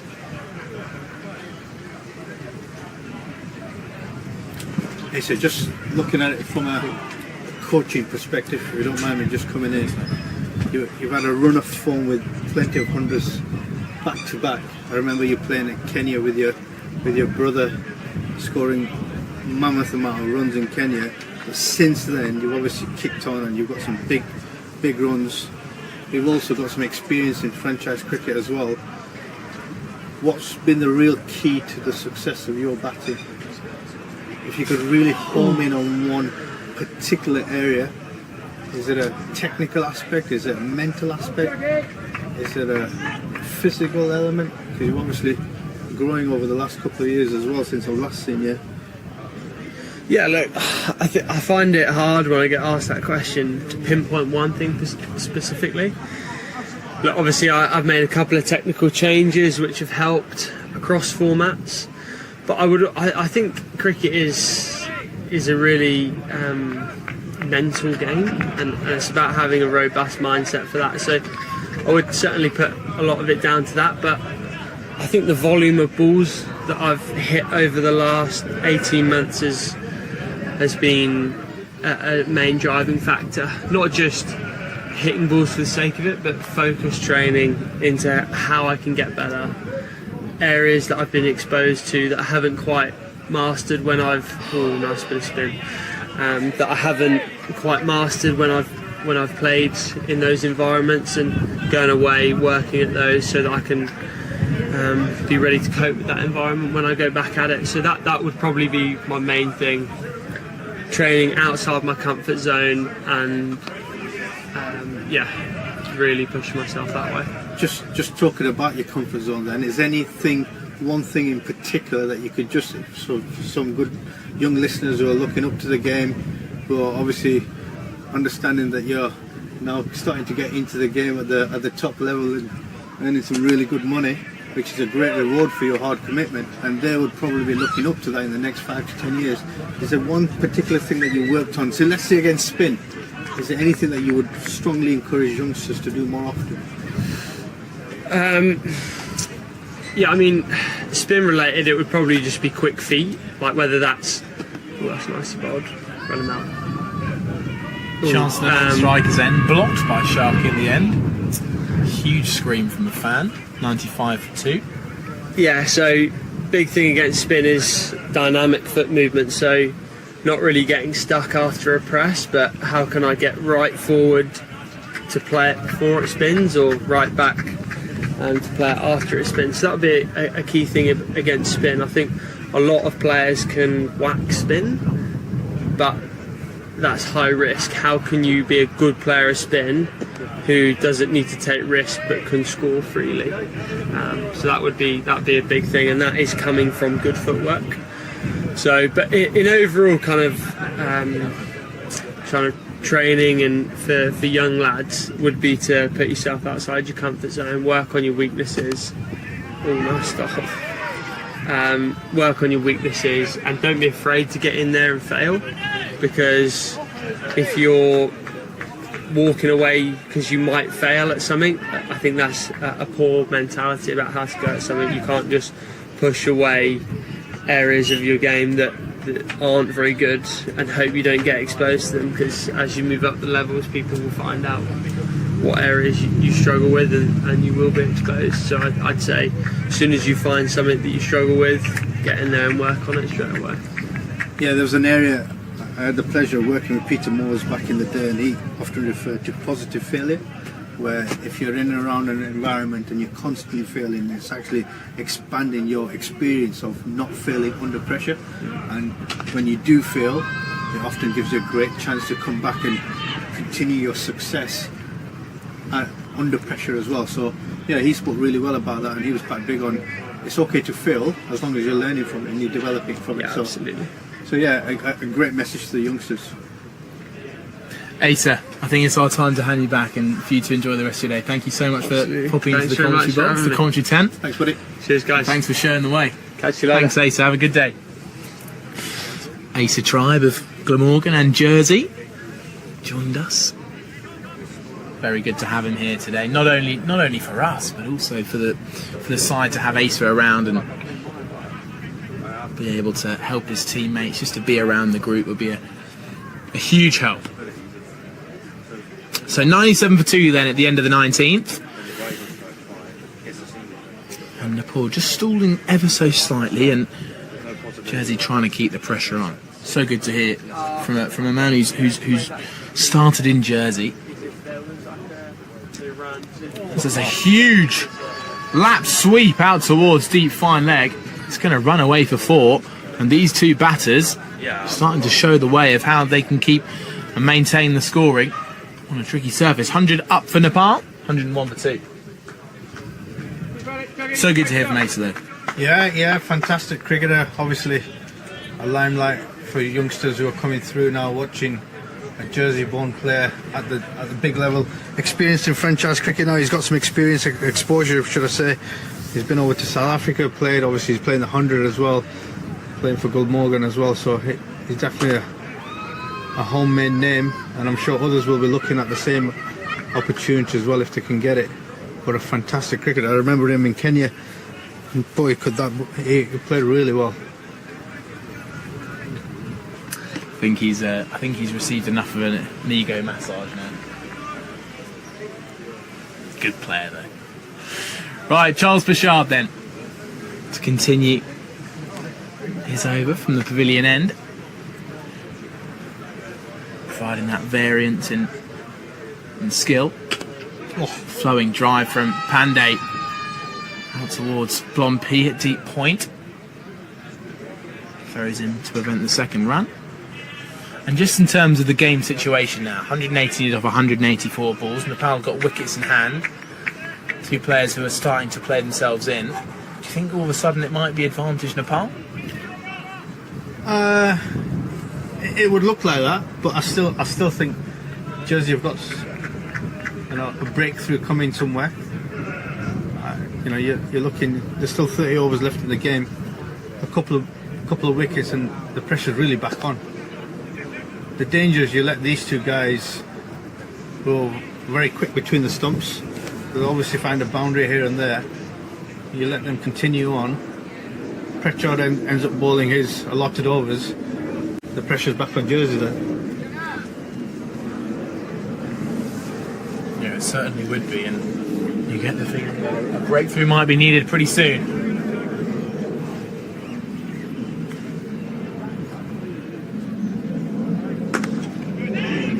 Huge backlift and good strike up towards mid-off. Greenwood with the fielding. Still Nepal, these two. Ishan Pandey feels like he's had a bit of a battling knock today, doesn't it? Stuck around for his team, 56 balls for his 33.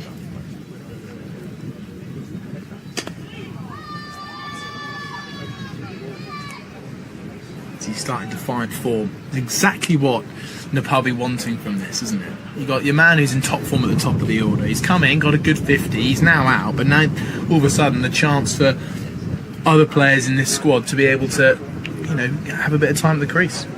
Yeah, absolutely, and I think from a Nepal perspective, they obviously want their opportunities for their batters at the top end to get some quality time in, lots of volume of deliveries under pressure, which will set them into a really good position for the next tournament over the next couple of weeks. That pressure is going to come thick and fast with Netherlands and Namibia. So yeah, exactly what I'm sure Stuart Law would wanted from his boys. Here's Ward then. Down the track, Pandey meets it on the full. Just take a single. Ward very impressive on Monday with his leggies, his googlies. We're asking plenty of questions. Ward taking the wicket near the top of the man on strike now. Bim Sharkey was one of his scouts. Bowled in with a slightly low bouncing drag on. He also took the wicket of Karan KC.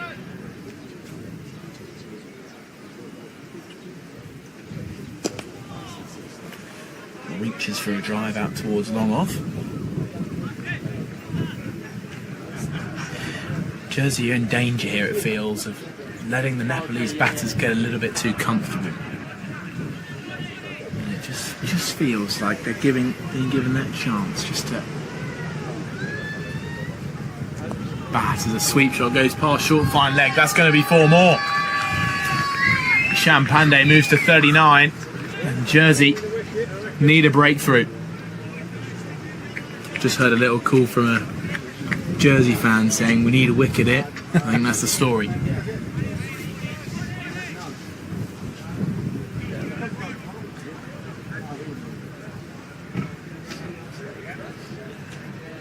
Ward looking to strike. A little bit of confusion. But we're back underway. Wide full toss, crunched out towards deep extra. Close at the non-striker's end, but Bim Sharkey, in his busy style, gets back to the non-strikers with ease. Yeah, seems to be accelerating a little bit more position.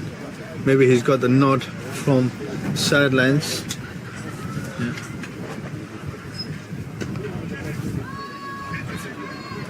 Single found. Jonty Jenner so quick in the covers.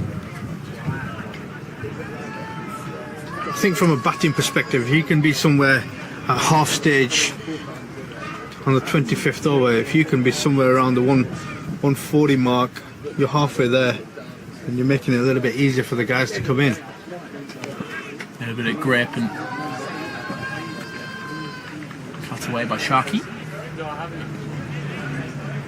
And then, just to clarify, I was not too far away from this point where Jersey lost their first of Carlyon.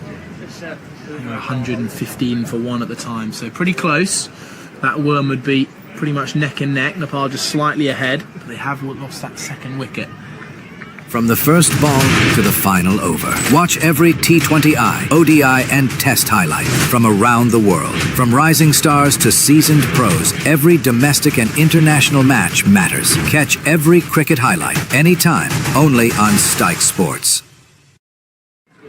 Scoring rate, but it has now popped up since Bim Sharkey and Ishan Pandey have started to get into their groove. Yeah, it'll be interesting to see whether that spike can just continuously agree. As I've just said, that it's just dipped again. Now, a man who bowled well on Monday. It's Nick Greenwood. Took a couple of those middle order wickets, including the big scout of Kushal Bertel on 105. Then not long later, got rid of Arif Sheikh as well. The Nepal all-rounder.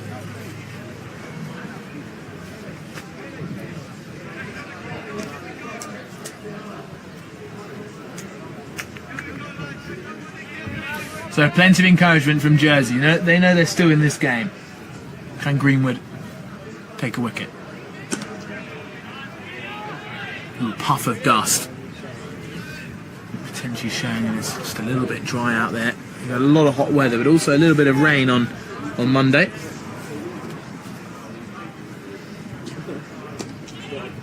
This time to the leg side.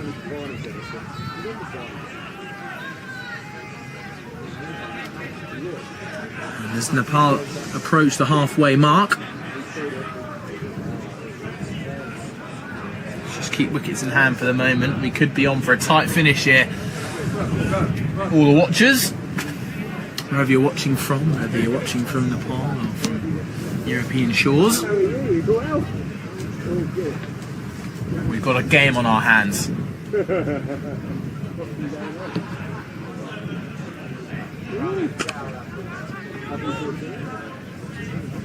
Champande continued to tick along. Charlie, today we've also got another game on our hands. Predictions? England against Argentina. I felt that Norway was going to be a bigger challenge than Argentina, just because of the way that it was a lovely sweep shot backward of square. Doesn't even bother running. Beats it. Running Patrick Googe out there. This is really good batting here from Nepal. And Champande now moves with that score to 46. My prediction is a 3-1 victory. We haven't been too good at preventing goal scoring, but we've also been quite good at scoring. Pulled away. If this skips along, which it does, it's 50 up for Champande. The biggest cheer of the day as he shakes hands with Bim Sharkey, little bat tap, and he remains subdued as he knows in the chase there's work to be done. Good knock from Ishan Pandey after really working hard for his runs early doors. Yeah, absolutely. He's looked good in the last stages of this 50. Really looked competitive. He's been attacking early doors. He was very tentative. He looked like he was a walking wicket, but he seems to have recovered his confidence, his shot selection. The gameplay against spin has been a little bit easier than the guys who are just coming in and a bit like Prashad targeting the top of the stumps. Been really good, really impressive. He's got to kick on for his team. He's got a job to do. Bit of extra turn from Ward. This is going to be interesting now. The pitch is dry. It's a used deck. We've now had well over 150 overs on this wicket.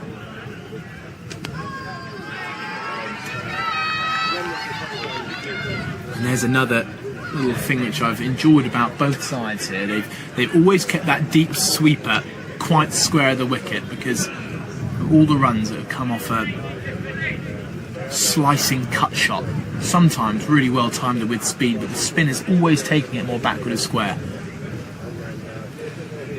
Benjamin Ward.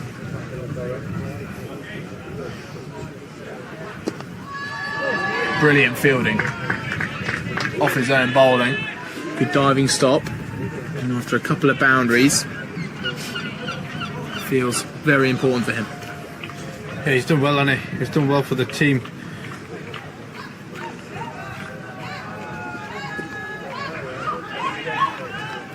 Chance from Dunford.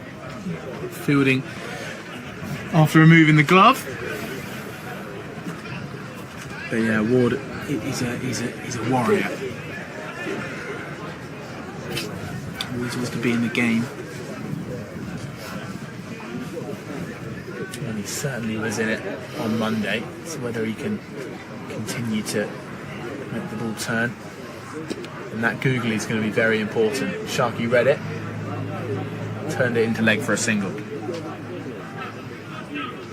Good passage of play this for Nepal batters. They've just been showing that little bit more intent as we come up to the halfway stage where 128 for 2.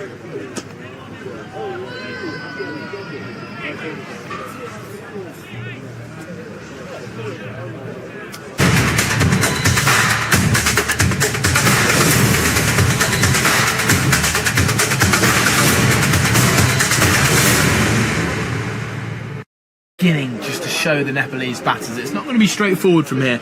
Although they're on a good spell, on a good run of form, these two batting well in tandem with a good balance of run scoring and solid defence and correct decision making. But now a few fielding tinkers are going to be made. Birrell goes out to deep square. Blompi moves round to deep mid wicket. Long on is out, and as is deep cover. Quite square out there. Greenwood's in, and skewed drive goes out to back with a square leg.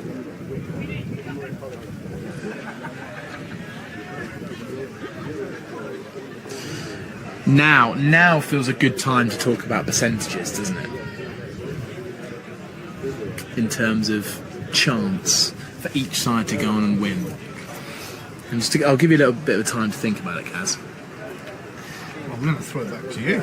So I'll go first then. I'd say we're about a couple of wickets could do everything. So I think we're looking at about 56% Nepal, is what I'd say. Not 57. Definitely not 57. It's very precise. What were you thinking, 57? No, I was thinking more like 60-40. Okay. I was thinking more like 60-40. A bit less precise. Sitting on the fence, mate. Yeah, okay. Fair play. Round numbers. Big appeal, this one. Instant shake of the head, but look at Greenwood's reaction.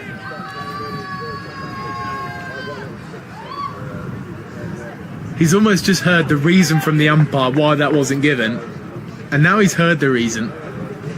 He's even more shocked. What do you reckon? Just first time round by the eye. Tight, very tight. If anything, I could only think that it's going down leg. It's the only thing I could think of. It's quite a full delivery, and he does tend to plant his foot across the line. So if anything, I can only think line more than anything else. It'd be great to see a replay front on. So from the umpire's perspective, I think we're going to get.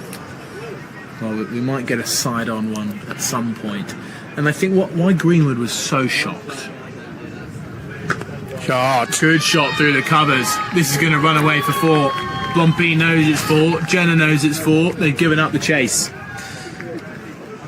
Each over seems to bring about a boundary ball. And the Nepal batters are being pretty efficient at taking it on. But just from my lip reading skills, I think the umpire might have not given that on height, which is why Greenwood was quite so shocked. However, hello sweet, big appeal for LBW, but not from the bowler. He knows impact was outside off. So that ends the over, 135 for 2.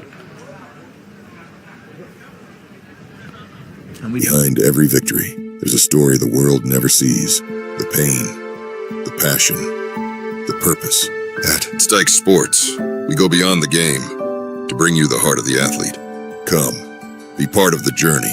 Watch the biographies rise to glory. Only on Stike Sports. yeah, I spoke about it earlier, around about the 140-45 mark, to try and get halfway in the run chase from half the overs, leaving the rest of the batters a decent score to chase. Done really well so far, these two batters. Bimmel's been busy off his 27 balls for his 17. He's run really well. Turned dot balls into singles, which is what you want. It's just whether he's got the steam to continue on for long periods and back through. Change of bowling. Now, by the judging of keeper Stanley up to the stumps, we're going to see a lot of Daniel Birrell taking pace off. Short fine leg is in the ring. Again, another sign of pace off. Third man's out. Cover point is out on the boundary. And there's also deep square and long on. I would say that's music to my ears. Short, just easy single then for Nepal.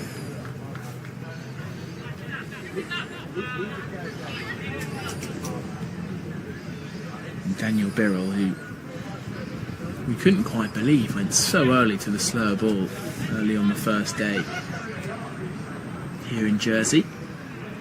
But now, Jersey in desperate need of a breakthrough, just to be able to stay with a bit of a stronghold in this game. Here's Birrell. On the wicket for the left-handed Pandey, who will enjoy that he now sees the opening bowler return. He's doing the right thing, he sits on 56.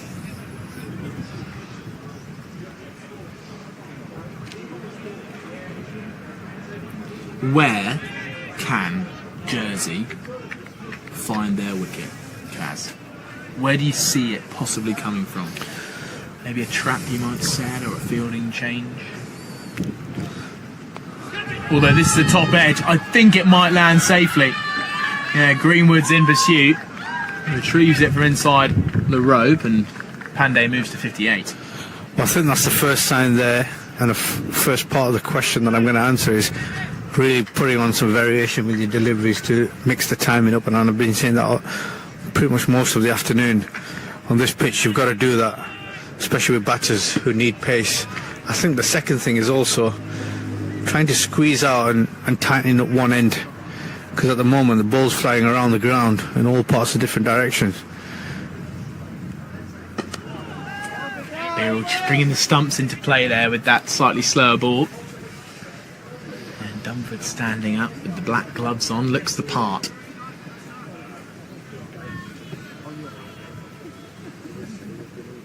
Crowd has gradually filled up. A couple of deck chairs put out on the mid-wicket boundary. Looks like one man is got his hat over his eyes, just enjoying the cricketing lifestyle. Big shot though from Pandey. Gets no run for it. One ball away from the halfway mark. No, we're there. 138 for 2. 145 to win from 150. Nepal are in a convincing position. They're in a strong position, yeah, absolutely. Just need to continue on grinding the results out from a batting perspective. As we see the worm again there, really showing a distinctive sign that they're just ahead.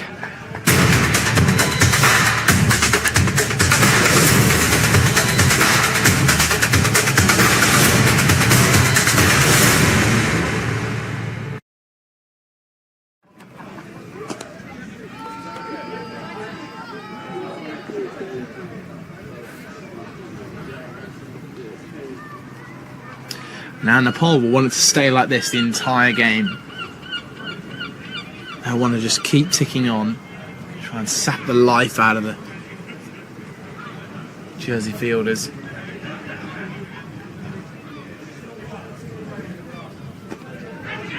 Bat pad popped up.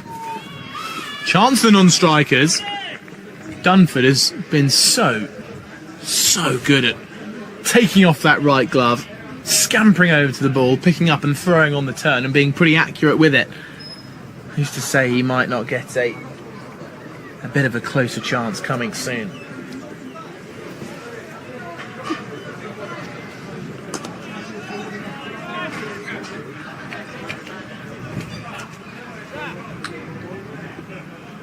140 for 2, Nepal.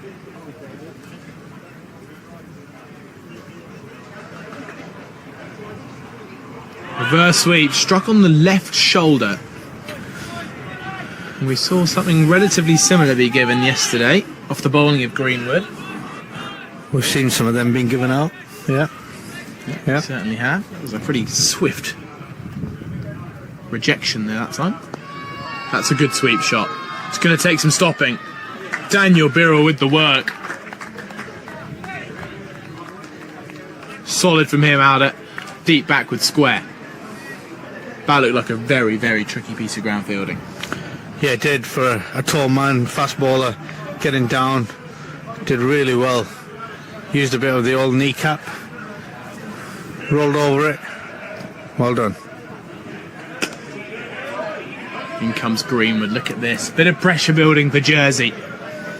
They're trying to show a little bit of passion, a little bit of something. How can they force a wicket? How can they just create a moment? That ends the 26th. 142 for 2. Greenwood looks a little bit steaming. Yeah, 20 for none off his 3. Do with just a breakthrough here, Jersey. Just going through the motions a little bit. We need something to happen.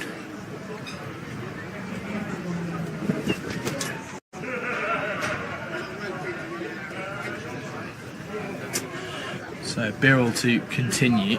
Let's have a look at this. Is this the reverse sweep? It is. Oh, it's him on the helmet. Is it helmet? Oh, very high up on the shoulder. Look at that extra bounce.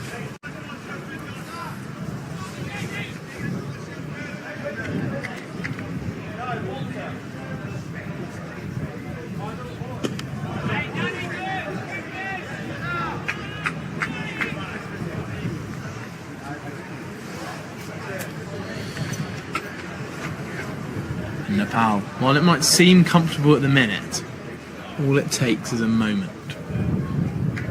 Just for Jersey to bring it back. Staying in touch, Jersey, not letting them get away. And that's a glorious stroke. Isham Pandey is a new man. He's become accustomed to the conditions. He's waiting for the bad balls, and now he's putting them away with style. Nepal moved to 146 for 2.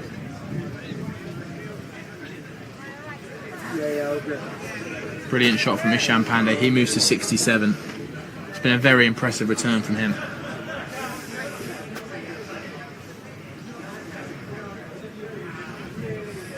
Back of a lane, cut straight to Jonty Jenner. And some pretty good backing up from Julius Samaroa. Body on the line stuff there. So it clattered into his back thigh with the long barrier.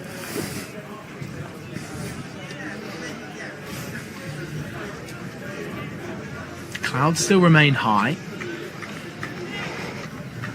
Wind still moving at a decent pace. Inside edge onto the back pad, or maybe even onto the keeper. Something's brewing here. Something is going to happen here, Kaz. And I think maybe it's either going to be a big shot or Jersey wicket. Yeah, I feel a Jersey wicket coming on here. I really do.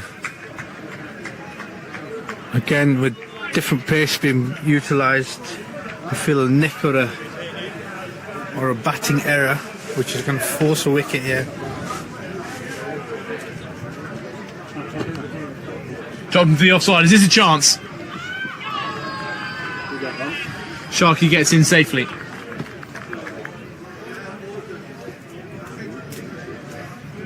There's one ball left for Birrell. And just as this partnership grows,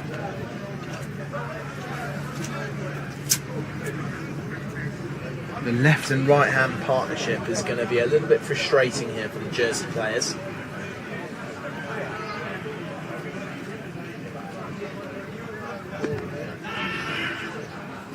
Brilliant work from Dunford. Pandey knew straight away that Dunford was going to be all over it. So that ends another over. 146 for 2, 137 needed of 139. They've just got to keep doing exactly what they're doing and they'll get over the line. Yeah, not to mention they've also got some quality batters still to come in. Dipender Singh Arey, they've also got Rohit Pudal, the captain. They've also got Arif Sheikh and the big hitter himself, Gulshan Jha, a little bit later on. So they have got some batters still to come in. Yeah, there's a solid 31 not out as well from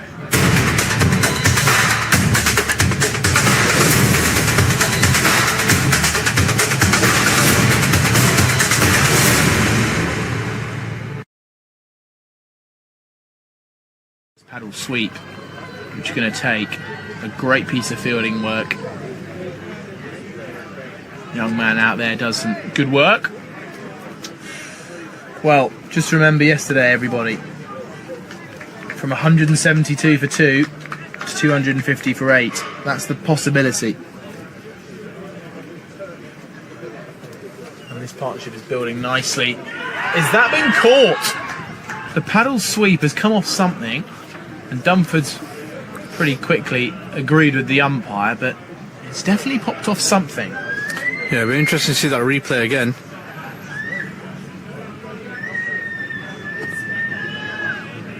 Trying to go back to back with the paddle sweeps. Nepal very much in control.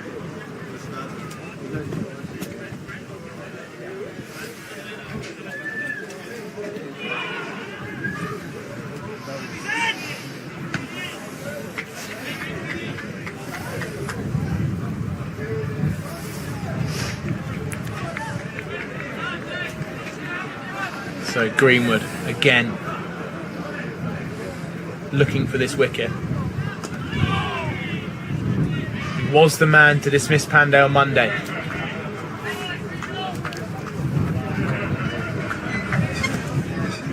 Can he do it again?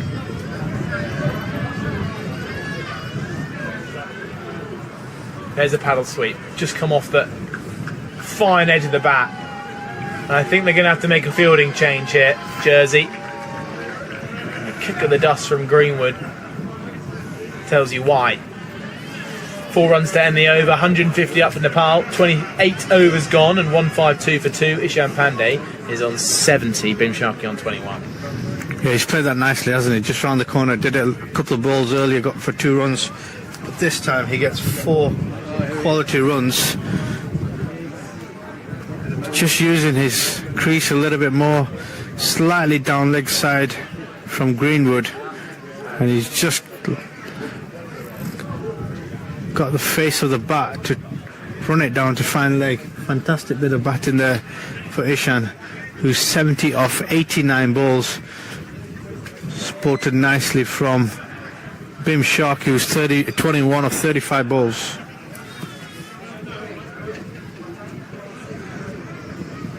So it's time for a change. And we're going to get the new man, Dominic Blompi. Provide a little bit of spin.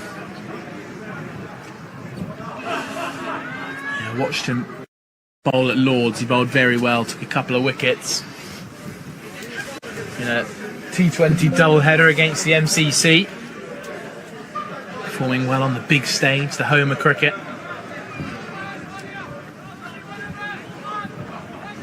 And can Plompi be the man to make or start the collapse? This looks like the kind of bowler that can make something happen. Yeah, from a first ball perspective, attacking the crease nicely, getting through his action. Trajectory is good, looking to target the pads.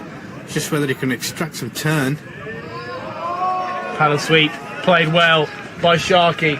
Again, that's the 3rd time in the last 1.5 overs. Runs away to the boundary for 4. Sharkey on to 25, 156 up for Nepal now. Good cricketing shot. Good cricket shots, but just using the pace that Blumpy is offering there, slightly offline, and Bim Sharkey's gone down. shorter stature, so can get easily get closer to the ground, just to help that on its way. Fantastic bit of cricket.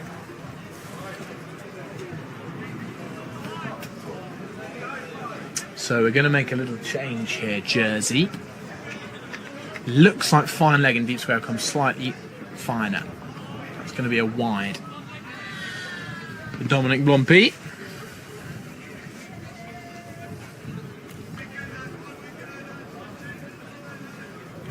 I'm not sure if you picked up on that from Van Breda in mid-wicket. This one's been clubbed out over his head though. 4 more to Bim Sharkey. And all of a sudden, the Nepal players are gaining some noise as well. 161 for 2 now, Nepal. Wonder if we've... They sound like they're enjoying themselves, don't they, over there in their little mini marquee on the far side of this side of the ground. Relaxed feel, relaxed nature to the group. Enjoying watching their number 3 and 4 expertly chasing down this score.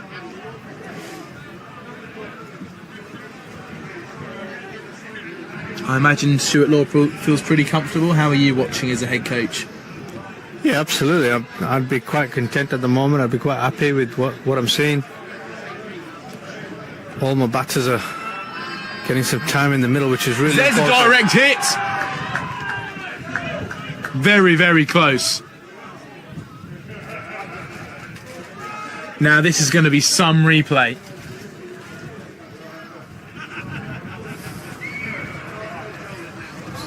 It needed a direct hit. Jonty Jenner was the man to do it. And look how good this man is in the field. One-handed pickup. Blimey, that's close. Good work from our cameraman out there.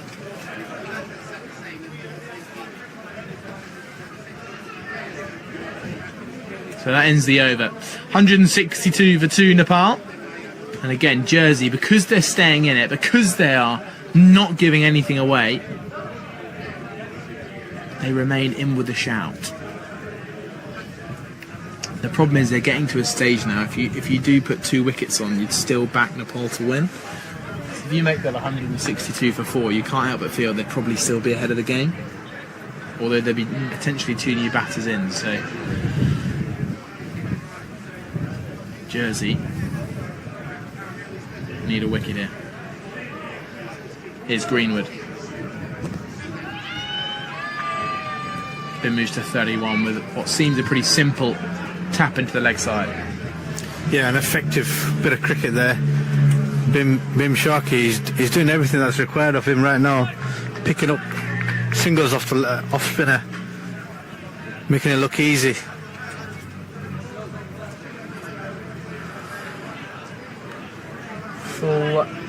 Fully deep leg side field until the change has just occurred. Zach Tribe moves in. He'll be at mid-on. And now long off goes out. So the field is on the boundary. Long off, deep cover. Deep square, deep mid-wicket. Everyone else in the ring. Blompe continuing his stretches. Oh, that one scuttles low. How close was that? We had a brilliant angle from long off. Watch it just slide through the gate.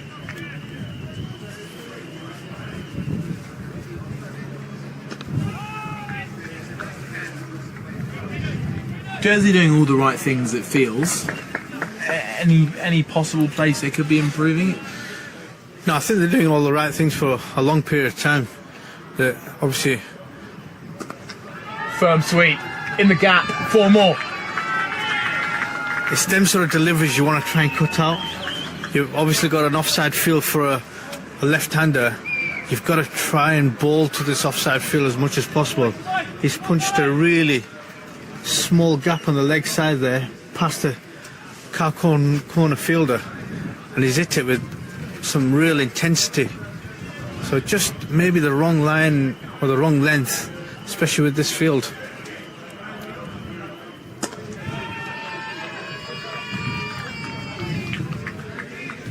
You're listening to Charlie Harden and former Kuwait head coach Kassim Ali on a breezy day here at Grainville in Jersey. Second one-dayer where Nepal won the first one by 81 runs. It's a bit of spin, brings about leg buys. If this goes for 4, which it doesn't, good stop from Charles Bouchard. A few heads would have started to have dropped, but Jersey continuing to stay positive. That ends the over. It's 170 for 2. And with 21 overs to go, Nepal are well in control of this game. But they just need wickets here, Jersey. Behind every victory, there's a story the world never sees. The pain, the passion, the purpose. At Stike Sports, we go beyond the game to bring you the heart of the athlete. Come, be part of the journey. Watch the biographies rise to glory. Only on Stike Sports. So that's what the worm would be showing. I just think if there's one difference between the two sides that I see, it'll be how they've played spin. Yeah, and often one of the biggest challenges in associate cricket is having a game plan against spin. Having worked with many different associates now, is a lot of players don't actually have an understanding of how to play spin, and the ones who do are the ones who excel. You heard Asa just talk about your footwork against spin, which is really important, your shot selection, your decision making, but also having some creativity in there. And if you look at the contrast difference between the Nepalese batters who've played some innovation, who've played some sweeps, they've got out around the corner, they've got some boundary options available to them, who've played the paddles, conventional sweeps, in contrast difference to the Jersey guys who, like you said, a very English style of cricket, try and play inside the V as often as possible. That's what it looked like. There were not many, and if there were, they both went to the boundaries, so there were very limited sort of boundary options there. So yeah, you're right, playing against spin at associate level is very key. We see a lot of fast bowlers come down, we see a lot of pace come down, but it's how you can play the slower deliveries, how you can play especially the left arm spinners. They seem to be the ones that seem to be struggling with everyone. You're absolutely right, they've been so effective with that paddle, as you saw in the last over, that sweep shot. Smashed away to the rope. 2-4 from Blompi. Finds an easy single for Pandey. At this point in the game where it might be quite positive for Jersey to put a catcher in somewhere, just put a position to make the batter think a little bit differently. Start bowling to a specific plan. And it just seems a little bit too easy for the Nepalese batters at the minute, just to keep the scoreboard ticking along, keep working the deep fielders. Almost should make it a little bit more challenging for Nepal to score their runs, make them hit over the top.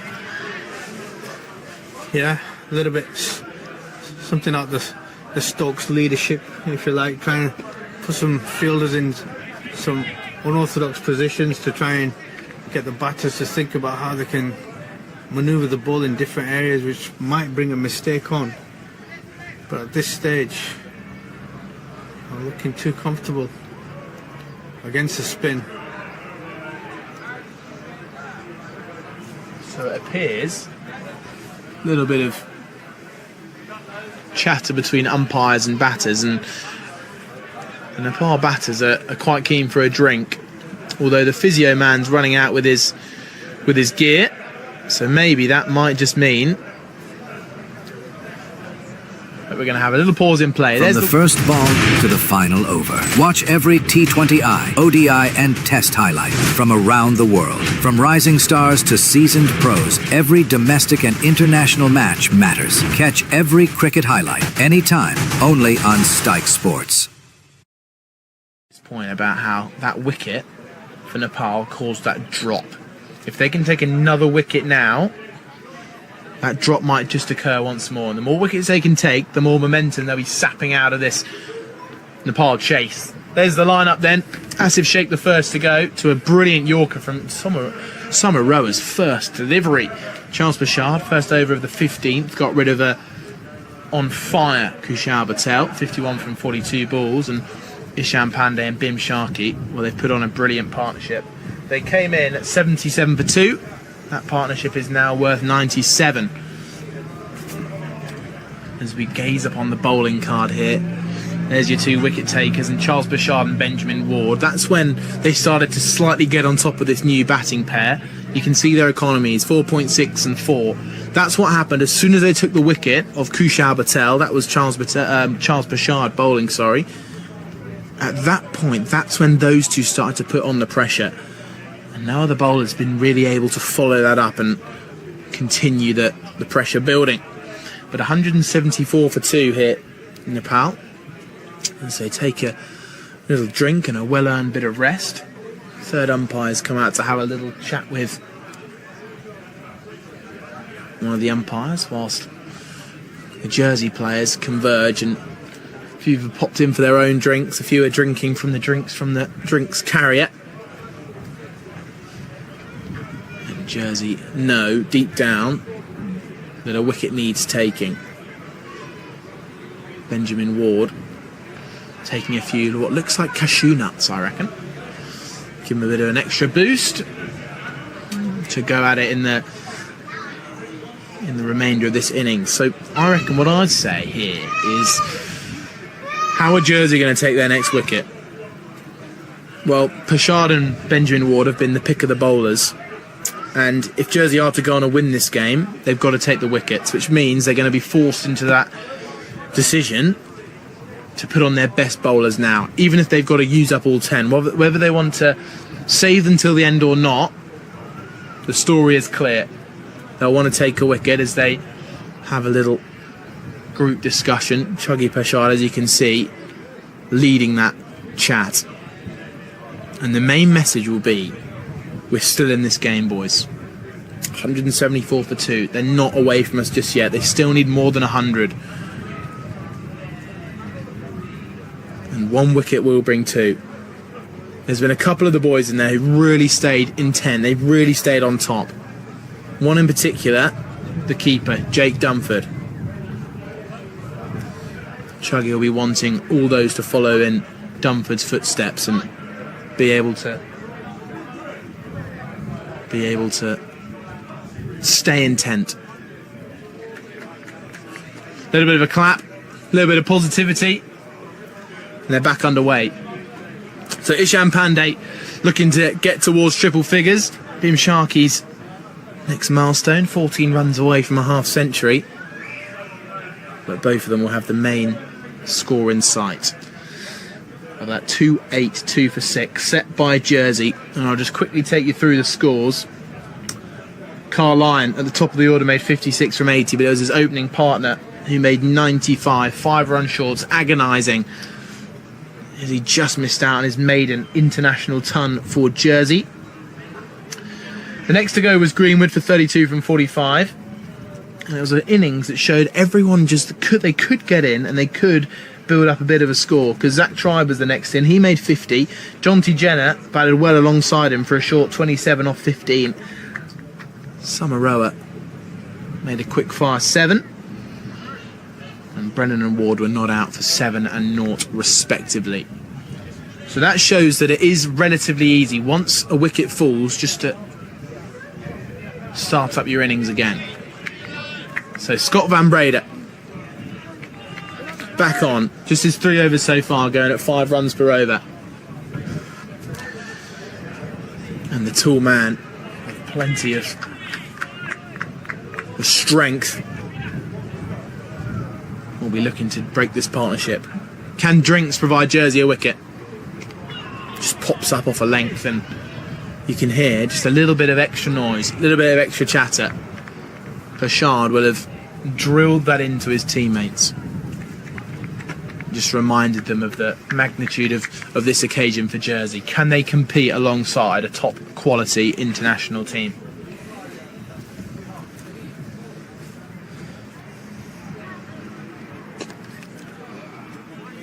To get through to a quick single. So normal service resumes for Nepal. Two batters finding their form. Vim Sharkey had a battling 39 on Monday. He's approaching that mark again.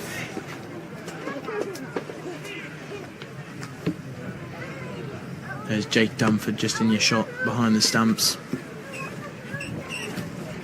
who's been running all over the place. Hasn't let a ball inside the circle leave his mitts.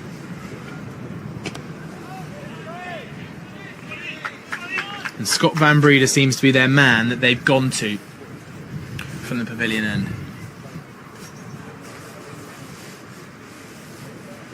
He's their man to take a wicket.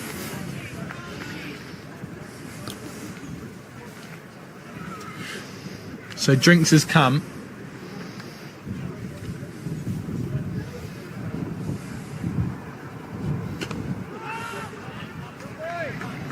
And Nepal know the road is simple. They don't need to search for boundaries. They're ahead of the rate. They can just keep ticking along. And it's up to Jersey to search for that wicket now. Yeah, they have to make something happen here. They are doing the right things. They are putting the ball in the right places. Force a human error from somewhere. But the Nepalese batters seem to be doing also the right things as well by just ticking the scoreboard over, finding the little gaps inside the ring and punishing the bad balls to the boundary. What they're doing well is that they're almost trying to make it boring here for Jersey, aren't they? They're trying to just bat long. They know they don't have to search for anything at the minute, but Jersey are doing everything absolutely possible to try and unsettle, try and make that breakthrough. That ends the over. 76 for 2. With 18 overs to go. 107 from 108 is the story. Just under one a ball. Nepal will be feeling confident that they can tick this off. If they...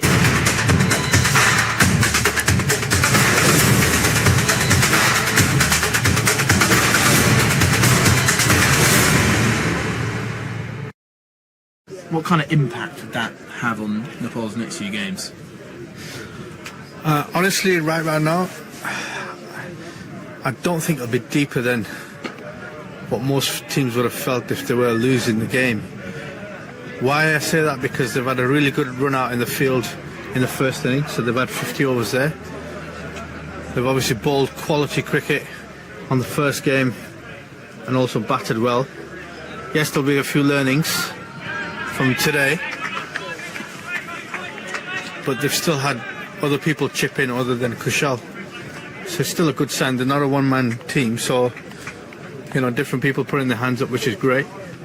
Yes, they'll be disappointed with the overall result, but I guess in the grand scheme of things, the competition is probably more important than the overall result. I just want to just build on that. And there's a brilliant diving stop just a moment ago, I think, from Zach Tribe. And the noise that then brought from the Jersey fielders. As down the track comes Pandey. Thumped it over extra cover for a couple of bounce 4. And he moves to 83 now. This is a good knock from the man from Nepal. Yes, that diving shot from Zach Tribe brought about a bit of a roar from the Jersey fielders, and I was watching Pushar give a bit of a passionate speech at drinks, almost just bigging this up to be this is their moment now, almost to really bounce back against a top quality nation and follow in the footsteps of their keeper Jake Dunford, who's been running all over the place, and maintain that positivity for Jersey. Yeah, and you need a couple of what we call cheerleaders in the team. You need guys who are going to be constantly high energy, lots of noise in and around the circle. You need guys who are going to be, who've got a good vibe in the team and take people through. But a stop in the field or a diving catch or a single stop can make all the difference just by keeping people on strike, building some dot ball pressure. That's exactly what you want. You just don't want to give cheap boundaries away, which I think Jersey have done before the drinks break. What can Blompe do? Get back to the bowler. Almost jumped and hit the roof again there. One of those bump ball moments once more.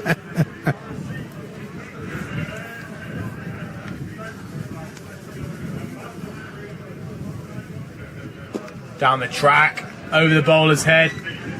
Long on's trying to get round, but Dan Birrell can't quite make it. Isham Pandey is trying to get this done in quick time now. He moves to 87. Quality shot. This is what I'm talking about, using your feet to the spin, hitting down the ground, getting to the pitch of the ball to help negate the spin if there is any, and hitting.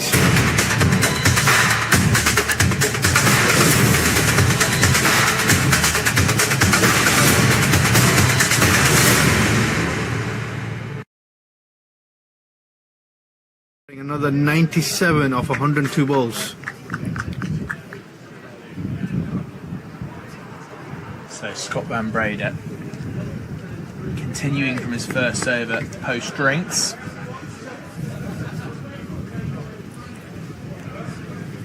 Lumbers in to dismiss Bimshaki. Flowing drive hits back to point. No run added.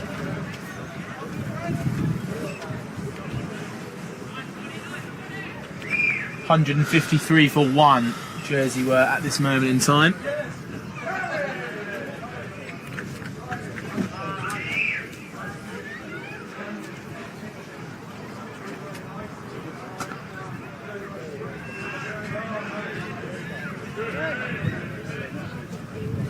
It doesn't really feel like they're going to make the breakthrough by building up dots. It feels like we're past that time. And in terms of where Jersey can possibly find this breakthrough, well, it feels like maybe an unforced error from a Nepalese batter. Yeah, for sure. This could be a chance. Greenwood under it. Taken on the rope. There's the unforced error. Bimshaki on 37 comes down the track to Scott Van Breda, tries to clear him over the bowler's head. And you've got to argue that the game situation at this point in time, was that needed? Well, Bimshaki was trying to get a boundary, try and speed up this run chase. And Jersey will know, in that huddle, they'll know that this game is back on. They've done what they needed to do. They've broken the partnership. And now Nepal at 186 for 3. It's going to make their job just a little bit more challenging. Yeah, and that's the forced error you're talking about. They're really good catch in the deep by Greenwood, very close to us. But I 100% agree with you. In the context of the game, absolutely bossing it. Bim Sharky 37 of 51 deliveries. Was that required? Did you need to give that wicket away? Not quite sure he did. Well, Van Breda with his first wicket of the series comes in his 5th over on the 17. And more importantly, halfway through the 34th over, Nepal's run chase takes a dent. And that wicket brings about the main man, Dipendra Singh Array, their top scorer in the ICC T20 World Cup from February. Yeah, he was their main batter in that tournament. And this is a chance for him to get a little bit of time at the crease. Yeah, he wouldn't have batted much. He's obviously didn't bat on Monday. It'll be interesting to see how he gets on. But he's a quality batter. He's really busy at the crease. He's got power. He's got finesse. He's also got a bit of creativity in him as well. And he's an experienced franchise player coming back into 18 overs left of the game. This will be right up his street. Well, Jersey will want to go bang bang. That one pops up. Here's something brewing now for Jersey. You can feel it in the air. More encouragement. Jersey will be seeing this as a free hit now, right? I think they'll be looking at possible opportunities to put pressure on the new batter. He gets off the mark in classy style just by running it down to third man. A good ball earns him a run. Well, this is the kind of over that Jersey needed. Plenty of dots, a wicket, a stall in the progression of this game for Nepal. Just means a new batter, however talented, has got to start again.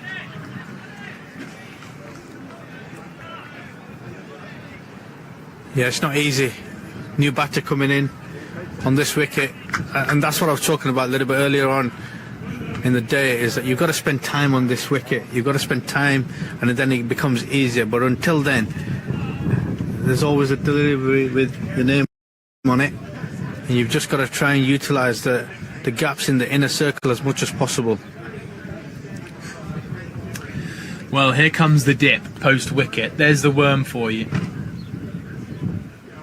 And I wouldn't be surprised if those lines start to converge again as the new batter DS Array begins to settle into his innings.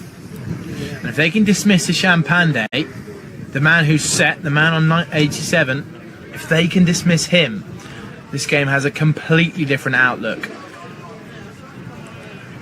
96 from 96. Jersey definitely need a couple more wickets. In pretty quick time. And here's the man to do it, Charles Bouchard. Yeah, good change up for me.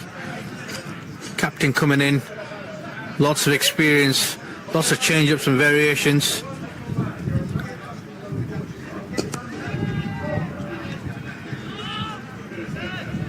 That's what we'll try and do. We'll try and vary his speeds, use his skill. We likened him to Benny Howe yesterday, and that's a really good comparison for me.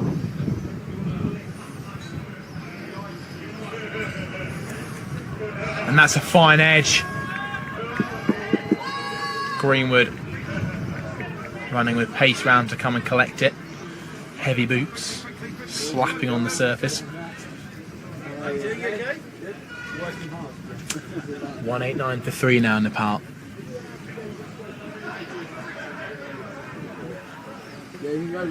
As this game holds now a little bit more tension.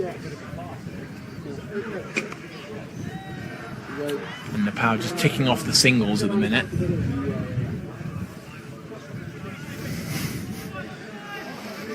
And as we've just heard, a very, very small rumble.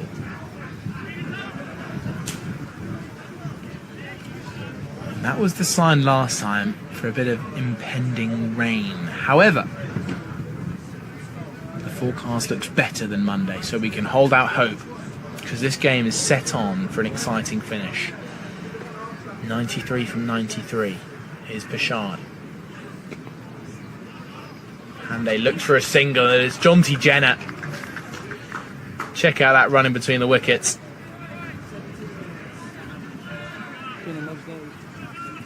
They couldn't go anywhere because they knew the man they were hitting.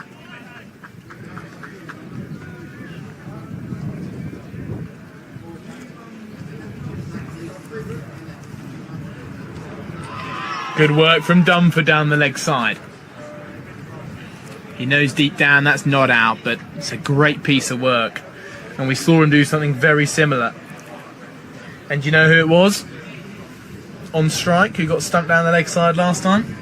Ishan, maybe? Ishan Pandey it was. So the man who was on strike on 87 was dismissed to a stumping in very, very similar style just on Monday.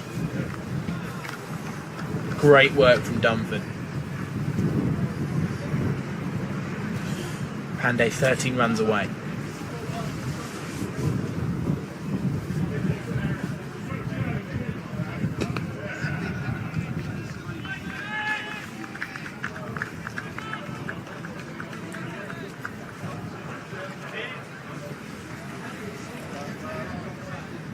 They're trying to get all their wicket-taking bowlers on now, Jersey. Push hard from that end, Van Breda from this end. Who's maybe the next option for Jersey to go to take a wicket? Julius. I'd love to see maybe Julius coming back on. Asa Tribe was talking about Samaroa and good fashion, the extra bounce, the extra pace.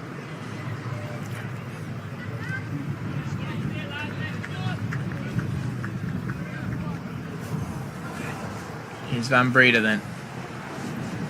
Halfway through his 10. Push off the back foot. It's Jonty Jenner though. Another chance. And it's clashed into the legs of Array, who apologises.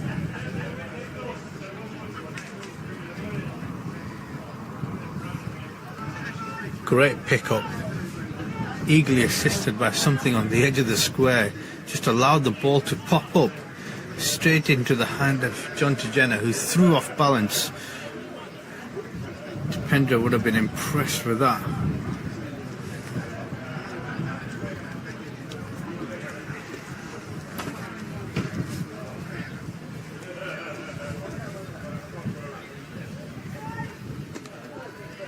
Turned towards short fine. Potential for a 2. Missed the bat of Ishan Pandey. I'm going to choose to ignore the very light drizzle on the top of the marquee. Very, very light, everybody. Don't get worried. It's okay. Heavy breeze across the ground maintained. I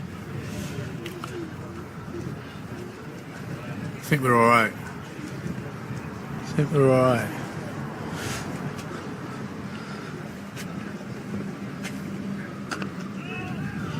Solid punch from Array. Well, 9-3 for 3 in Nepal. And I would just quite like to see another worm after the end of this over. Just because I reckon that wicket might have caused a slight dip.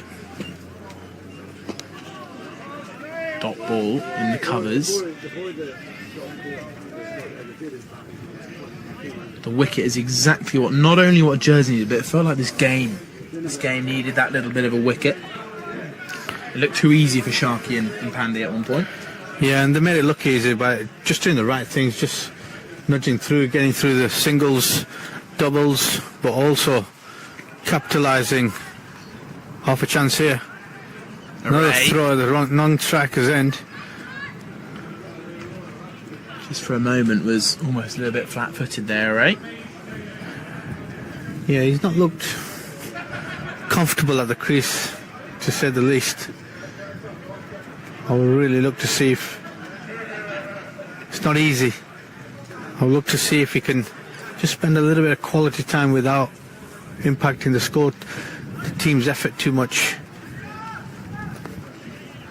This is run down towards third man. Potential 2. Pandey wants to stick to 1.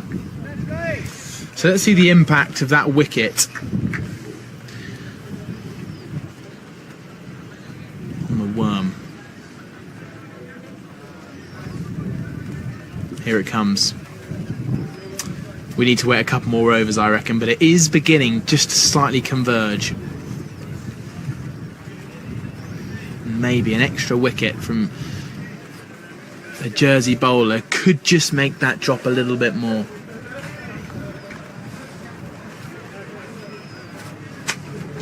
And Pershad is their man.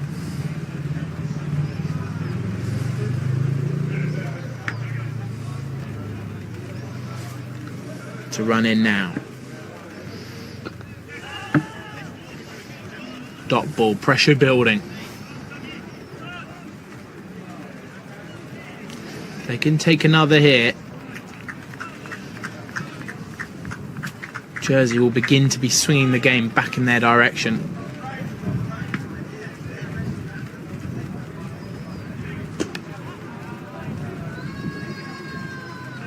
The reaction from Pershad, a few slaps on the ground. He knew how important it would have been just to build up an extra dot.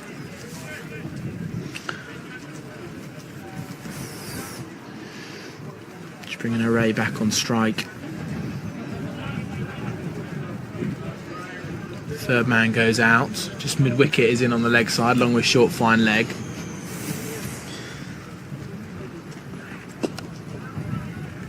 Hits the mid-wicket fielder. They do get through to a quick single.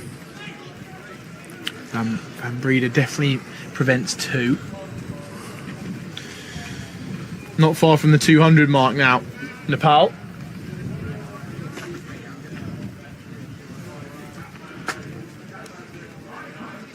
Top edge. Here's a chance.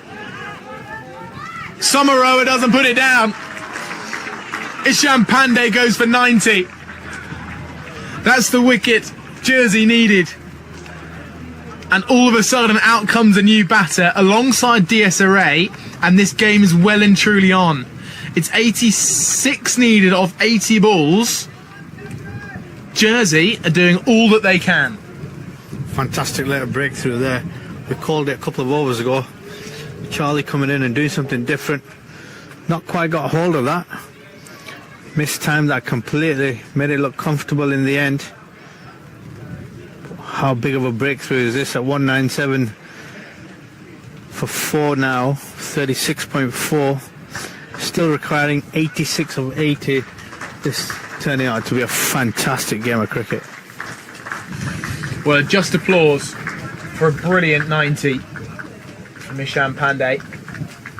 He removes his gloves and receives his applause from his teammates, who'd have loved to have got to triple figures, taken Nepal over the line. But that's not the story, and it's up now to the Nepal middle order, the finishers. Arif Sheikh, he's done it well with the ball, but can he do it with the bat? Made 11 on Monday. And DS Array now will be looking for someone just to stay with until the end. 13.2 overs to go.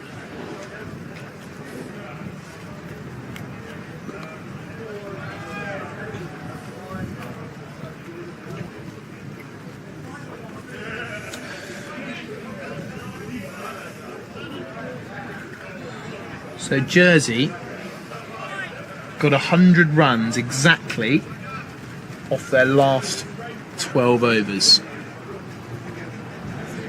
And Nepal have got 13 to get 85. The difference is, though, now that they had set batters at the time, Jersey. They had Tribe going well. They also had Googe on 95 or so. So they had batters set. That's the difference.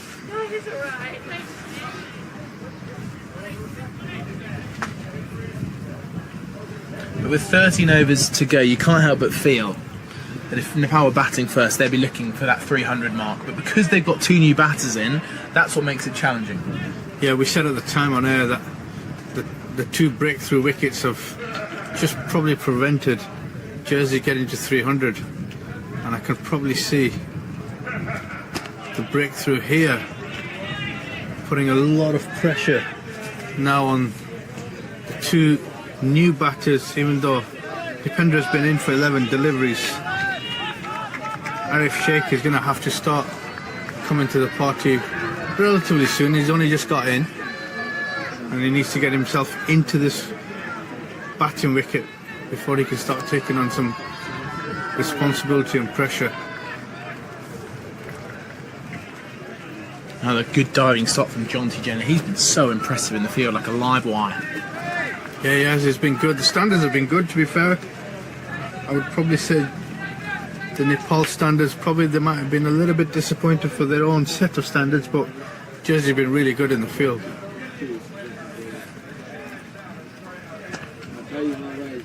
Carved straight to that man again. Jonty Jenner in the action.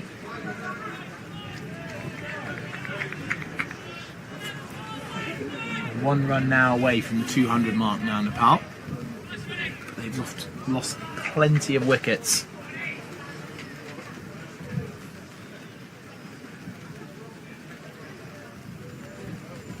Good diving stop from Samaroa. Hesitation as well. The noise in the field tells you what that kind of moment means. How many extra singles can they cut off? How many boundaries can they prevent, Jersey? And that lot, the Nepal fans, have a few nerves knocking around. Another one picks up off a length. I think you're right. After Van Breeder's done with his spell, it's time for a bit of Julius Samaroa to add that height. Do you think height can over-accentuate a bit of variable bounce in a pitch, or is it very minimal? Depends how good the pitch is, I reckon. I mean, you look at some of the quality fast bowlers, got good height, got good bounce, equally supported by the pitch, and they're not actually breaking the back to get the bounce up. And you go on other decks where you've got shorter guys who, because of the surface and the injustice in the surface, that there's balls pitching it and bouncing all over the place. So yeah, it depends on the surface as well, but I think they've been quality so far.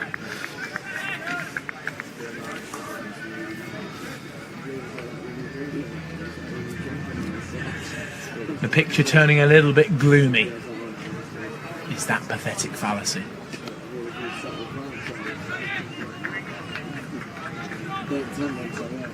I think a question for me would probably be how much of this sort of slight rain that's been coming down persistently now for what, 5-10 minutes? How much has that had an effect on the delivery that Ishan Kishan went on to pull? Because he's played a few solid pulls all day long. How much has that gone into sort of skid onto him? Be interesting to see what other impact the rest of until they stay out there and the rain keeps coming down, how much more impact there's going to be on that pitch and how best Jersey can utilise it. That one slides off the outside half towards deep point. It's a really interesting point you raise there, Kaz. And do you think that suits? We talked about Samaroa. Is it a time for pace to close out the 10, or a bit of pace off? Goes from Ben Ward still to come. This is a chance. Samaroa. Is that gone? He is. Another massive wicket for Jersey. And it's Arab Sheikh who has to. And there's passion in that celebration. Look at that team get together to tight unit. And they've taken the 5th wicket of Nepal. And they're 200 for 5. Arab Sheikh's got to go, and DS Array needs a partner to stick with. Yeah, fantastic bit of fielding. Array's just hit the ball and set off, selling his partner short. Fantastic bit of fielding there from Julius at extra cover region. Gone straight into the keeper's hand. Made it really easy work. Another great tip to the youngsters who are listening out there. From Soaps the throw has got to be accurate. So, Lux Body Wash gives up to 12 hours lasting fragrance. And on moments like that, it makes a lot of difference. Julius at extra cover region. Gone straight into the keeper's hand. Moments there. Made it really easy work. that Another change a great game. tip to the youngsters who are listening out there: the throw has got to be accurate. It's got to be 200 for 5 now. Wickets continue to tumble, just like they did on Monday. Now Jersey the side on top. 83 off 68. That's a very different picture. Certainly is, and again, something we were talking about is pressure will bring wickets. Dot balls will bring pressure. Good ball in good areas, a good plan will bring dot balls. So it all works together.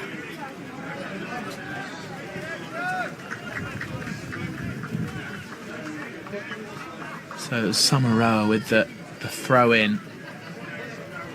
And it was a brilliant throw, which meant that Dumford didn't have to take the ball from too far back to the stumps. And Jersey will feel something brewing here now.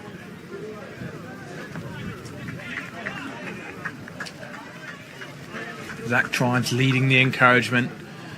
Daniel Birrell, bit of a leader in this side. Also detecting that this is a moment Jersey can grab hold of.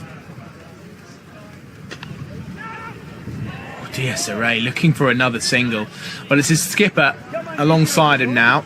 Rohit Patel.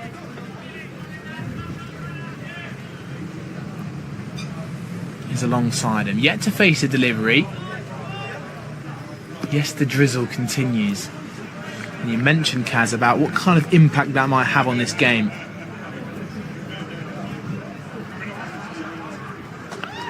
Cracking cut shot, but he's found the deep man.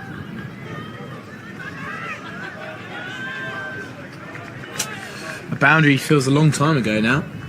It does, you're right. Maybe that's credit to the way they've bowled post drinks. Absolutely, absolutely, and the dynamic element in the bowling and the batting. But when you're in the field and you can add to the quality of the bowling that's coming down, the pressure is there.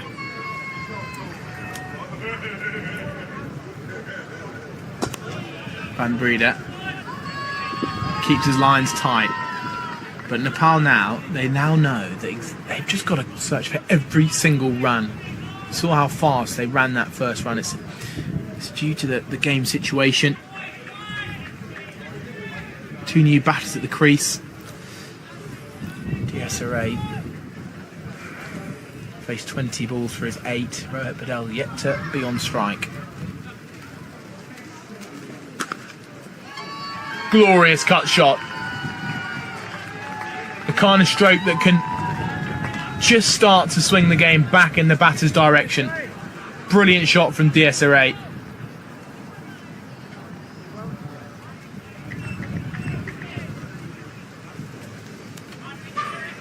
Just when you were talking about boundaries, we've seen one crash into the boundary rope there. What a fantastic cricket shot. Back foot cut shot. Fantastic. Big swing, chance for a stumping. Very, very good work behind the sticks from Dumford. They really can't. They don't have any leeway at all, these Nepalese batters, because of the skill behind the stumps. Yeah, he's a big advantage having the keeper standing up. Dumford, he's done really well. Been impressed.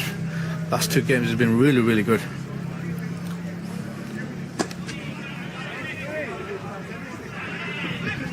Oh no, this is not going to help Jersey. A piece of fielding from Birrell's been spilled, and because Zach Try was so on it to go and back up his teammate, the spill has actually pushed it back to where Zach Try was coming from. Coming from that mid-on area. And a little single. Again, just adds to the tension. Right, 10 overs to go. 76 needed. This game lies in the balance. And I think what's really important now is that wickets column. 5 wickets down. Nepal not in the position that they were. They were cruising at one stage. 186 for 2 they were.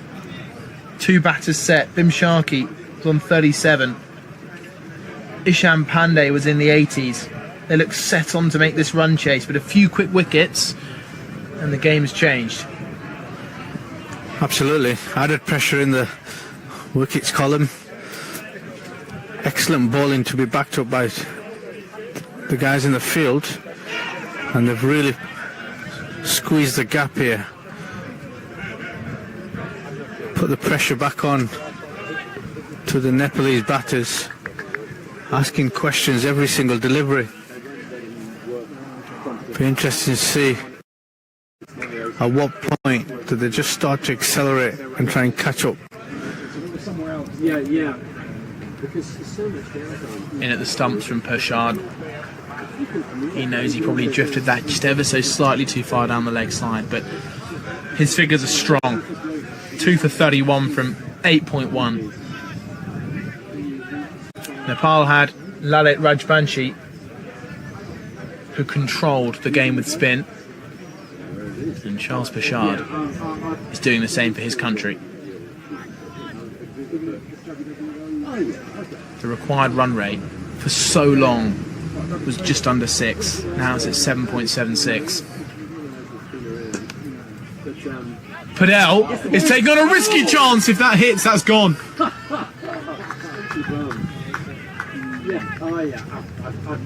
This game, over the last 30-40 minutes, has had a complete switch around.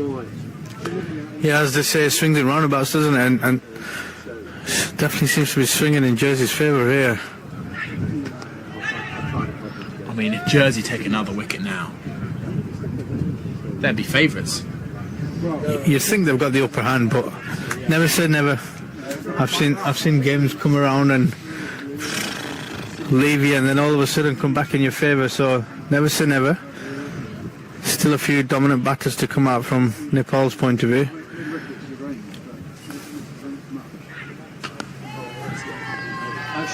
Blompi had a bit of tricky work to do out there. It was going towards him, but it was bobbling at pace.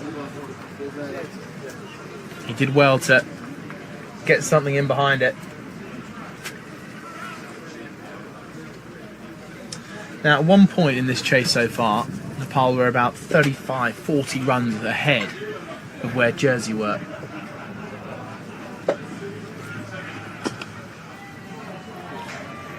And after Pershad puts in a very good effort, they're now just 10 runs ahead of where Jersey were.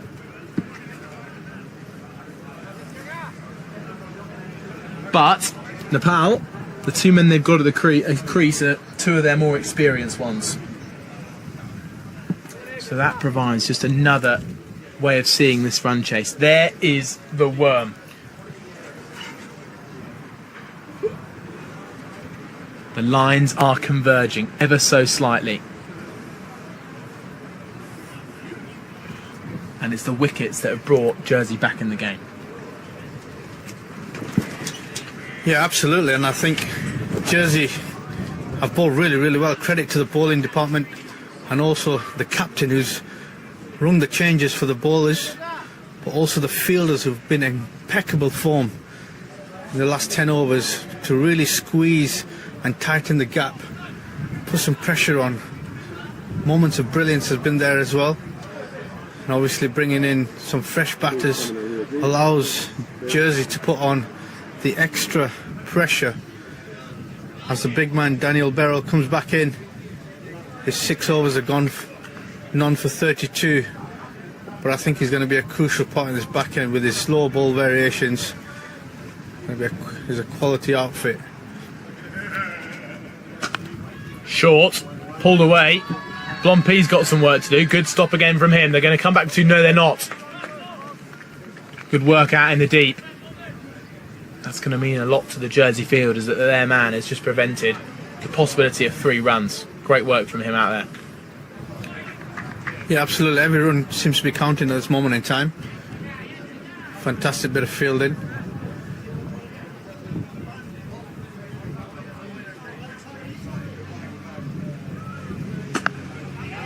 Short armed pull. They're going to push for 2 here, and they're going to get it. Blompi out in the deep.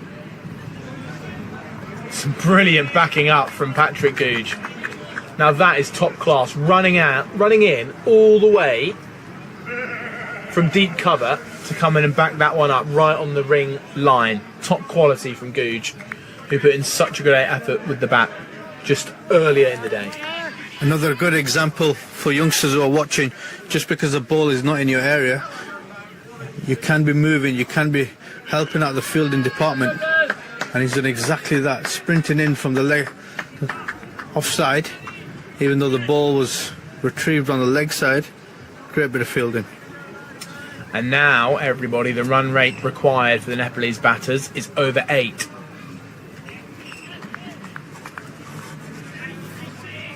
It's ever so slightly getting harder for Nepal with every ball. Chamorro is picked out by Desiree.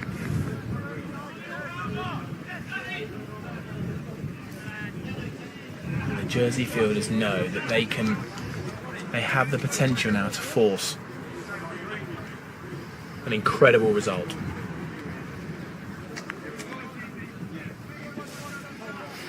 Two balls left for Birrell.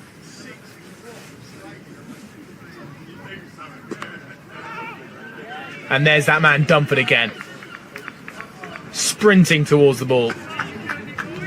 Just doesn't stop that guy. He's been absolutely terrific. I reckon he should just do the MS Dhoni and keep with just one glove on. It's always coming off.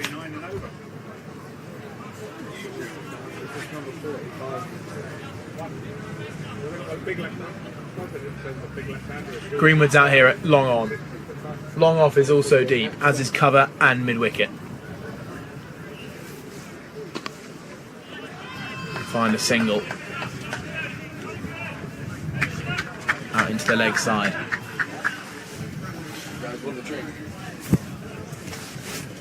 So Birrell, his over goes for 4. Now the required run rate at 8.5. There it is. I wonder if next over that worm might have dropped beneath the Jersey one. 215 for 5. At this point, Jersey just 3 down.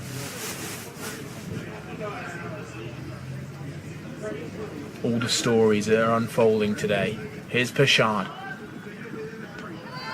Clipped away. Just with the pull shot on the bottom edge. Bit more support from the crowd.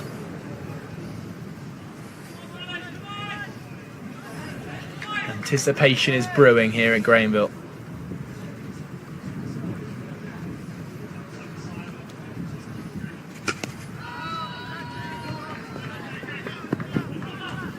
Blompe cuts off the boundary.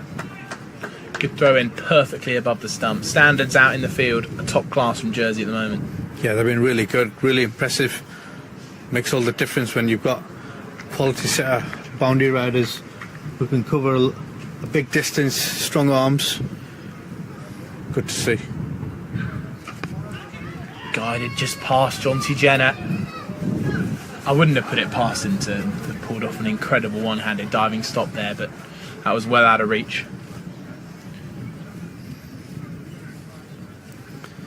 Yeah, they've been good. The question is, 64 runs required is the equation now of 45 balls, with the run rate creeping up to 8.53. Can they get that up to 10s? Just beating the bat. Charles Pershad is on a mission for his 3rd. This is his last over. This feels like a big over in the run chase. Yeah, and another little wicket here for Jersey could really put the pressure on. Asking a lot of questions from the remaining batters that are coming in.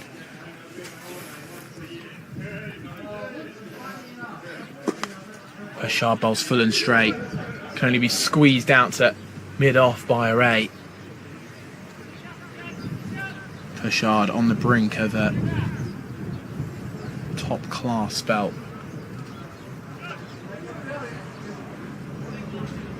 This game is crescendoing. to a brilliant finish. Down the leg side, that's not far from the stumps. It's going to be wide though. Good effort from Dunford to block that off. 4 wides would have been a hammer blow. Be interesting to see the replay there, because the batter was just falling over at the point of the take. Be interesting to see whether that was just a little bit of a missed opportunity. But overall, stopped 4 runs down leg side.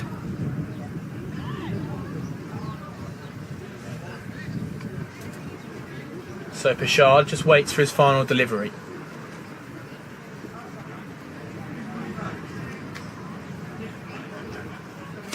Big swing out towards cover though. Will just be a single. That ends the over. 2-2-3 for 5. Yeah, fantastic spell there from Charles Pichard there, going for 42 off his 10 overs. 2-2-3 for 5 or 43. Required rate now is 60 off 42 balls. Run rate creeping up now. Moved from 8.3, 8.53 to 8.57, as we have a little bit of a bowling change again. Scotty Van Breda is coming on from the pavilion end, as we have a change of bats from Dipendra.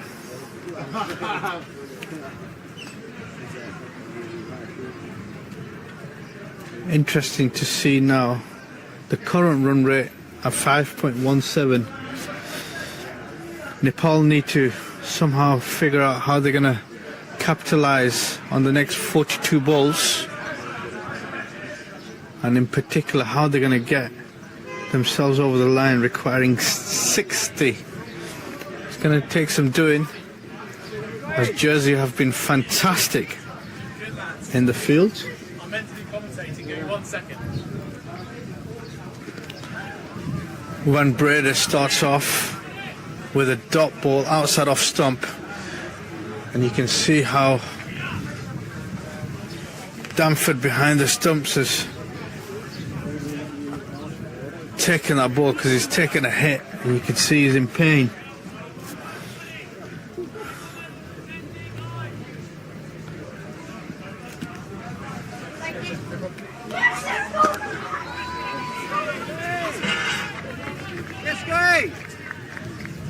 Well, 60 or 40 balls then. Kaz, 2-2-3 for 5 Nepal. The game is perfectly in the balance. Certainly is. 2 balls gone in this over, so 60 of 38 balls. It's got some doing though. Nepal have to find a way how they're going to get some boundaries here. Can't just rely on singles, so the pressure is on. At some point these two are going to have to go, and they can't leave it down to the last 4 overs. Well, that required run rate now above 9. And as you say, for so long they were in a position where they could keep ticking along. But now, big shots are going to be needed at some point soon. Perfectly manoeuvred down towards third man. Very nearly beat the man, but here comes a chance. If that throw was on target, it would have been a little bit closer, of course. Rohit Padel, though, running with good intensity. Yeah, these two are quick between the crease, so I don't think Dipendra is going to be struggling. He is very quick between the crease. If anything, Rohit needs to call that through, and he has done. 2 good runs added to the total. 2-2-6 for 5 now of 43.4. 2 balls remaining this over.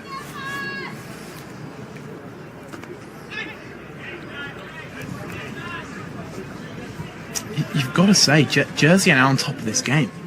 It's almost Jersey's to lose. It's just the experience that this batting pair have. Yeah, absolutely. And what they've done really well is cut out the 4 ball option. They've squeezed the dot balls And there's been a lot of them now in the last 10 overs. Really taken pace off, which is something I've been saying all day. As we just speak about being really good in the field, unfortunately, there's been a small error from Zach Tribe, I think it is.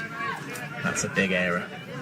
Yeah, at this stage of the game, you don't want another boundary being leaked, which means there's 53 of 37 required. A gift there at deep mid-off from Zach Tribe. Well, look at the uptick. That 1-4, I reckon, has kept Nepal just ahead of Jersey here. But imagine if you see those last 3 wickets, it just stalled Jersey at the very end. It was also a testament to how well Nepal bowled. So that gives Jersey hope. If they can bowl as well at the death, as Nepal bowled, then they'll be well within a chance of winning this game. 6 overs to go, Kaz. 53 needed.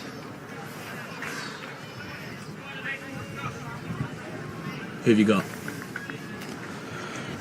Tough call at this stage of the game, really tough call. I'd love to say Nepal with these 2 batters. I think it's Jersey's to lose.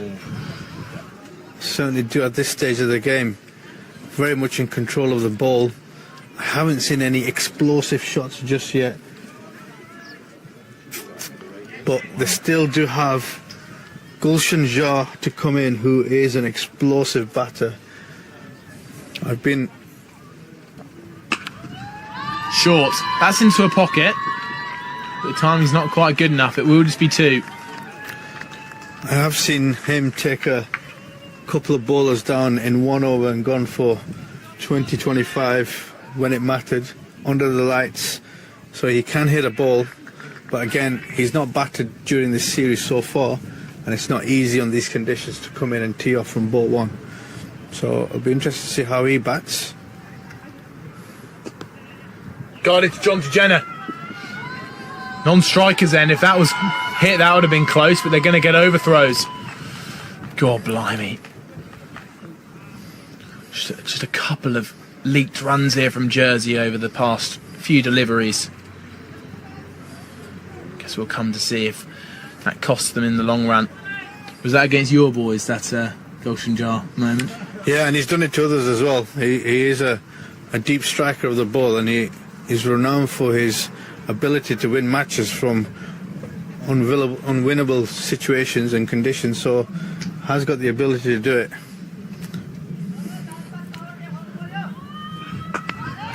Hold. And a great stop. Zach Tribe making up for his mistake last over with a sliding block of a fast moving ball off the bat of DSR8. Just 2 runs. This game is slowly having everything. Already in this over, you can see the intensity has increased. 6 coming off the first 3 balls, dealing in 2 so far. Slower ball, well bowled. Slower Yorker. Daniel Birrell has been so good at that today. And now, I reckon they'll probably be looking to bowl him out, don't you think? Just get a couple of wickets, so really slow the game down and get that run rate back up to 9.5, 10. If you can get it pushed up to 11, 12, even better. Getting into double figures is not easy from here onwards, especially with a few new batters in. Just back of a length, and Rohit Patel hits it out into the leg side. They're going to come back for 2. It's going to be close. A little bit of hesitation. I reckon that might just have been the wrong end there. Good diving stop from Samaroa. I think he's done something there. You can see him on the right side. Just took a bit of a bonk, I think. The ball's crashed into the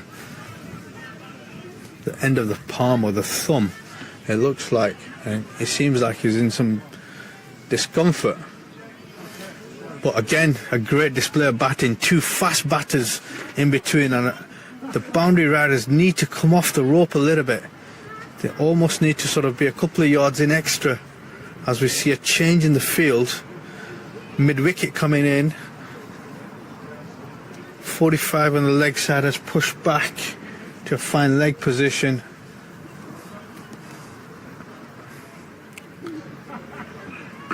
Pulled away. That's a strong shot. Again, Zach Tribe out there. This time preventing the second run. He's got his hands on his knees. And the last few overs have just taken it out of him a little bit.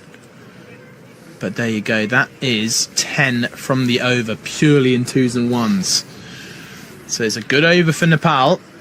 And he's still got boundaries to hit. But we did see Jersey found it very tricky to close out their innings with boundaries. And we're just about seeing that now with Nepal. Maybe it's just the fact that this pitch is deep into its second game in 3 days, and whether it's not quite coming onto the bat the same pace it did perhaps earlier on today, still a little bit too paced. It just looks like boundary scoring is challenging with the older white ball. Yeah, and these two have to see the game home. I think from a head coaching point of view, I'd be looking for these two to bring the game home, not put the responsibility on anybody else, because it's really difficult to go in there and expect to go at 8-9 and over, especially with the quality of the bowling that's coming on, the condition on the pitch. As we get into the evening, it's not easy. 40 runs required now of 30 balls. Van Breeder, his final over. Punch back to him.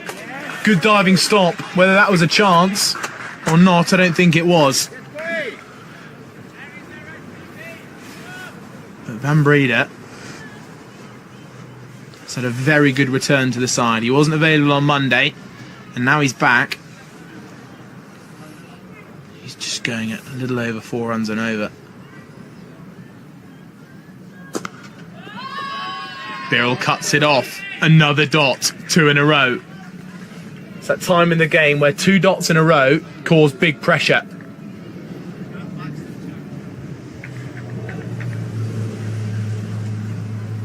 Tension in the air. Deep point, long on, long off, deep square leg. Fielder's walking in. Playing a miss, a 3rd dot in a row. The Nepal skipper will be feeling the pressure now. It's reminding me of when, late on Monday evening, Charles Burchard, the final batter for Jersey, faced out 5 dots in a row and was dismissed from the last. Boundary needed for Nepal. And there is one. Innovation. Removes any sign of pressure. Rohit Patel, with a perfectly executed ramp shot, moves Nepal to 244 for 5, and he moves to 20. Yeah, good bit of innovation there, especially as the options before that were drying up. He's not really getting hold of this. Hit it into 3 dot balls, but the 4th ball, great innovation. Let's see what he's got for the last 2 balls.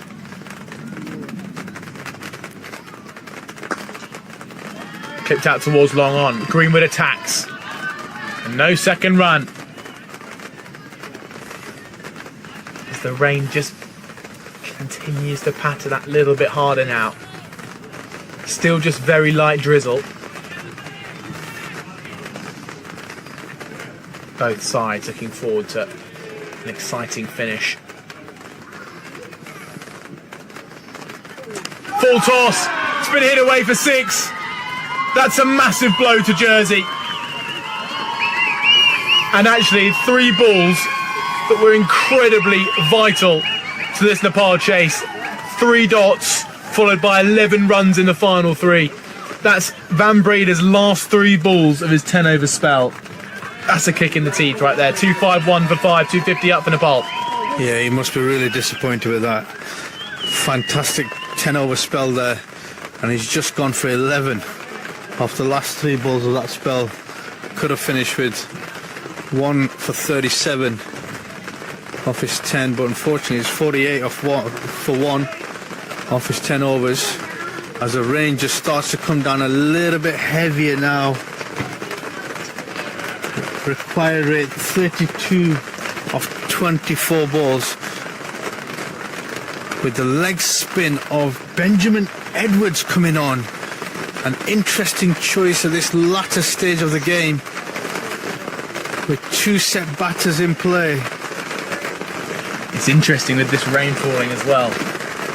A kind of bowler that requires grip. The umpires are having a discussion, and this would just be gutting. Because of the impending cloud, they've decided with 4 overs to go. All the umpires are holding firm. The tractors started whirring up and the covers have been requested. This could be the worst time I've ever seen on a cricket pitch. You can see the rain tumbling there. 2-5, 1 for 5. This game is set up for the most incredible finish, Kaz. Absolutely fantastic. 251 for 5, 4 overs to go. 2 set batters now out of the crease in Rohit Pudel, 21 off 18. Dipender Singh area, who's leading the charge, 34 off to 42 balls his face. And now we're getting to the crunch end of business with only 4 overs to go. The heavens have opened up. God has given us a single. Time for a little break.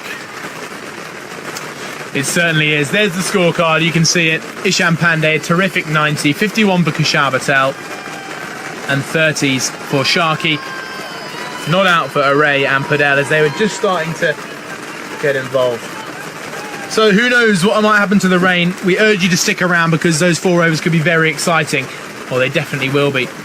But Nepal not too far away from the chase, and Jersey looking to end it very quickly. Hopefully we'll catch you again very, very soon.